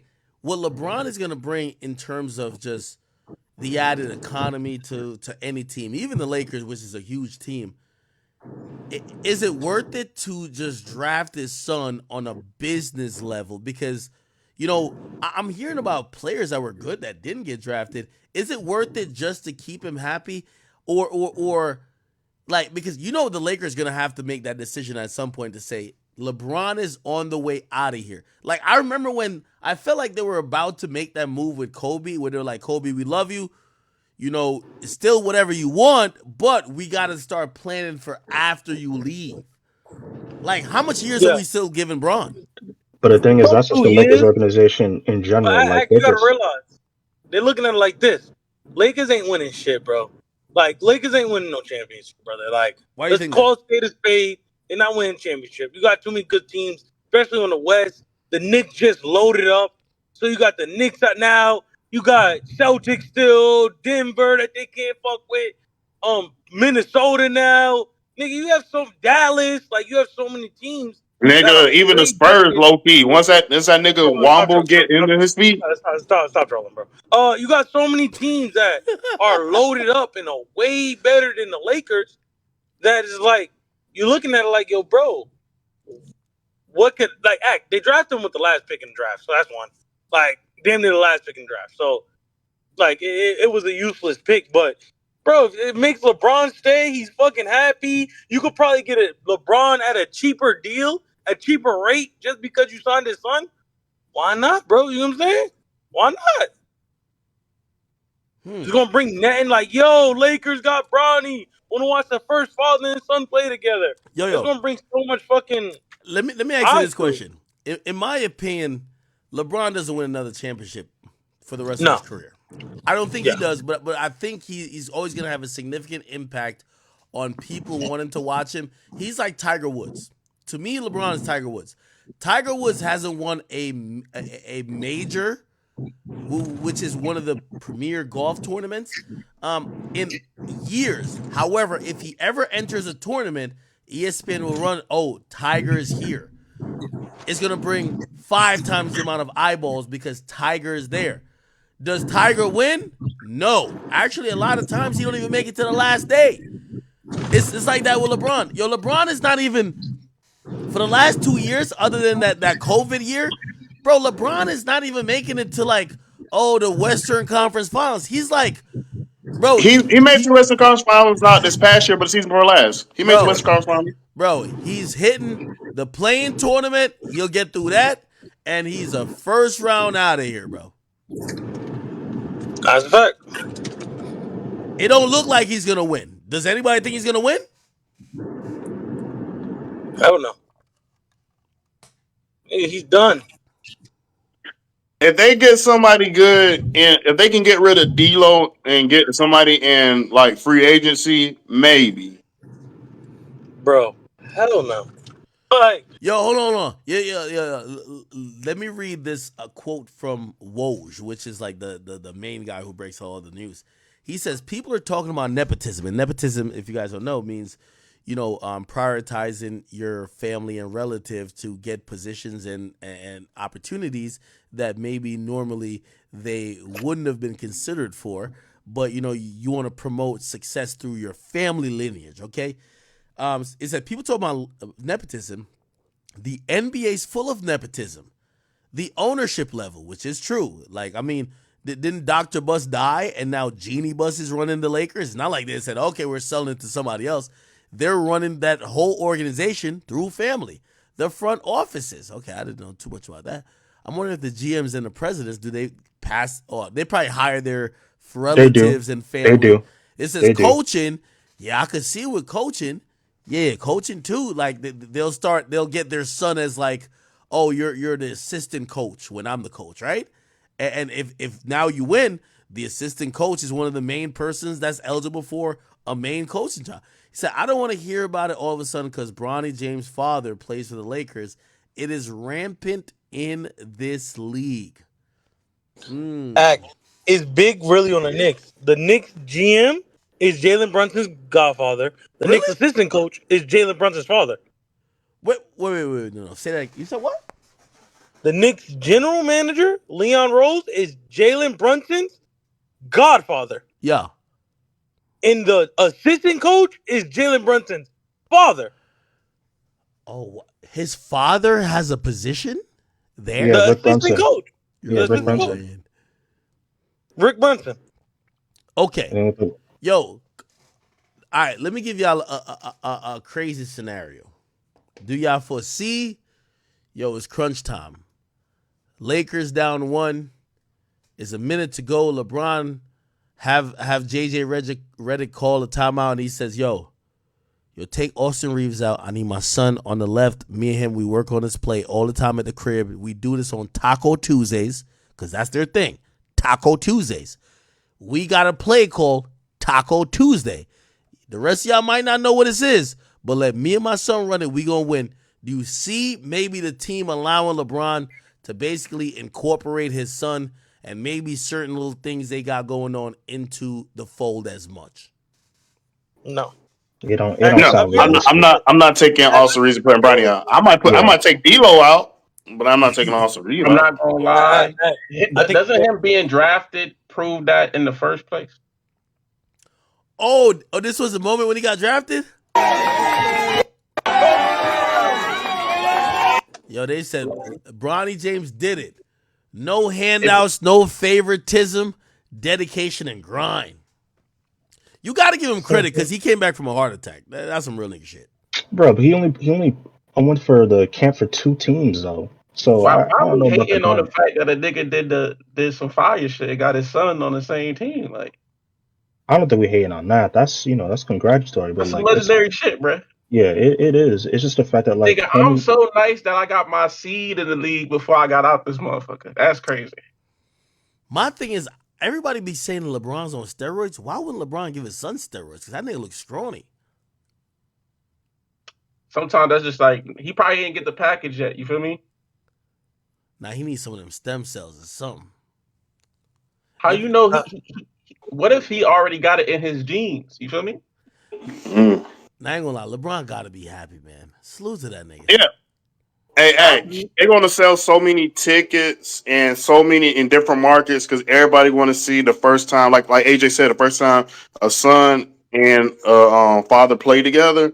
And we already know, bro. We Yo, got the maybe only 2 more years problem, left of LeBron. It's a money play. It's a dope money play. The only It's a problem dope with marketing what play. you're saying is that LeBron James, his games are sold out every single game. Like it's not like more people won't watch it on TV though. Oh, okay, maybe on TV, I guess. Yes. There's more scrutiny and the jersey sales. Like if you buy one, you gotta buy the other. Bro, you know how many niggas It's really gonna a get? money play all You know how around. many niggas gonna get a LeBron jersey, then get a Bronny jersey for their son, for they can go out matching with their son type shit. You know how many niggas gonna do that now? Yo, y'all niggas talking about everything but basketball. Y'all talking about matching with your son. This is not really a basketball play. This is a money play, though. Let's be real. That's true. That's true. Like it's a money play for the Lakers too. They're a legacy team. They got a lot of like passing of the torch moments in basketball history. This is just another moment underneath their legacy belt. You know what I'm saying? That's good business long term. You feel me? Okay, I'm hearing it. I'm hearing it. All right. Okay. And then also, like LeBron is in a place where like, okay, either I set my son up for some super massive shit, some crazy fire shit, or we just further establish the brand. Even if you don't like your first 2 years, as long as Braun is there and he goes semi off, it's gonna be a good look for him. I don't think it necessarily hurts him even if he end up being a bust for real. As far as LeBron is concerned, granted his son gonna have to do his own thing legacy wise, but it's only establishing the brand further. Man, Bronny ain't gonna go back streaming, bro. I'm telling you, man. Give me 5 years, where Bronny gonna be back streaming again. I ain't gonna be an Aiden stream every day. Nigga, Aiden been missing for a month. He might come back with Aiden. Yo, wait. This not Bronny's highlights right here, is it? No, that's all. What the fuck? Yes. That ball Oh, this nigga, he passed it to himself and traveled. ends up out of bounds. Antetokounmpo looking inside Thanasis. That's Oh, never mind. This is Thanasis. This is his highlight reel? Nah, this can't be. How is highlight reel is a bunch of bloopers? Thanasis gonna go. Yeah, whenever that dude come in the game, bro, he's gonna hurt someone or either foul out. That dude is not good. Nah, I ain't gonna lie to you, bro. I ain't never see a nigga get a Thanasis type deal, bro. Yo, let me ask you a question. Let me ask you a question. I want everybody to answer this. Do y'all think that sports skills is transferable through DNA, or is that through work ethic? And like maybe your build is DNA and genetics, but for you to be good at basketball, like I'll ask this question: why is Giannis good at basketball, but his brother bad at basketball? Do you think that's work ethic? I don't think his brother is bad, but I remember just like you playing at that high level. Yeah, you can't say the brother bad if he in the NBA. Like, let's be real. I ain't gonna lie to you. True, but I'm for gonna work keep it ethic. It's a difference between Thanasis and Bronny James. I ain't gonna lie to you. Thanasis had to work to get here. Bronny just because he's fucking LeBron's son. Because Giannis wasn't Giannis, but when Thanasis was trying to get into the league, you know what I'm saying? Like in college and like overseas. I heard he averaged 3 points too. Huh? I heard he also averaged 3 points. He didn't average 3 points. I'll lock you into my money. He didn't. I maybe 3.5. Ain't gonna lie. Giannis' brother was putting up numbers in Europe. Act, you gotta realize though, Act, you don't agree with that, Act? What? Act. Thanasis, Giannis didn't come into the league on no LeBron shit. Giannis was a bum when he first came to the league. Nobody thought nothing of him. Thought he was gonna be decent. Nigga. So Thanasis just couldn't say, oh, my brother's Giannis, so I'm gonna make the NBA, of course. He had to actually go out there and hoop. Bronny, bro, he's averaged 3 points and 15 points in high school. Nigga, Act, I promise you, Act, I promise you, I'm willing to bet any amount of money. I right now could average 3 points in college. Bro, I'm just going in, chuck up the first three I see. Hopefully it goes in. Not gonna lie, looking at the Nasus stats right now, it looking worse than Brownie's a little bit when he's overseas. You talking about overseas? Yeah, overseas. What was it? He averaged 3 points, 3 rebounds. Went to We the don't have line. no inclination that like maybe LeBron and Bronny together would just be like a decent force to reckon with, just off of compatibility. You have no belief in that. That doesn't make no sense to nobody. No, it's not gonna work. Bro, I don't care if they put Jesus Christ on the floor of Bronny. He's a bum. I'm not saying all that, but it's not. It's not. Like, now, what if he rises to the occasion though? If he does, it's a good story. It's a good story. That nigga on ESPN. What's that nigga name? Kwame Brown. Act. Play Stephen A. Smith talking about Kwame Brown. Act. That's how I know who he's talking about. I'm not gonna lie. I'm low key excited to see them jump a nigga on the goddamn court. Somebody gonna try to test Bronny and LeBron gonna turn into dad mode. That's gonna be a good moment. Oh, Patrick Beverly for sure. Play the Stephen A. Smith, Kwame Brown. Act. Gotta play Give up that, too bro. much to get a guy who has been. Did LA give up too much to get a guy who has been labeled soft, although he puts up 19 and 9, which only 11 other guys do? Is that a trick question? You tell me. They gave up Kwame Brown. Who first cares? Rounders. I could care less. Tied into his salary for 4 First years. of all, understand something. When you're giving up first round picks, if you are a quality team in playoff contention, it really doesn't mean that much. That's number one. Number two, and more importantly, Kwame Brown is gone. The City of Angels, Hollywood, just should be celebrated. Throw a parade already, whether you win a championship or not. This man was a bona fide scrub. He can't play. No disrespect whatsoever, but I'm sorry to tell everybody the truth. The man cannot play the game of basketball. He has small hands. He can't catch the ball. He's got bad feet. He can't really move, even though he's mobile. Doesn't really know what he's doing. Doesn't have a post move that he puts to memory that he can do 2 times in a row. He has no game whatsoever. Plays no defense. Doesn't have. Nah, this AI. This ain't real. This a real clip? Yes, this is real, eh? It really doesn't mean that much. That's number one. Number two, and more importantly, Kwame Brown is gone. The City of Angels, Hollywood, just should be celebrated. Throw a parade already, whether you win a championship or not. This man was a bona fide scrub. He can't play. No disrespect whatsoever, but I'm sorry to tell everybody the truth. The man cannot play the game of basketball. He has small hands. He can't catch the ball. He's got bad feet. He can't really move, even though he's mobile. Doesn't really know what he's doing. Doesn't have a post move that he puts to memory that he can do 2 times in a row. He has no game whatsoever, plays no defense, doesn't have the heart, the passion, or anything that comes with it. And you're asking me whether they gave up too much? Please, the Los Angeles Lakers knew exactly what they were doing. They should be celebrating right now, and Kobe Bryant should not be saying a word. His contract. Damn. Nigga, Act, that's Bronny. That's Bronny right not there, Bronny. nigga. Nah, that's not Bronny. That's not Bronny. Yeah. Act, that's fucking Bronny, nigga. Nah, I'm telling that's you. not Bronny, bro. Nah. Act, you never seen that clip of Stephen A. Smith talking about that nigga? Bro. I seen Bronny on the clip where he was playing like he was playing like I guess shoot around with LeBron at the house. That nigga was going crazy. You'll never see. Act, I ain't gonna lie. Yo, Act, you've said I'm not good at basketball.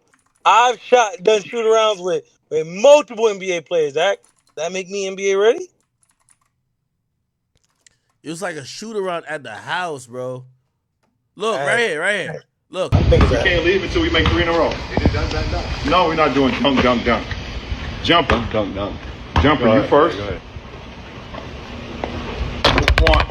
Wait, yo, is Bryce left-handed? I don't think so.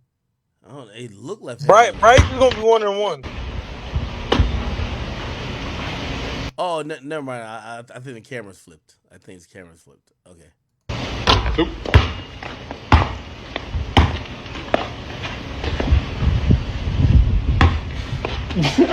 I ain't gonna lie, yo, maybe they could have like Bronny do the TikToks for like the team account, right? Yo, you see that nigga that got drafted yesterday? Who? Bro, the TikTok nigga on Philly. He got drafted by Philly. You ain't see that shit? Oh, he's the dude who played at Duke. What's his name? Yeah, Hold the up. dude I that know who play you're that talking Duke, about. he's a professional TikToker. Nigga, Yeah, AB bro. tweeted at him Not yesterday. gonna hold you. Yeah, bro. Philly Act, fans you are didn't see happy that? for Hold the on, dude. Act. Wait. Look at He VC looking chat. Wait. his You gotta put his VC draft chat, day Act. costume was looking kind of zesty. I'm not gonna hold you. Wait, they Act, he drafted it. paints his nails and everything, Act. Look. That's one of his TikToks. Click that link, bro. Wait, they drafted a TikToker? He's a TikTok Act. He worse than my boy Bryce Hall. He got like 2 million followers on TikTok. You're Apparently. lying. Let me see. Oh, did I? Look. Let me see. I'm mad that's the song I heard. Wait, he got his nails done? He got Yeah, his nails done and he everything. said that he painted his nails before a game and he had a good game, so he's been doing it for good luck for the rest of the season. No, that's cat. Yeah, he said it helps him with a shot. It said it helps. It said it was like a good luck thing, so he It does helps. it all the It time. helps his wrist flick a little bit. You know, a little sassy, a little This spicy. dude, Kyrie. You know, when they shoot the ball, they gotta flick that wrist a little spicy. This to nigga's get in the that ball in there, NBA? you know? No, he not. Yeah, he got drafted by He got Philly, drafted bro. by Philly. You're lying, Yeah. nigga. Philly would never do some shit like that. Stop playing with Philly, I nigga. seen the I ain't gonna comments. lie to you. They've been looking at Uzi too much. They said, fuck it. The nigga that be going to like North Korea. Rodman. Wait, Rodman, what's his yeah. name? What's his nigga's name? Oh, Oh, Jared Jared McCain. McCann. Nigga, look him up on TikTok. Yeah, man. He just like Dennis Rodman, man. Painting his nails and shit. You know? You tell me he's in the NBA. Yeah, Got bro. drafted yesterday. 16th pick. Philly. Yo, I ain't gonna lie to you. Once I seen that, I said, nah. Uzi was a part of this pick. He said Uzi. That's crazy. Yeah, Uzi was in the draft room during this pick, bro. Oh, he did a dance to celebrate him getting drafted. Yeah, bro.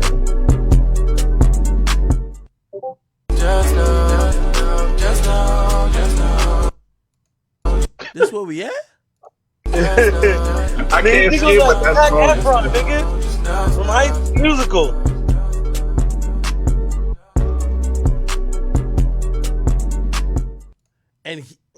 And he's gonna be on the team with Joel Yes, Embiid. he's a top 15 pick. Yes, bro. Philly got their guy, bro. They don't need Paul George. They got their guy. Like, pause. What position is he playing? I think shooting guard, like point guard or some shit. Nah, he play small forward. Wait, hold on. Is he in the community? He might be, Act. That's crazy. Yeah, they say his offense is lacking, but he got good D. Pause. Are y'all serious? Nah, yeah. Bro. Nigga, the niggas. ESPN. I'm like, what the fuck is this? I look down at my phone, look real quick, look up. I see a nigga doing like the Gangnam style. I'm like, what the fuck is this? Nah, it was a sad day for Philly yesterday.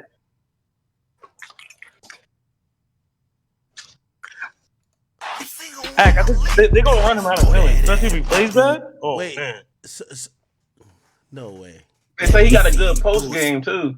He can't do no worse than Ben Simmons. Who do you think they probably gonna hit, him or Ben Simmons?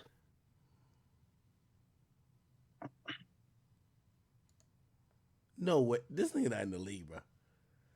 Nigga, he's trying out for the dance team. you would think he was a cheerleader, right? Yo, no way. This is trolling. I ain't gonna lie to you, Act, but he is better than Bronny. He's good? Huh? He's good? Yes. Nigga, he's nasty. Pause. Hey, yo. Extra pause. Nigga, he's good as hell. Nigga,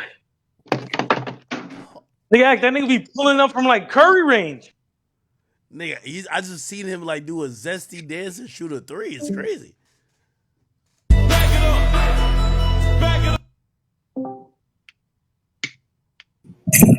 Hey, you know another nigga who got drafted in football that I felt like he got drafted way too high, because of his dad. That nigga, Morris Harrison Jr. from Ohio State. That nigga was like a first round like lottery pick. That nigga didn't prove himself at Ohio State this year, but that nigga got drafted super high because of his daddy. Nah, Act, that nigga's a bucket though. Look at his highlight. He's a bucket. He's a bucket. I ain't gonna Bruh, lie. that nigga did not show up, bruh, at Ohio State, bro. That nigga was I'm not talking about mid. that. I'm talking about the basketball player. Yeah, Yo, Act, yo, that nigga's a AJ, bucket. you used to be doing dances like this? Who? You. Hell no. Act, that nigga look like Baca on TikTok, Wait, hold bro. on, wait.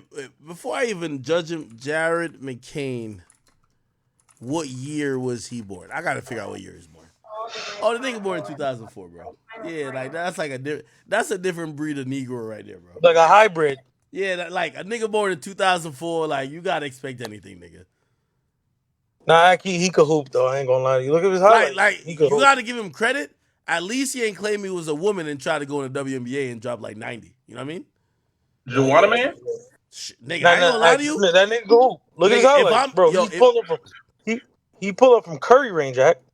He's that good. If you was a film Yeah. producer right now, it'd be a perfect time to do Juwanna Man. I ain't gonna lie. Reboot that motherfucker. Nah, Perfect he time. is that good. He is that good, Act. He cool. And his highlights don't got no. Does he dance after he does some shit? Nah, He he only be does them cooking. after they win. He be He does dunking on niggas all types of shit. he do that for a win. Okay, I'm watching. He just caught it. Okay, all right. The little floater. All right, bet. He going to the 3-point line. Oh, never mind. He wasn't involved in that play. Why they got it in highlights? Okay, there they go. He coming around the screen. Oh, nah, he got a mean. He had a mean pass. Y'all say he can shoot threes too? No, he can shoot. He be pulling them from like Curry range, bro. Holy shit! And this is the tournament highlights. This is the March Madness. And he got his fingernails painted? Yeah, He did it after every game when he played in Duke. Every game. How many points he averaged? I don't know. He Probably averaged 20s. I He can averaged look less it than up. Bronny or no? Oh, of course he did. Bro. He went to 14. Of course he did. Holy shit! Heck, he averaged probably like 20. Wow. All right. That nigga go hoop. Yeah, he averaged 14. 14. Yo, Chad. Yo, I'm about to play a video. Oh, wait. Yeah, wait. AJ, what you think about the apparently Mike Knox, he ran down on a couple dream chaser niggas. You see that? Nigga, what do you mean? You ran down on nigga, Dream Chasers ran down on them. Nigga, he ran down on them. I heard they copped a plea, and then you know what I mean, he put out, you know what I mean? He squashed the beef with him. Holy. Ack, he apologized to Meek. What are you talking about? Nigga, I heard Meek apologize to him first. Ack, where's the video of that? Holy. Where's the video of that, Ack? Nigga, he not an internet type of guy. Ack, niggas put him on the internet, told him to say sorry. Now, nigga. They Quay Miller that nigga, Ack. Holy. Ack, that was a Quay Miller. Ack, that happened with Quay Miller, Ack. Quay Miller just didn't do it, so he caught a fucking knuckle sandwich. But you know what I'm saying? This nigga apologized, yo. Yo, hold on, real quick. I'm about to meet up real quick. Yo, I'm about to play that shit. Yo, chat. I love body cam footages. I don't know if you ever watch them. Yo, chat. This is the wildest shit I've seen. And you saw the shit that happened in Charlotte? yes. That's where you from? Oh yeah, I know his people. Okay. I'll get back into Discord afterwards. Don't spoil it. Yo, chat. I just want to. I know this ain't really hip hop, but this got to do with some nigga shit because we've all been pulled over by the police before, and when you got pulled over by the police, a lot of bullshit happens. I remember one time when I was pulled over in New York by the police. I'm from Jersey, and they knew I didn't know the law. They made up a law. They illegally searched my vehicle. I never consented. There was no drugs, no nothing. And they basically, after they illegally searched my shit, didn't find anything. They were like, yo, man, bring your ass back to Jersey. Like, they basically shamed me, like, yo, listen, yo, you know, we could lock you up, but we're not going to lock you up. So go back to your fucking state. You know, as time went on, I gained more resentment to the issue because I was like, I didn't do nothing wrong. They violated my rights and they threatened to arrest me. Anyway, if you've ever been in a situation with the police like that, I watched this and I want y'all to watch this with me.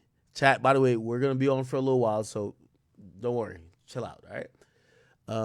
This was crazy. Chat, watch this. Okay, I'm going to try to help you explain it, but here's the thing. So the police basically pulls up on somebody. They pull him over.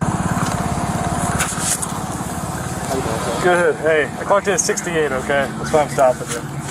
So they tell him, yo, we're pulling you over for speeding. Yeah, do you have your lights on you? All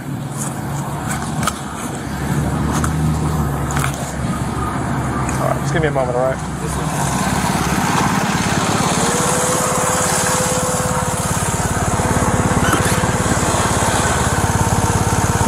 Wait, niggas that ride the police bikes got a laptop in the bike compartment? Oh shit, that's next level. Hey, appreciate you coming out. I haven't talked to him yet. Oh, good. Another cop pushed up, pulled up. So let him know it's a basic warrant out of Mexico.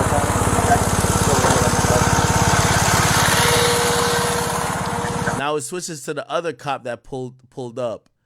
And so you have one cop that was on the bike and then the other cop that pulled up. Now, I'm not doing spoilers, but the cop that we're interested in is the cop that pulled up. Now, if you just joining, like, what the fuck is going on? Chat, you have to watch this whole thing. Please, if you're watching, just trust me. Watch this. This is ridiculous. Hey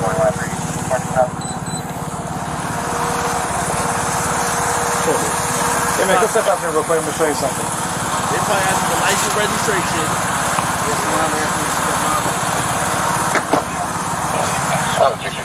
Tell the guy to step out. He's stepping out. Okay. By the way, he black. Sir, come on, step back here. Go ahead and place that call. Put your phone on the top of it. What am I doing? They tell him put his phone there. I mean, I think this is kind of standard. Somebody can tell me if it's not.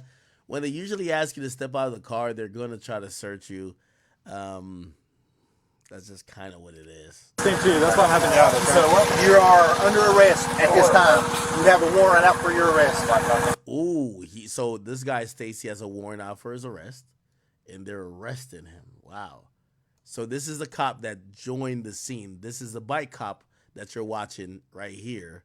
Bike cop and the cop who's talking says you're on arrest. A warrant for what? I'm gonna show it to you in a moment, okay? Is this your car? It's my girlfriend's car. Your girlfriend's car. Did he drive it? The guy that's in the passenger seat? Yes, sir. Go ahead, twist your feet up there. So, what am I under arrest for? I'm gonna show it to you. Okay? Come back here for a second. I'm gonna give you. I'm gonna show you the LiDAR too, where I clocked you at 68. That's not really the biggest concern here, okay? But I'm gonna show you the warrant once I get you secure, okay? Is there anything you want to bring with you down there to Mexico County Jail? No, I'm saying, can I understand? What am I being detained for? Yeah, it's a warrant. I'm going to show you the actual warrant in just a moment when I have a chance to sit you down.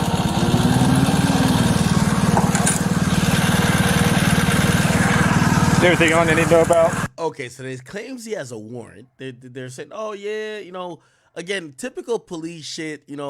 Obviously he probably didn't know he had a warrant. They're like, yo, we got a warrant. They're trying to search him. Usually in these cases, they're trying to catch you with something else to give you more charges, more than just taking you in, right? So they pulled him over for speeding. They run his name. it's kind of interesting because we didn't even see even this was a short like intro. We didn't even see them verify his identity with his license, but they're saying there's a warrant. So they instantly say it's a warrant. They tell him to get out of the car. They put him in cuffs, and he's confused. But they said, "Yo, we're gonna explain to you, but we got to do these procedural things." Poker stick me? No.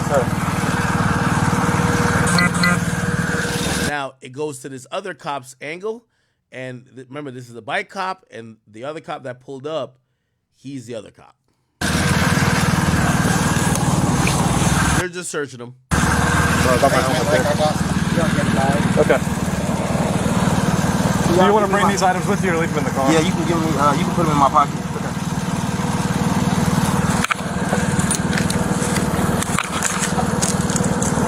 Now, if you guys can't see, you'll see a bunch of money right here. And apparently the cop basically, realized he has money.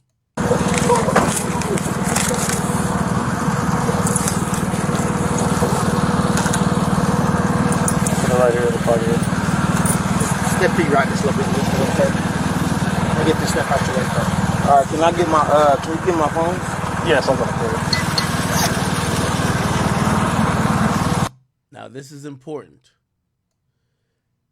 The police open his jacket here where he has a bunch of cash that's rubber banded, and they take it out.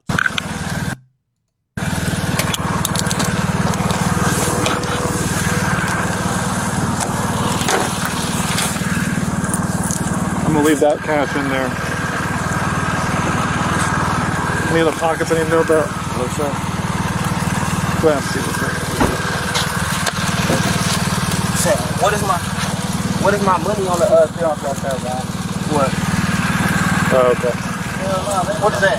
Oh, that's not mine. I've never seen that in my life. What are you doing with my property? I'm gonna roll the window down and tell you what you're here for.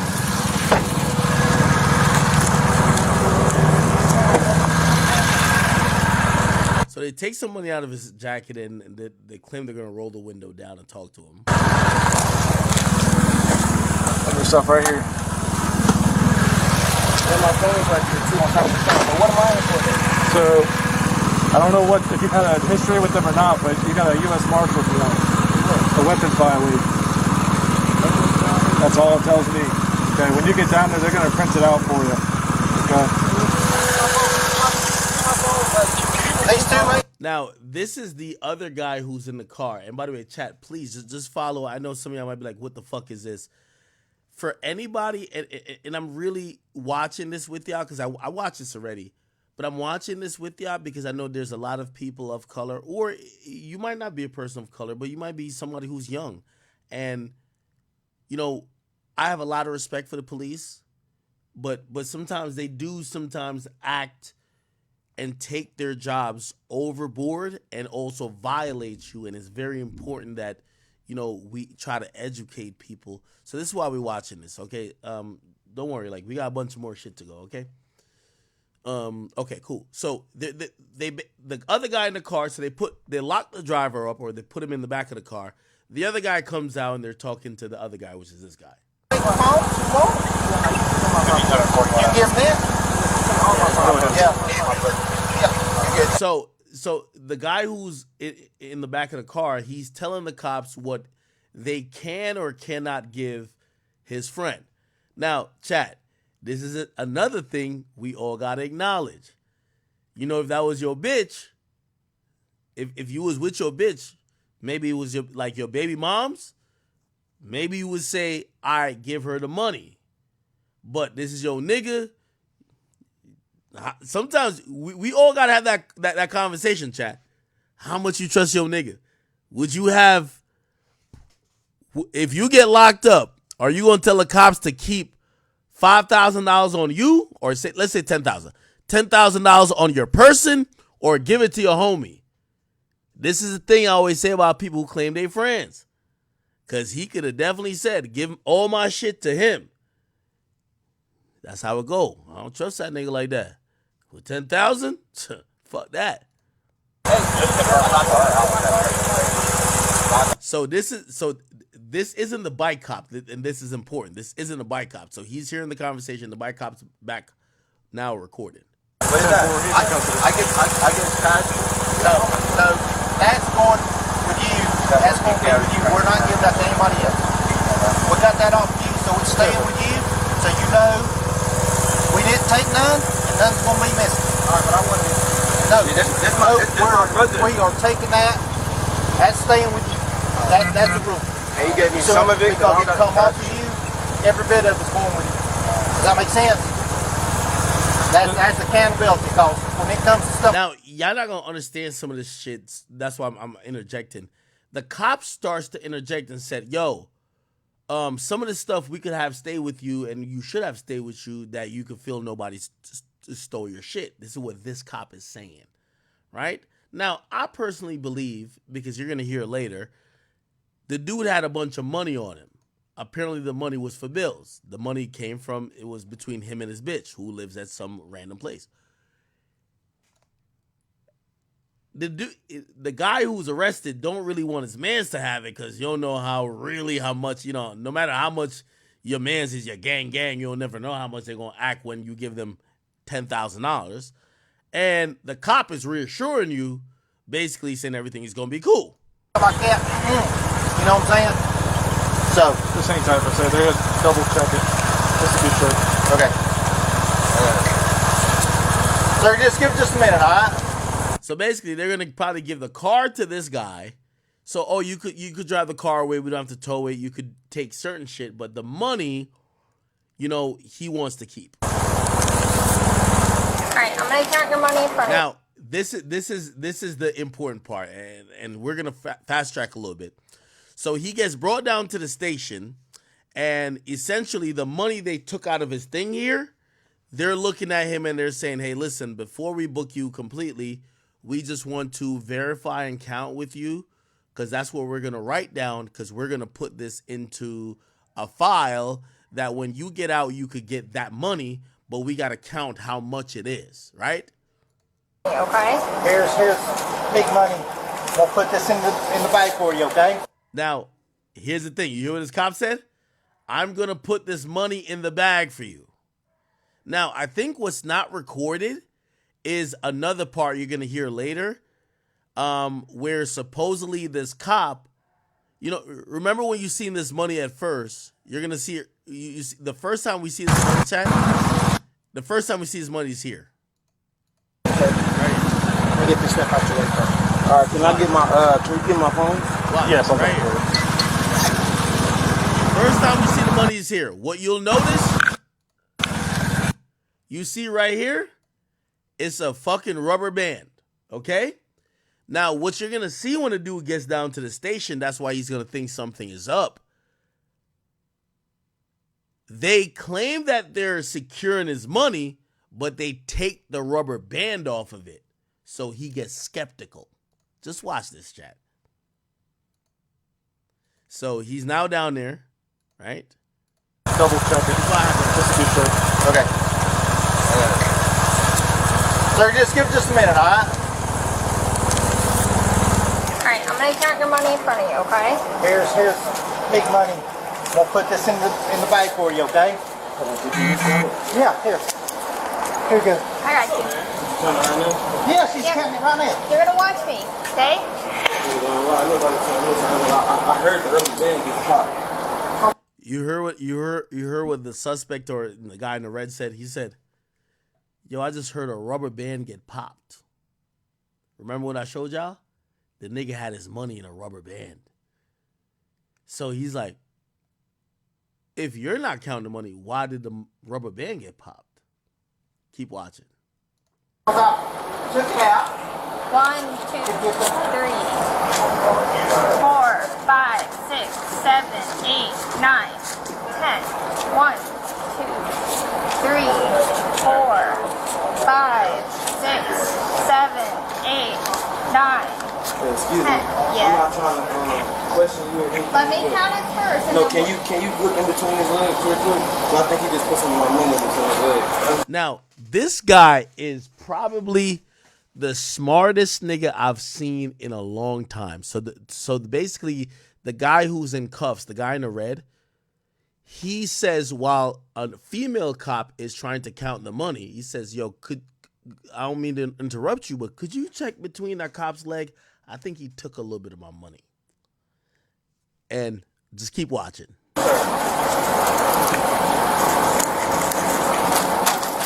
Oh, yeah. How much money did you have on you? I'm asking. I haven't touched it. Can you just check on between his legs? Sir, listen to me. He's moving and everything. Look. Now, hold on. Let me make sure y'all can see the whole thing. He basically says, yo, y'all got to check. I think he took some of the money. This is an interesting thing because the cops is saying, tell us exactly how much money it is. I don't know if he knows how much money it is, but he feels the cop took some. So he's saying, no, checking his legs. He's handcuffed, though. He's moving. Sir, I'm good. Sir, listen to me. Tell me how much cash you had on you. What was the amount? Look, he's looking at it. I just want to see. I'm not going to lie. Can you check? I'm not going nowhere. Can you check your fellow officer for me, please? Working at Hell no. He just touched me. I heard the rubber band pop. He told me, I had to. Look, and he's moving. He's moving in between his legs. Sir, stand right here. I'm going to stand right here, but can y'all please check y'all fellow officer? Please. What's going on? Look, he's moving his arm right now. How much cash did you have on you? Can you check your hands? I didn't. Can you check your people's? Because he's touching. Yeah. Tell me what's the total amount? Look at his hand. He's tucking money. He's tucking money right in his right hand. Tell me how much money you He's had on tucking you. money. He's tucking my money. That's a problem. Can y'all check him? Listen to me. What was your total cash? He's telling her, no, don't check me. Listen. Look at him moving. He's moving. Oh my God, y'all not gonna check him? Listen. Look at him. Listen. Come on. I've been quiet. Now, I want y'all to listen. First of all, y'all have done so much shit with me in here. I think I'm damn near a hood detective, but y'all are too. Look at this cop's body language as the guy who's in cuffs. He's saying, "Yo, check him. Yo, I think he got some of the money." Look at his body language. Let me tell you, guys the whole time. Look at him. I'm not gonna allow anybody to take your money. Look at his body language. If he really ain't doing nothing, he would have probably hopped out the car already. Look at him, he's moving. But look at me. Look at me. If someone takes your money, Why did he look down? You see he look down? it will be a big problem. All right. No one's He gonna looked down again. You see it? take your money. I can see his hand. I can see exactly what he's doing. No one's gonna take your money. She's gonna count your money. There's more money. Him touch my money. There's more money in here. You're saying that there's more money in here? But what I'm saying is, let me ask you a question. Answer my question. Are you saying that there's more money in here? What I'm saying is, he just touched my money and went through 3 different floor compartments, and I seen him put it in between his legs. I heard my rubber band. I've been nothing but cooperative. Chat. Listen. It's so crazy. The same way how cops evaluate a criminal, you could evaluate the cops. Just look at him the whole time. That's why I'm glad the body cam is on him. Watch this guy. You guys, all I wanted you guys to do was watch. I'm saying, but he already moved and did a lot of different stuff. Okay, come sit over here. But y'all already let him move. Like, there's no way. Like, watch. That's crazy. I can't believe y'all just did me like this. How much cash do you have on you total so I can count it out and we can verify if it needs mixing? That's what I'm asking you. We can hear this right what the now. total amount was? No, I honestly don't. The money was for bills. My wife gave it to me. The one that she tried to give me. I tried to give her the money. He said, don't give it to her. Okay. Because I went to Wendy's. I got a Wendy's receipt right. But do you know how? Wendy's is fire. Chat, what's your order at Wendy's? Me, I like to get a Dave's double. Okay? I like to get a Dave's double. I don't eat fries really. So I get the fries. I don't eat it. I like to get a Dave's double, no mayo. We could keep the. I like onions. You definitely keep the tomato on it. And then sometimes I might get like a spicy chicken sandwich, no mayo. I can't eat the mayo. Like I'm just not into eating mayo. I'm sorry. That's my order. What's the problem? How much cash you had on you so I can count it out so we can verify the total. Now this is where I was like, They keep asking, tell us exactly how much money you have on you. You know, when the police ask you that, say, for example, you're 100 off. They're going to say, well, you didn't know how much money you have, no matter what it is. So once you give them a number, they're going to if that's exactly not the number, no matter what you said, is going to be like, you don't know how much you have. Do you know approximately how much you had on you? If I say a number and I get it wrong because he touched the money, then it's gonna be all wrong. But I just don't understand why I heard my rubber band being popped. I just grabbed it from the seat to give to her. That's not what you just told me either, boss. I did. That's what I did. And I handed her the I'm not gonna lie, boss. envelope. Have I gave you any problems? No, sir, you have not. That's all I wanted to ask, sir. I just don't understand why y'all couldn't. Like, I'm not going. I sit on my face. I'm not going nowhere. I just wanted to. I'm asking you what your total was so we can count it out. You can watch me count I'm it out. not sure. I'm and distraught. we can verify. It's a lot going on. I didn't even know I had a warrant. I'm just trying to like. So if you. What's it called? I'm trying to like just like comply with you guys. I got but you. That just doesn't make sense to the point where like I just watched him. Me and you both watched him move his hands. I watched him tear up. I watched him look at you and tell him like look at you and tell you no, you're not about to.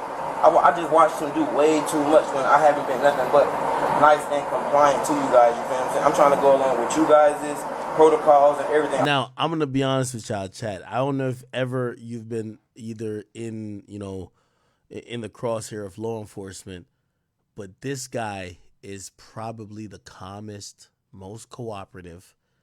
Most, hey, listen, I want to make sure y'all are fine, that y'all don't start beating my ass and change the subject. I'm not resisting. I'm not running. I just want, I think that he took my money. Let's keep playing. All I've done was ask questions so I know how, like, to make sure I'm safe and my family can find me and stuff. And it's like, I know. And that's why I was asking you what your total was so we can sit here and count it out. But and we can verify that it's correct. It would have just helped me more seeing that you would have checked him. It's like it's simple. But did you not see me walk over here? I did see that, sir. But none of you guys' body cams is on. Like I know. Mine is on right now. But I know for a fact what I see. By the way, so this guy who he's accusing points out there's another body cam on, nigga. And what I heard, and then when I asked him why was he like popping the rubber band on the money, he said I was just making sure something, but it's no need to make sure, you feel what I'm saying? Like, that's my property, you feel what I'm saying? And I know for a fact the money was touched, but it's a million compartments. Yes, I did touch it when I grabbed it out of the seat. I understand, so I don't want to argue with you, Mr. Chapman. I just know what. No, sir. Okay, so what I typically do is count out everybody's money in front of them so you can see that it's accurate. The money was altered before. So when I turn it over to property, you can verify that the total we're counting out now is the total that you're going to get back. Okay? Are you good with me doing that right now? And then you can tell me. Now, see, this is why I give a lot of credit to this guy. He realized they want to catch him on body cam saying, oh, okay, y'all counted out 7,000. And when he goes to get bailed out and he gets bailed out and he picks up 7,000, you agreed that it was 7,000 they took and you picked up 7,000. Now, he does like one of the most genius things ever. He won't agree with them that the money that's in the cop's hand that they're about to count is all the money. Keep watching. Do you have any kind of idea about how much you would say you had on you? But I'd rather you count it first so I just know in my head. But if you tell me afterwards that it's missing, that doesn't verify. But if you guys would have stopped him within the whole... If you tell me how much it was now, I can count it and we can verify if it's missing. Okay? I understand what you're saying, ma'am, and I appreciate everything. But I feel like you guys don't understand what I'm saying. But it's okay. I'm not tripping. You can count it out. I just... Like, you counting it out right now would just let me know exactly how much you took. But I'm not tripping anything. I'm not trying to cause any problems or any Miss Casperson. Miss Casperson. I'm not trying to cause any problems. I just know what I know, you know what I'm saying? I know, I heard the rubber band pop. I seen him fiddling. He did not. Now, and I know y'all hate me pausing it, but I do have to mention this. Law enforcement a lot of times look at people with black and brown faces as idiots. What you're going to realize about this guy who's a suspect, who's in cuffs, he's really good with attention to detail. He knows all the officers' names. He knows, he's calling them by their names. He's going to recount shit. That's definitely not the prototype of somebody who's drunk. It's definitely not a prototype of someone who is just stupid. You're gonna watch. Just like he did not just keep his hands up the whole time. Like no, I didn't. He didn't open the door and say, "You can search me." Look, you know what I'm saying? I heard my money. I'm a very great businessman. I just paid bills a couple days ago. You know what I'm saying? I just know for a fact that he touched my money. And then he was adamant about not giving my money to my wife or the cameraman that was with me. You know what I'm saying? He was just like, "No, you're gonna keep your money on you," which wasn't a problem. You know what I'm saying? But him touching the. So I guess remember that guy we were saying that would he give the money to? I guess that was a cameraman, and I guess he's saying that the cop said, "No, keep the money on you." Money prior to just putting it in the I've been listening the whole time. He asked for a small envelope. He didn't put the money in there then. He asked for it just doesn't make sense. But you can do your job. I'm not trying to postpone or cause a problem. I just want to see how much is missing out at this point. I want to count in front of you so Yes, you ma'am. can see how much that you have, okay? 2, 3, 4, 5, 6, 7, 8, 9, 10. 1, 2, 3, 4, 5, 6, 7, 8, 9, 10. 1, 2, 3, 4, 5, 6, 7, 8, 9, 10. 1, 2, 3, 4, 6, 7, 8, 9, 10. 1, 2, 3, 4, 5, 6, 7, 8, 9, 10. 1, 2, 3, 4, 5, 6, 7, 8, 9, 10. 1, 2, 3, 4, 5, 6, 7, 8. That's 1, 2,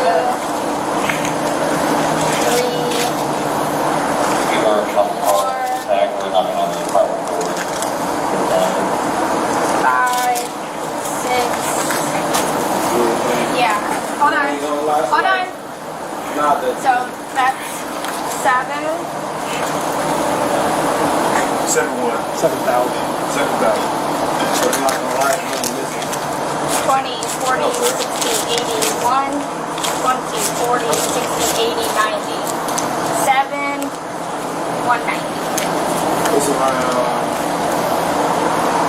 is around like 13, 14.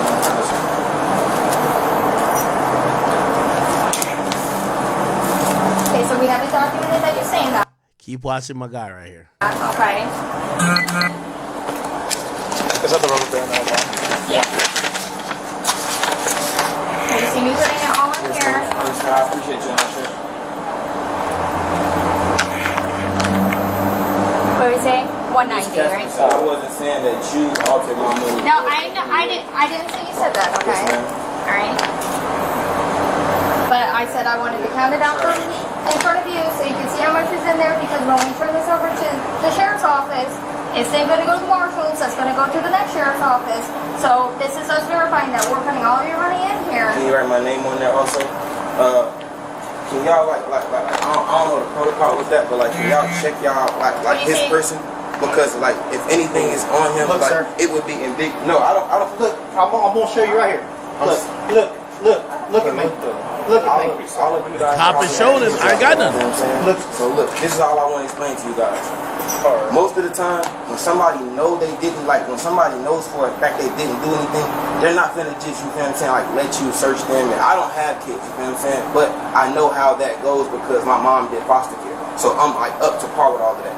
And on top of that, if I didn't do anything, like how me and you've been talking the whole time, Yes, just sir. like how me and you was talking the whole time, if I didn't do anything, I have nothing that I'm worried about. You know what I'm saying? There would be no reason for him to show me his pockets and stuff. I know for a fact. No, I want you to feel comfortable. I would have Yes, felt. yes, sir. I would have felt comfortable if your colleague. I ain't gonna lie. Homie kind of smart. Would have searched you at the exact time where I knew where the money was, because I seen you kept going in between your legs, and then every time everybody put all of the attention on me, you kept moving. I don't know if it's in your door, I don't know where it's at, but just like, look, I don't even care to find the money, but how you know for a fact that I'm right. Come here. Do you mind if I move? Come here. I'm not telling you. I want you to hold me so you know that. Okay. Do you see anything? No, no cap. I'm not even gonna touch it. It's blue hundreds right here. It's all the blue hundreds are right there behind that receipt. Thank you. All that's my money. He didn't have that. This is your money? Yes, I heard him.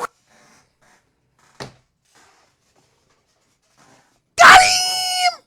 Crumble it up. Thank you. All that's been recorded, right? That's my money. That's my money right there. Sir, you've been watching me that whole time. I seen you take it. I seen you crumble Sir, it. that is not me. If I'm right, it's gonna be around $1,000. If I'm right, and like I told you, I just went to win. Yo, he played it so well. Remember they asked him at first how much money you got in total. He refused to say. He watched them count it because he probably thought all of them were in on it. So he now knows the total they told him. And then he says, bro, I'm missing about $1,000. This guy didn't know. He sees. He said, "That's my money. I guarantee it's gonna be like 1,000." Watch this. I seen you still. No, sir. If you don't mind, I just want to sit down so y'all don't try to say I'm resistant. I don't want to do nothing. My boy says, "Yo, I ain't gonna lie. This is the perfect nigga, bro." This nigga said, "I just want to sit down. That y'all don't say I'm resisting, because I know when y'all get in trouble, y'all start making shit up. I just want to sit down. I'm not leaving nowhere. My hand behind my back. I'm not resisting. Let me sit down." I've seen him do it.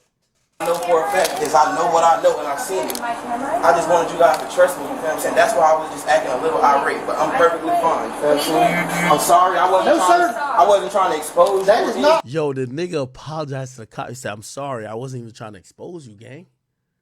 Yo, I'm proud this guy's a nigga. Bro, this is the perfect nigga. Me, bud.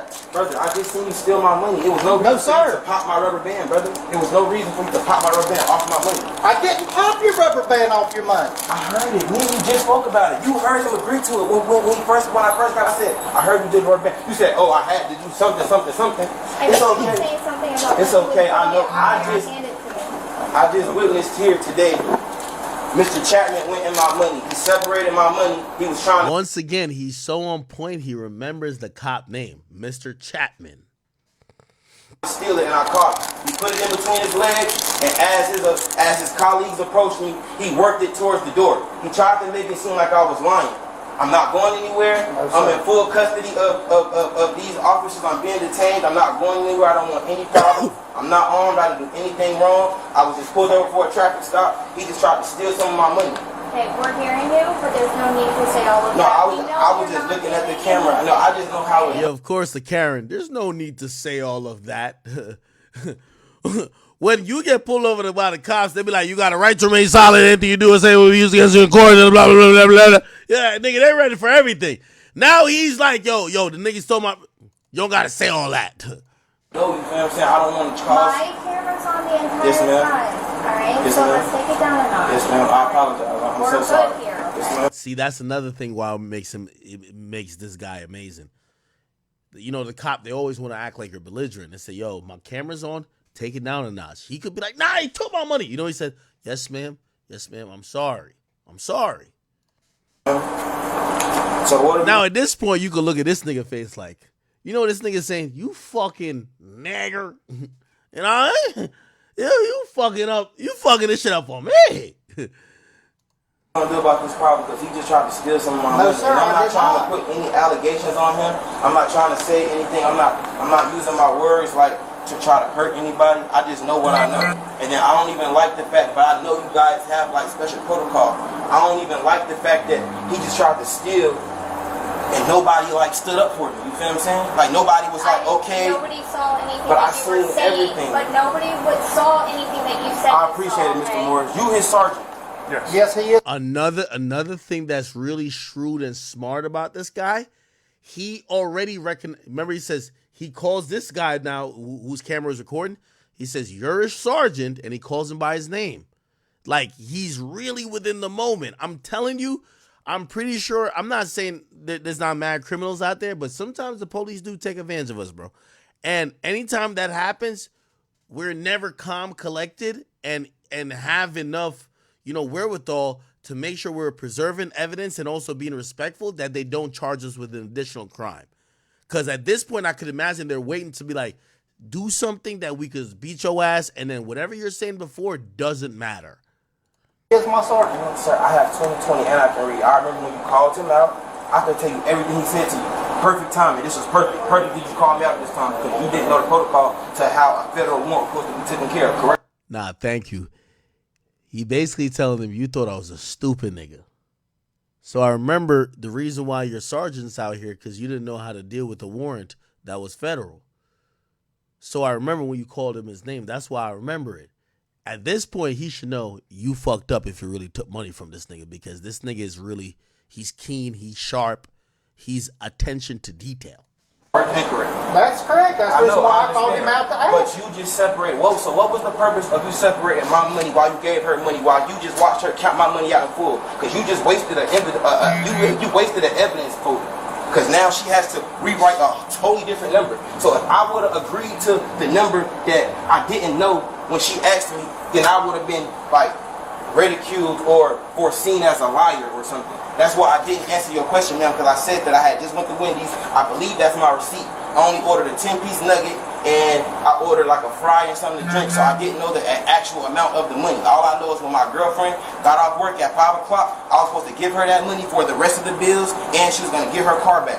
I was in a car this week. That's why I wasn't in my own car, man. That was my girlfriend's car, Diamond Alexander. That's why when you initially pulled me over, and y'all probably have my phones, you can see the call record. I called her at like 4 or something to let her know, babe, I'm being pulled over in your car. In my eyes, I thought it was going to be for the T-tag, temporary tag thing, the sticker. I swear I've never seen police officers this quiet. But like, it was initially just for your speed, I promise you that. No, I apologize, sir. I apologize. I'm just trying to do what I got. Okay, now I realize this guy, he was on the bike. So he doesn't have a helmet on. That's how we can see him. So remember, he was on the bike. He's the guy who pulled up. And I guess she's the one who met them here at the intake, but she's counting the money. And he's bringing up all of this. This guy had called for the sergeant to come out because they locked him up on a warrant. They're figuring out how to deal with the federal warrant. So that's why the sergeant's out. The sergeant turned his body cam on. Her body cam is on. His is off. And I think this guy's body cam is on. But I know for a fact what I heard. I have 20/20 vision. I'm not a criminal. I don't do things that I'm not supposed to. I heard him tampering with that rubber band. Okay. That rubber band was on that money because my girlfriend gave me the money this morning and told me I wasn't even supposed to be in her car. I just took it because I didn't want to be Ubering around all day, and my girlfriend had a car and she was going to work. I was supposed to be picking her up off Central at her job, at her little, where she do cosmetics at. With that money, we supposed to go to the bank. I'm pretty sure when y'all check the car, y'all see the little Chase. What's your full name? Concrete Tyree Moon. M-O-N-C-R-E. God damn. Do we have all your information? Yes, sir, but I want to know what y'all going to do about Mr. Chapman. Okay. He was just caught at work, tampering with evidence. Mr. Moon, I'm going to do my job, all right? So I want it wrote down. I'm not going to lie. Now, listen, Mr. Morris, I'm not going to cut you off. Listen, there's nothing I can give you right now to tell you what I want to do. But like, what I can tell you what I want to do is if you're alleging that he did something, honestly, did you recount the extra money? He said it was 1,000. No, it's 900. Oh, it's 900. I have it right here. Sorry. So it was $900. Remember the guy said it was around 1,000? It was $900 that officer allegedly took. Do you mind, 1, 2, 3, 4, 5, 6, 7, 8, 9. That was what I could put in. It was separate. So like if you alleging that Officer Chapman did something. So you guys don't listen.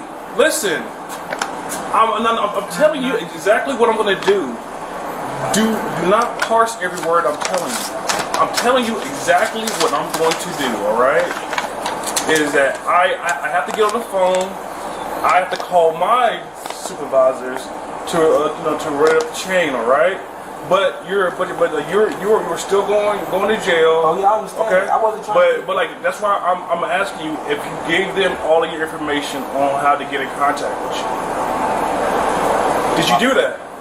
Name. Only thing active was my first name and last name. Do we have address and a phone number? You still have a gold pan? Yes, sir. We'll see to get your phone number. We have everything else. What's your phone number? You can take my girlfriend's number. There you go. You have a piece of paper on you? Yeah. Or just for like to put in my property. I would like for you to write down Sergeant Moore's name. I would like for you to write down Mr. Lack's name. I would like for you to write down your name and Mr. Chapman's name. right, And it's not like I just don't want to forget it. You feel let what me I'm saying? finish searching you. Yes, because I ma'am. gotta get you in my car. Okay? My information is also on the citation. I appreciate it, sir. I appreciate you guys for like analyzing the situation, because like if it wasn't said like this or seen like this or foreseen like this, nobody would have believed me. You feel what I'm saying? I just wanted you guys to believe me, and I'm sorry if I seemed irate or There's another dollar in your pocket. I'm sorry if I seemed like I was doing too much. Look at this cop's face right here, chat. I just wanted you guys to believe me without me having to do anything like to show you guys, you feel what I'm saying, like try to grab him or try to like reach in his car and grab the money while I heard it. You feel what I'm saying? And I know it was a lot going on. I knew there was something again. I just know like y'all be like, Yeah, they'll do that again at the at intake. yes ma'am.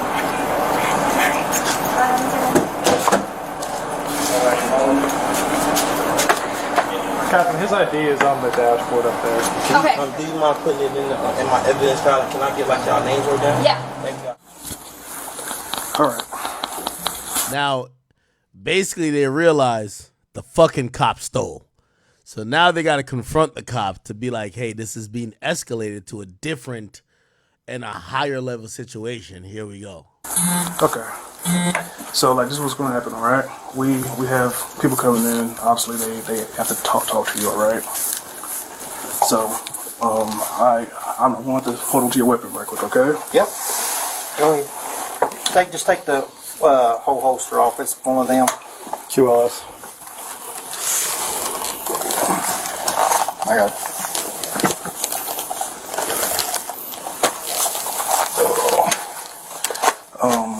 Sergeant Burke and one of his detectives will come and speak to you, all right? So just chill out, relax. Do you need anything? No, I just want to apologize to everyone. I say, man, one of these things, dude. And I'm sorry. There it is. There it is. There it is. There it is, chat. Yo, you know what the craziest thing is? Yo, they would have said this. They would have sent this nigga to the mental institution if his demeanor wasn't how it is. If he didn't follow up, and at least, yo, if he didn't say to them, no, look in there. And by the way, I'm gonna give credit to the other cops too, because they could have been like, we not about to look in no fucking door, right? And they would have never found it. But they did look in there and they did found it. And they caught the nigga. Hi here, brother. Anything to drink or anything, man? No. Alright. Just want to say I'm sorry. I got you, brother.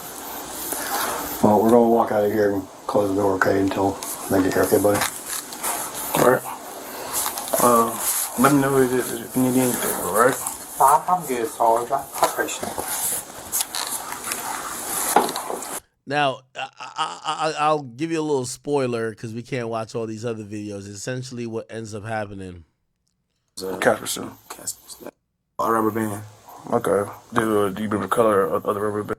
The money in my possession, which was, you know what I'm saying, which was cool, which was in you guys, well, which was. He basically does an interview. The guy, yo, I'm gonna be honest with you. This nigga must not do drugs at all. He perfectly explained everything. And by the way, the cop did get arrested that day. By the way, all this came out due to, obviously Freedom of Information Act. But I'll show you when the cop gets arrested. They took his weapon and they put him in cuffs. Where's the cuffs part?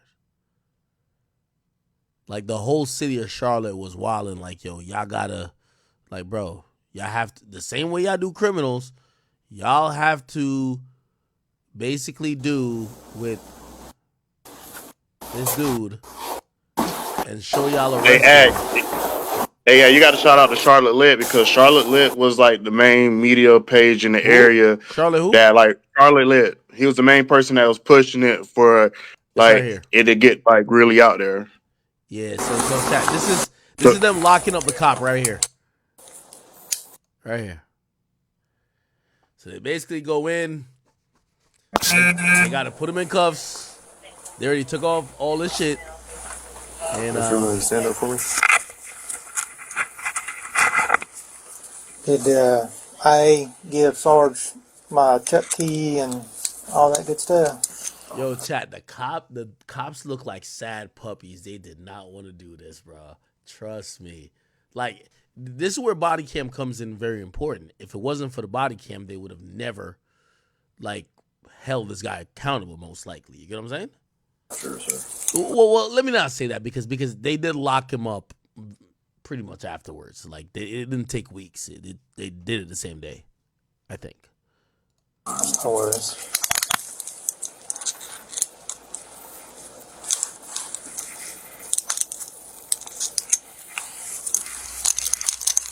You can leave him in the front. This one. Leave him in the front? Yeah.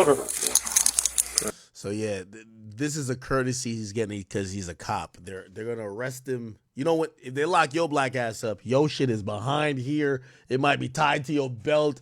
Nigga, you can't do nothing.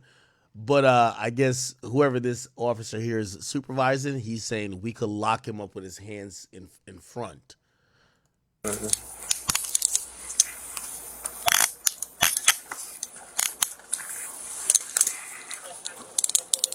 Put it back there in front. There we go.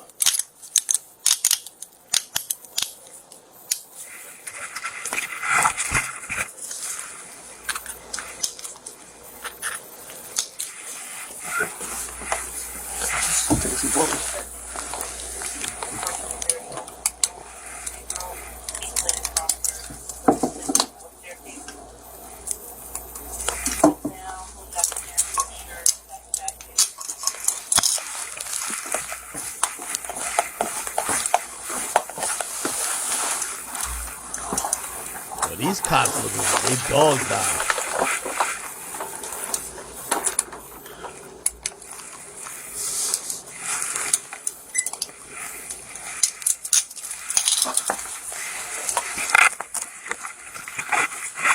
All right, so they basically bring this guy to jail.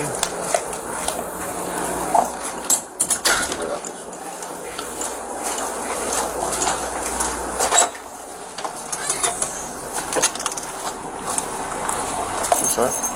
I'll go on the okay. So I'm just gonna search you real quick.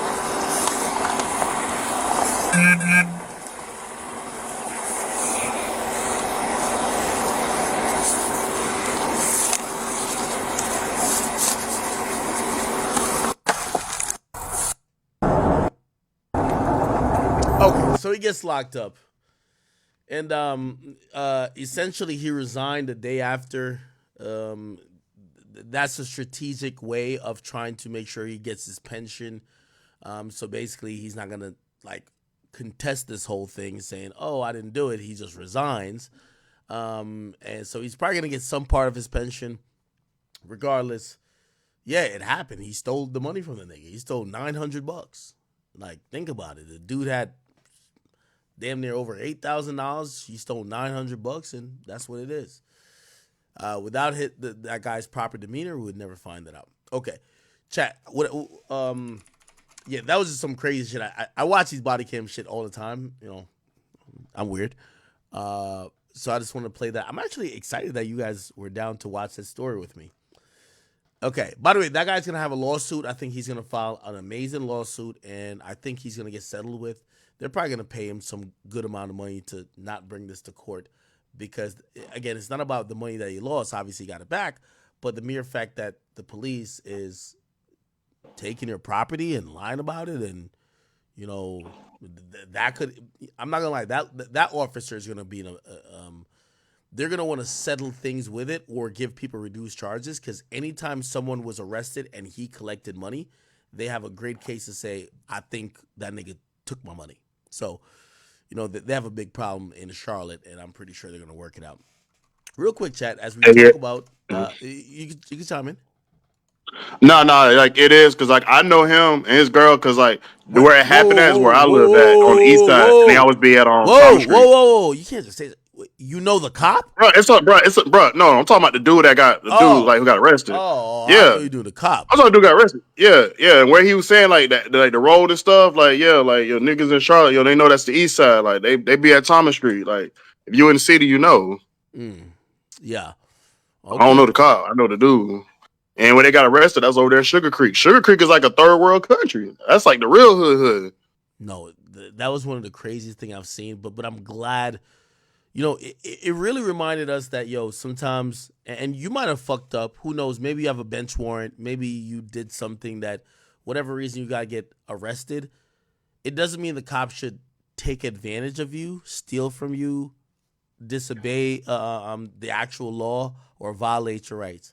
And this is why we're in the age and the era of body cam, because if you do feel something happen, I mean, I think this guy respectfully called it out in the moment, but this is why you do have body cam. And by the way, it wasn't caught on the guy's body. The guy clearly knew that he had a body cam on, so he probably turned his body that way to show that way, and probably, or he probably turned it off. Who knows? Like, the cops could turn their body cam off because, so that guy was just shrewd enough to know, you have my money, brother. You stole from me. Okay? Yo, real quick, and I got to go pick up. I actually got food outside. So, Keefe D. Oh, my God, I got this again. I actually want to play this whole thing when I'm here. So, Keefe D, Whack 100 tried to bail out Keefe D for $750,000. And in him trying to bail out Keefe D, it went to a whole long saga, and I'll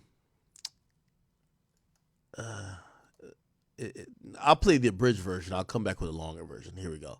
Accused of participating in the murder of a hip-hop legend fights to be released from jail ahead of his high-profile murder trial after he says he secured the thousands of dollars to make his bail. And so any conversation that you had with your wife at that time was in an effort just to get her to comply with the bond process. That's right. I wanted to come home because I got cancer. I just called it that. And here eating y'all processed food. I had colon cancer right here. And it's down in the movie this side. How this processed food is. They don't sell no fruit. It's just terrible. Fake potatoes, fake milk, fake everything. It ain't good for an ex-cancer patient. Now I got it again. They took me to the hospital, UMC, on the 5th of May. He came to my cell and said, Mr. Davis, hurry up and get dressed. You need emergency surgery. So I went over there. They did all the CAT scans and stuff. And they referred me to my cancer doctor. So I went to see him on the 8th of May. And he said, did you do a colonoscopy in a week, CAT scan in 2 weeks, a PET scan in 3 weeks? They haven't came here to do nothing. I'm in a life situation, and I would say anything to save my life. After spending nearly 9 months behind bars, former Southside Compton Crips gang member Dwayne Davis, better known as Keefe D, informed the courts he can now pay the $750,000 it'll take to get him out of jail as he awaits trial for murder. Okay. Davis has been in a... Okay, so let me explain, and then we'll get into this shit. So, Keefe D was trying to get bail. His bail was $1 million, I believe, at first, and it got reduced to $750K. And it was alerted to the court that there was someone that was down to pay the $750K, and that the bail was going to be processed. There was a hearing about it, and the prosecutor contested it because they wanted to talk to the person or the people or the entity or even the family member that was putting up the $750K. It was going to be through a bail bondsman. Allegedly, it was going to be $75,000, which is 10%. Then it was supposedly told that it was going to be a little bit more than that, fronted to the bail bondsman, who was going to put up the entire amount to the court. It was going to be $112,000 allegedly. Now, the person who was going to do that and front that money for the bail bondsman to make bail for Keefe D was WAC 100. Now, this became the subject of a different scrutiny because the prosecutors actually, you could tell how much they have been waiting for any conviction that had to do with Tupac, because they don't even want this guy to get bail, period.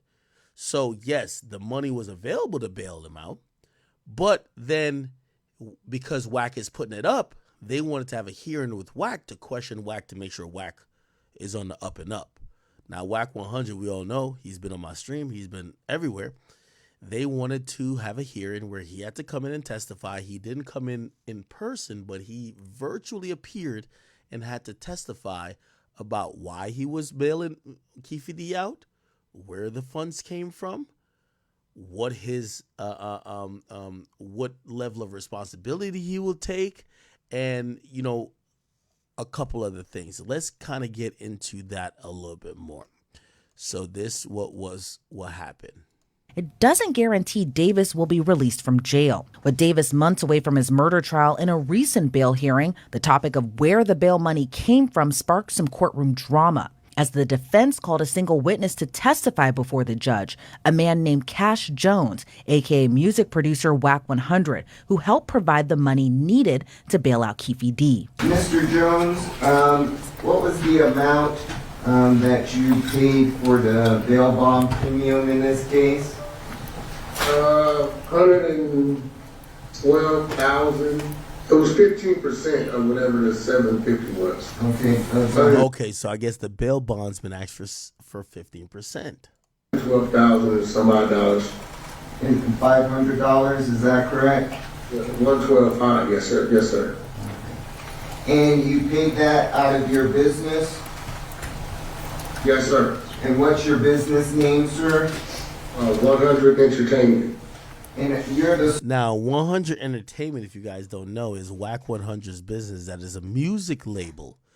It's a music label that employs and also signs Blueface, manages the game, and also releases independent releases for the game, and also has a joint distribution deal with Cash Money West that is co-owned by WAC 100 and Birdman.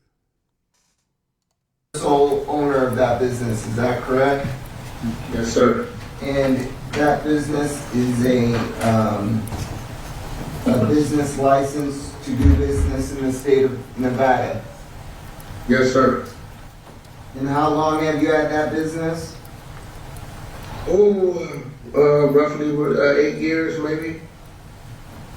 And again, you used the proceeds from that business and you provided us with the documents showing that those amounts were taken from your business account. Is that correct?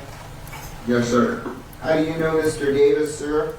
Now, again, remember, this is the prosecutor who, number one, yes, there is funds available to bail him out for $750K, but in the bail package that was approved, that the lawyer got approved by Keefe D, there's certain stipulations. The few stipulations is that Keefe D has to be bailed out by somebody who is not a business partner of him, someone who is not going to make revenue off of his either storytelling or involvement that would relate to the crime of Tupac Shakur dying. Okay?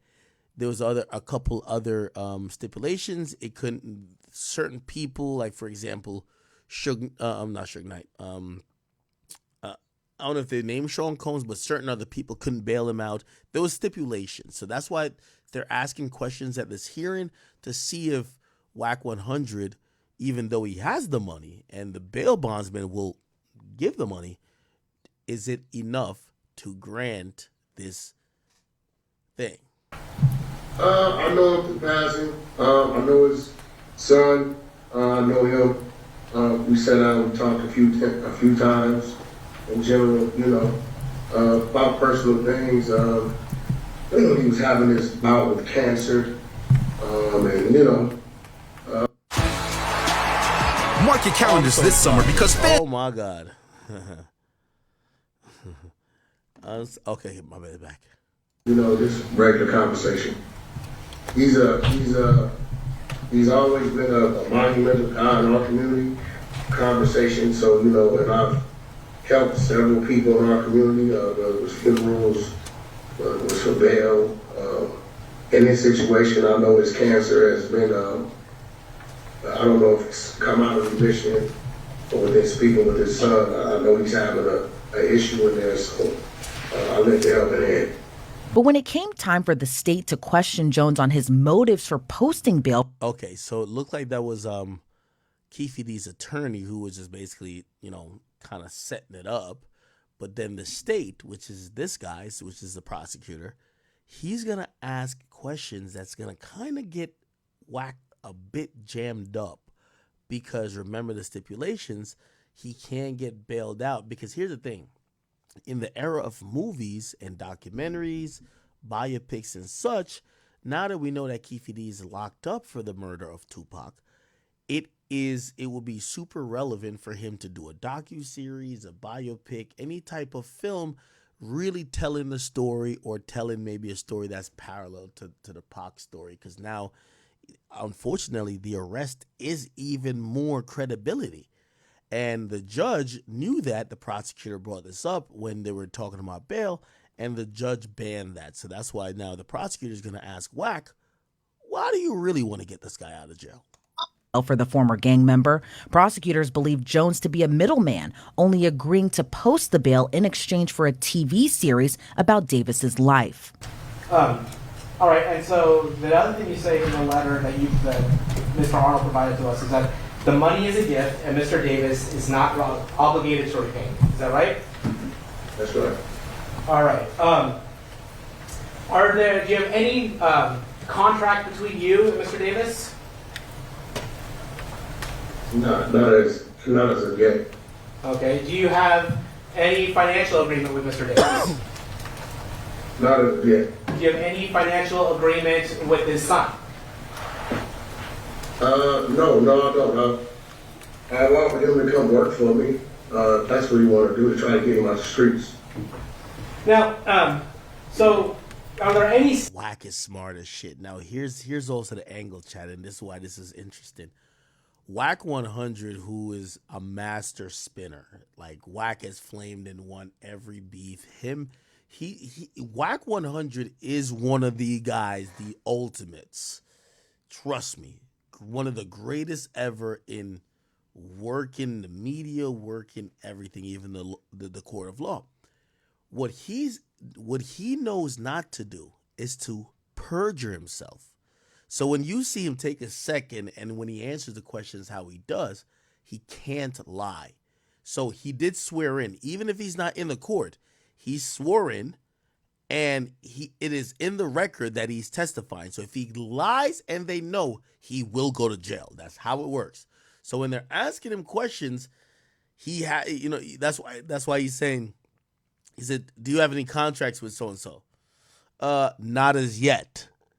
Who knows? That contract could be in the making. Maybe there's just not an executed contract, right? He's saying not as yet because who knows? Maybe a contract comes up later. You know what he's Ack, after you get done with this, I want to ask you a question about this Wack shit. Okay. When you get done, how much you cook? All right, bet. So what you realize Wack won't say is yeses and nos because that will put him up for potential perjury where they said, I thought you didn't have a contract with him. And even if the contract came after the bail, you said under the court of, you said under oath, you didn't have a contract, right? So anyway, just listen to Wack. He's being very shrewd. Stipulations that you have with Mr. Davis in order to put up this money for him? Well, my stipulation with the bail bond, I definitely wanted him to be on house arrest to protect myself. Now, have you ever said you were thinking about getting Mr. Davis out with the stipulation that you do a series with him. We've had talks and conversations just about what would be a great series. Now, I'm very sorry I keep pausing it, but I got to give you out some context. So the prosecutor did his homework. This is the prosecutor here. Wack went on Vlad TV and literally said he would possibly get out Keefe D if they could do a series. That's what the prosecutor's talking about. Wack knows this. This is chess right here, even though it's in real time. Wack knows this. He's not going to say, I never said that. He's going to just try to make it sound some other way. Do you get what I'm saying? Keep watching. The BMF series and just in question, in general conversation, talking about his life story, but I'm not in TV land, I'm in music. I don't do TV. Okay. I've never done a television show or any of that. I do music. Now, what you're going to realize about this too, and this is how prosecutors, they prepare for this a lot. The prosecutors are going to, eventually Wack is going to tell them, right now he says, I'm in music. Later in his testimony, he's going to say, I'm moving away from music. Watch. Streaming, diapers, stuff like that. Okay, so I just want to be very clear about this. Have you ever stated that you planned on getting Mr. Davis out as long as he did a stipulation with you to do a television series with you? Oh, I have said this story would be a very interesting story. As if Orlando Anderson's story would be a very interesting story. As if the BMS story, as if my story. We talk about it, everybody talks about it, but again, that's not my lane. If that's what he chooses to do, then that's what he chooses to do. That's not what I do. If someone were to say that the money provided here to bail Mr. Davis out is not from you, would that be the truth or a lie? Be a lie. Okay. If someone Now, see, this is like really interesting and shrewd, right? So the prosecutor wants to believe that there's a TV company that wants to get a series about Pac's death with Keefe D basically given not only his likeness and whatever, but also kind of either narrating or also adding some details. Maybe that even was in his book. They're saying, well, we need Keefe D for it. If Keefe D goes to jail, it's going to fuck it up. How much is his bail? Oh, we need to put up $112,000. Well, they're thinking they're going to make millions. Okay, we'll give the $112,000. Whack, you got to get this guy to go do the series. That's the theory of the prosecutor. Now, here's the thing. I think the prosecutor is also smart enough to know Whack is not a broke nigga. So Whack got $112,000 already. So I'm pretty sure Whack isn't stupid enough to be like, oh, you just gave me $112,000 here. I'm going to take that from the same account and go there. So he's telling them, and he's not lying, no, nobody paid me to pay him. I just paid it myself. I didn't send the money, is that what you're saying? Yeah. Saying I'm not the one providing the funds? Yes. Yeah, that would be a lie. If someone said you are being used as a front, would that be the truth or a lie? That would be a lie. If someone says you are a middleman in this transaction, would that be a truth or a lie? That would be a lie. Okay. If somebody said that there's a movie company putting up the money for you, would that be the truth or a lie? What company? A movie company. No, that would be a lie. Okay. Is the debate on? The debate ain't on yet. The man accused of participating in the murder of a hip-hop legend fights to be... No, I have no contracts with any movie company. I've never had a contract with a movie company. I've never done television. It's not Harbor Freight. We can't save you from getting tagged in a wipeout video, but we can save you big... Entertainment into the diaper business. I have a company called Incredible Diapers. I have contracts in Congo, Nigeria, Amazon, Walmart, and Kroger. So I'm really moving away from entertainment. These are things I can provide documents, MOUs, contracts for. No, and I appreciate that, Mr. Jones. His lawyer did an interview recently and said KPD is a liar. He made up all this stuff. They played Vlad TV's clip in court. Yo, we're going to get back to this chat. Yo, YouTube, I love y'all so much. We've been rocking with 15,000 people this whole time. Yo, I cannot play this on YouTube. Like they've explicitly said if we play this on YouTube, they're going to ban me. They've literally told me if I play this debate, I want to play this debate because it's getting ready. Yo, this is what we're going to do. I need everybody, if you're in YouTube, go to Twitch or go to Rumble. Matter of fact, let me see is Hasanabi streaming this? If not, I'm gonna just stream it on Rumble. Let me see. Hasanabi, is he streaming this? Oh, he is. Okay, bet. Yo, go to Twitch. So twitch.tv/academics. Everybody go Nah, you let this nigga wax skate is crazy. No. We're getting back to it, but yo, bro, Trump about to flame this nigga, bro. I swear he about to flame him. Man, Trump 2024 for the streets. Twitch. Oh, God. Yo, twitch.tv. Nah, I'm like nigga, we're not going nowhere. I'm just literally cutting YouTube off that we don't get clipped there. So twitch.tv/academics, please. twitch.tv/academics. Go there now. Everybody, go there now.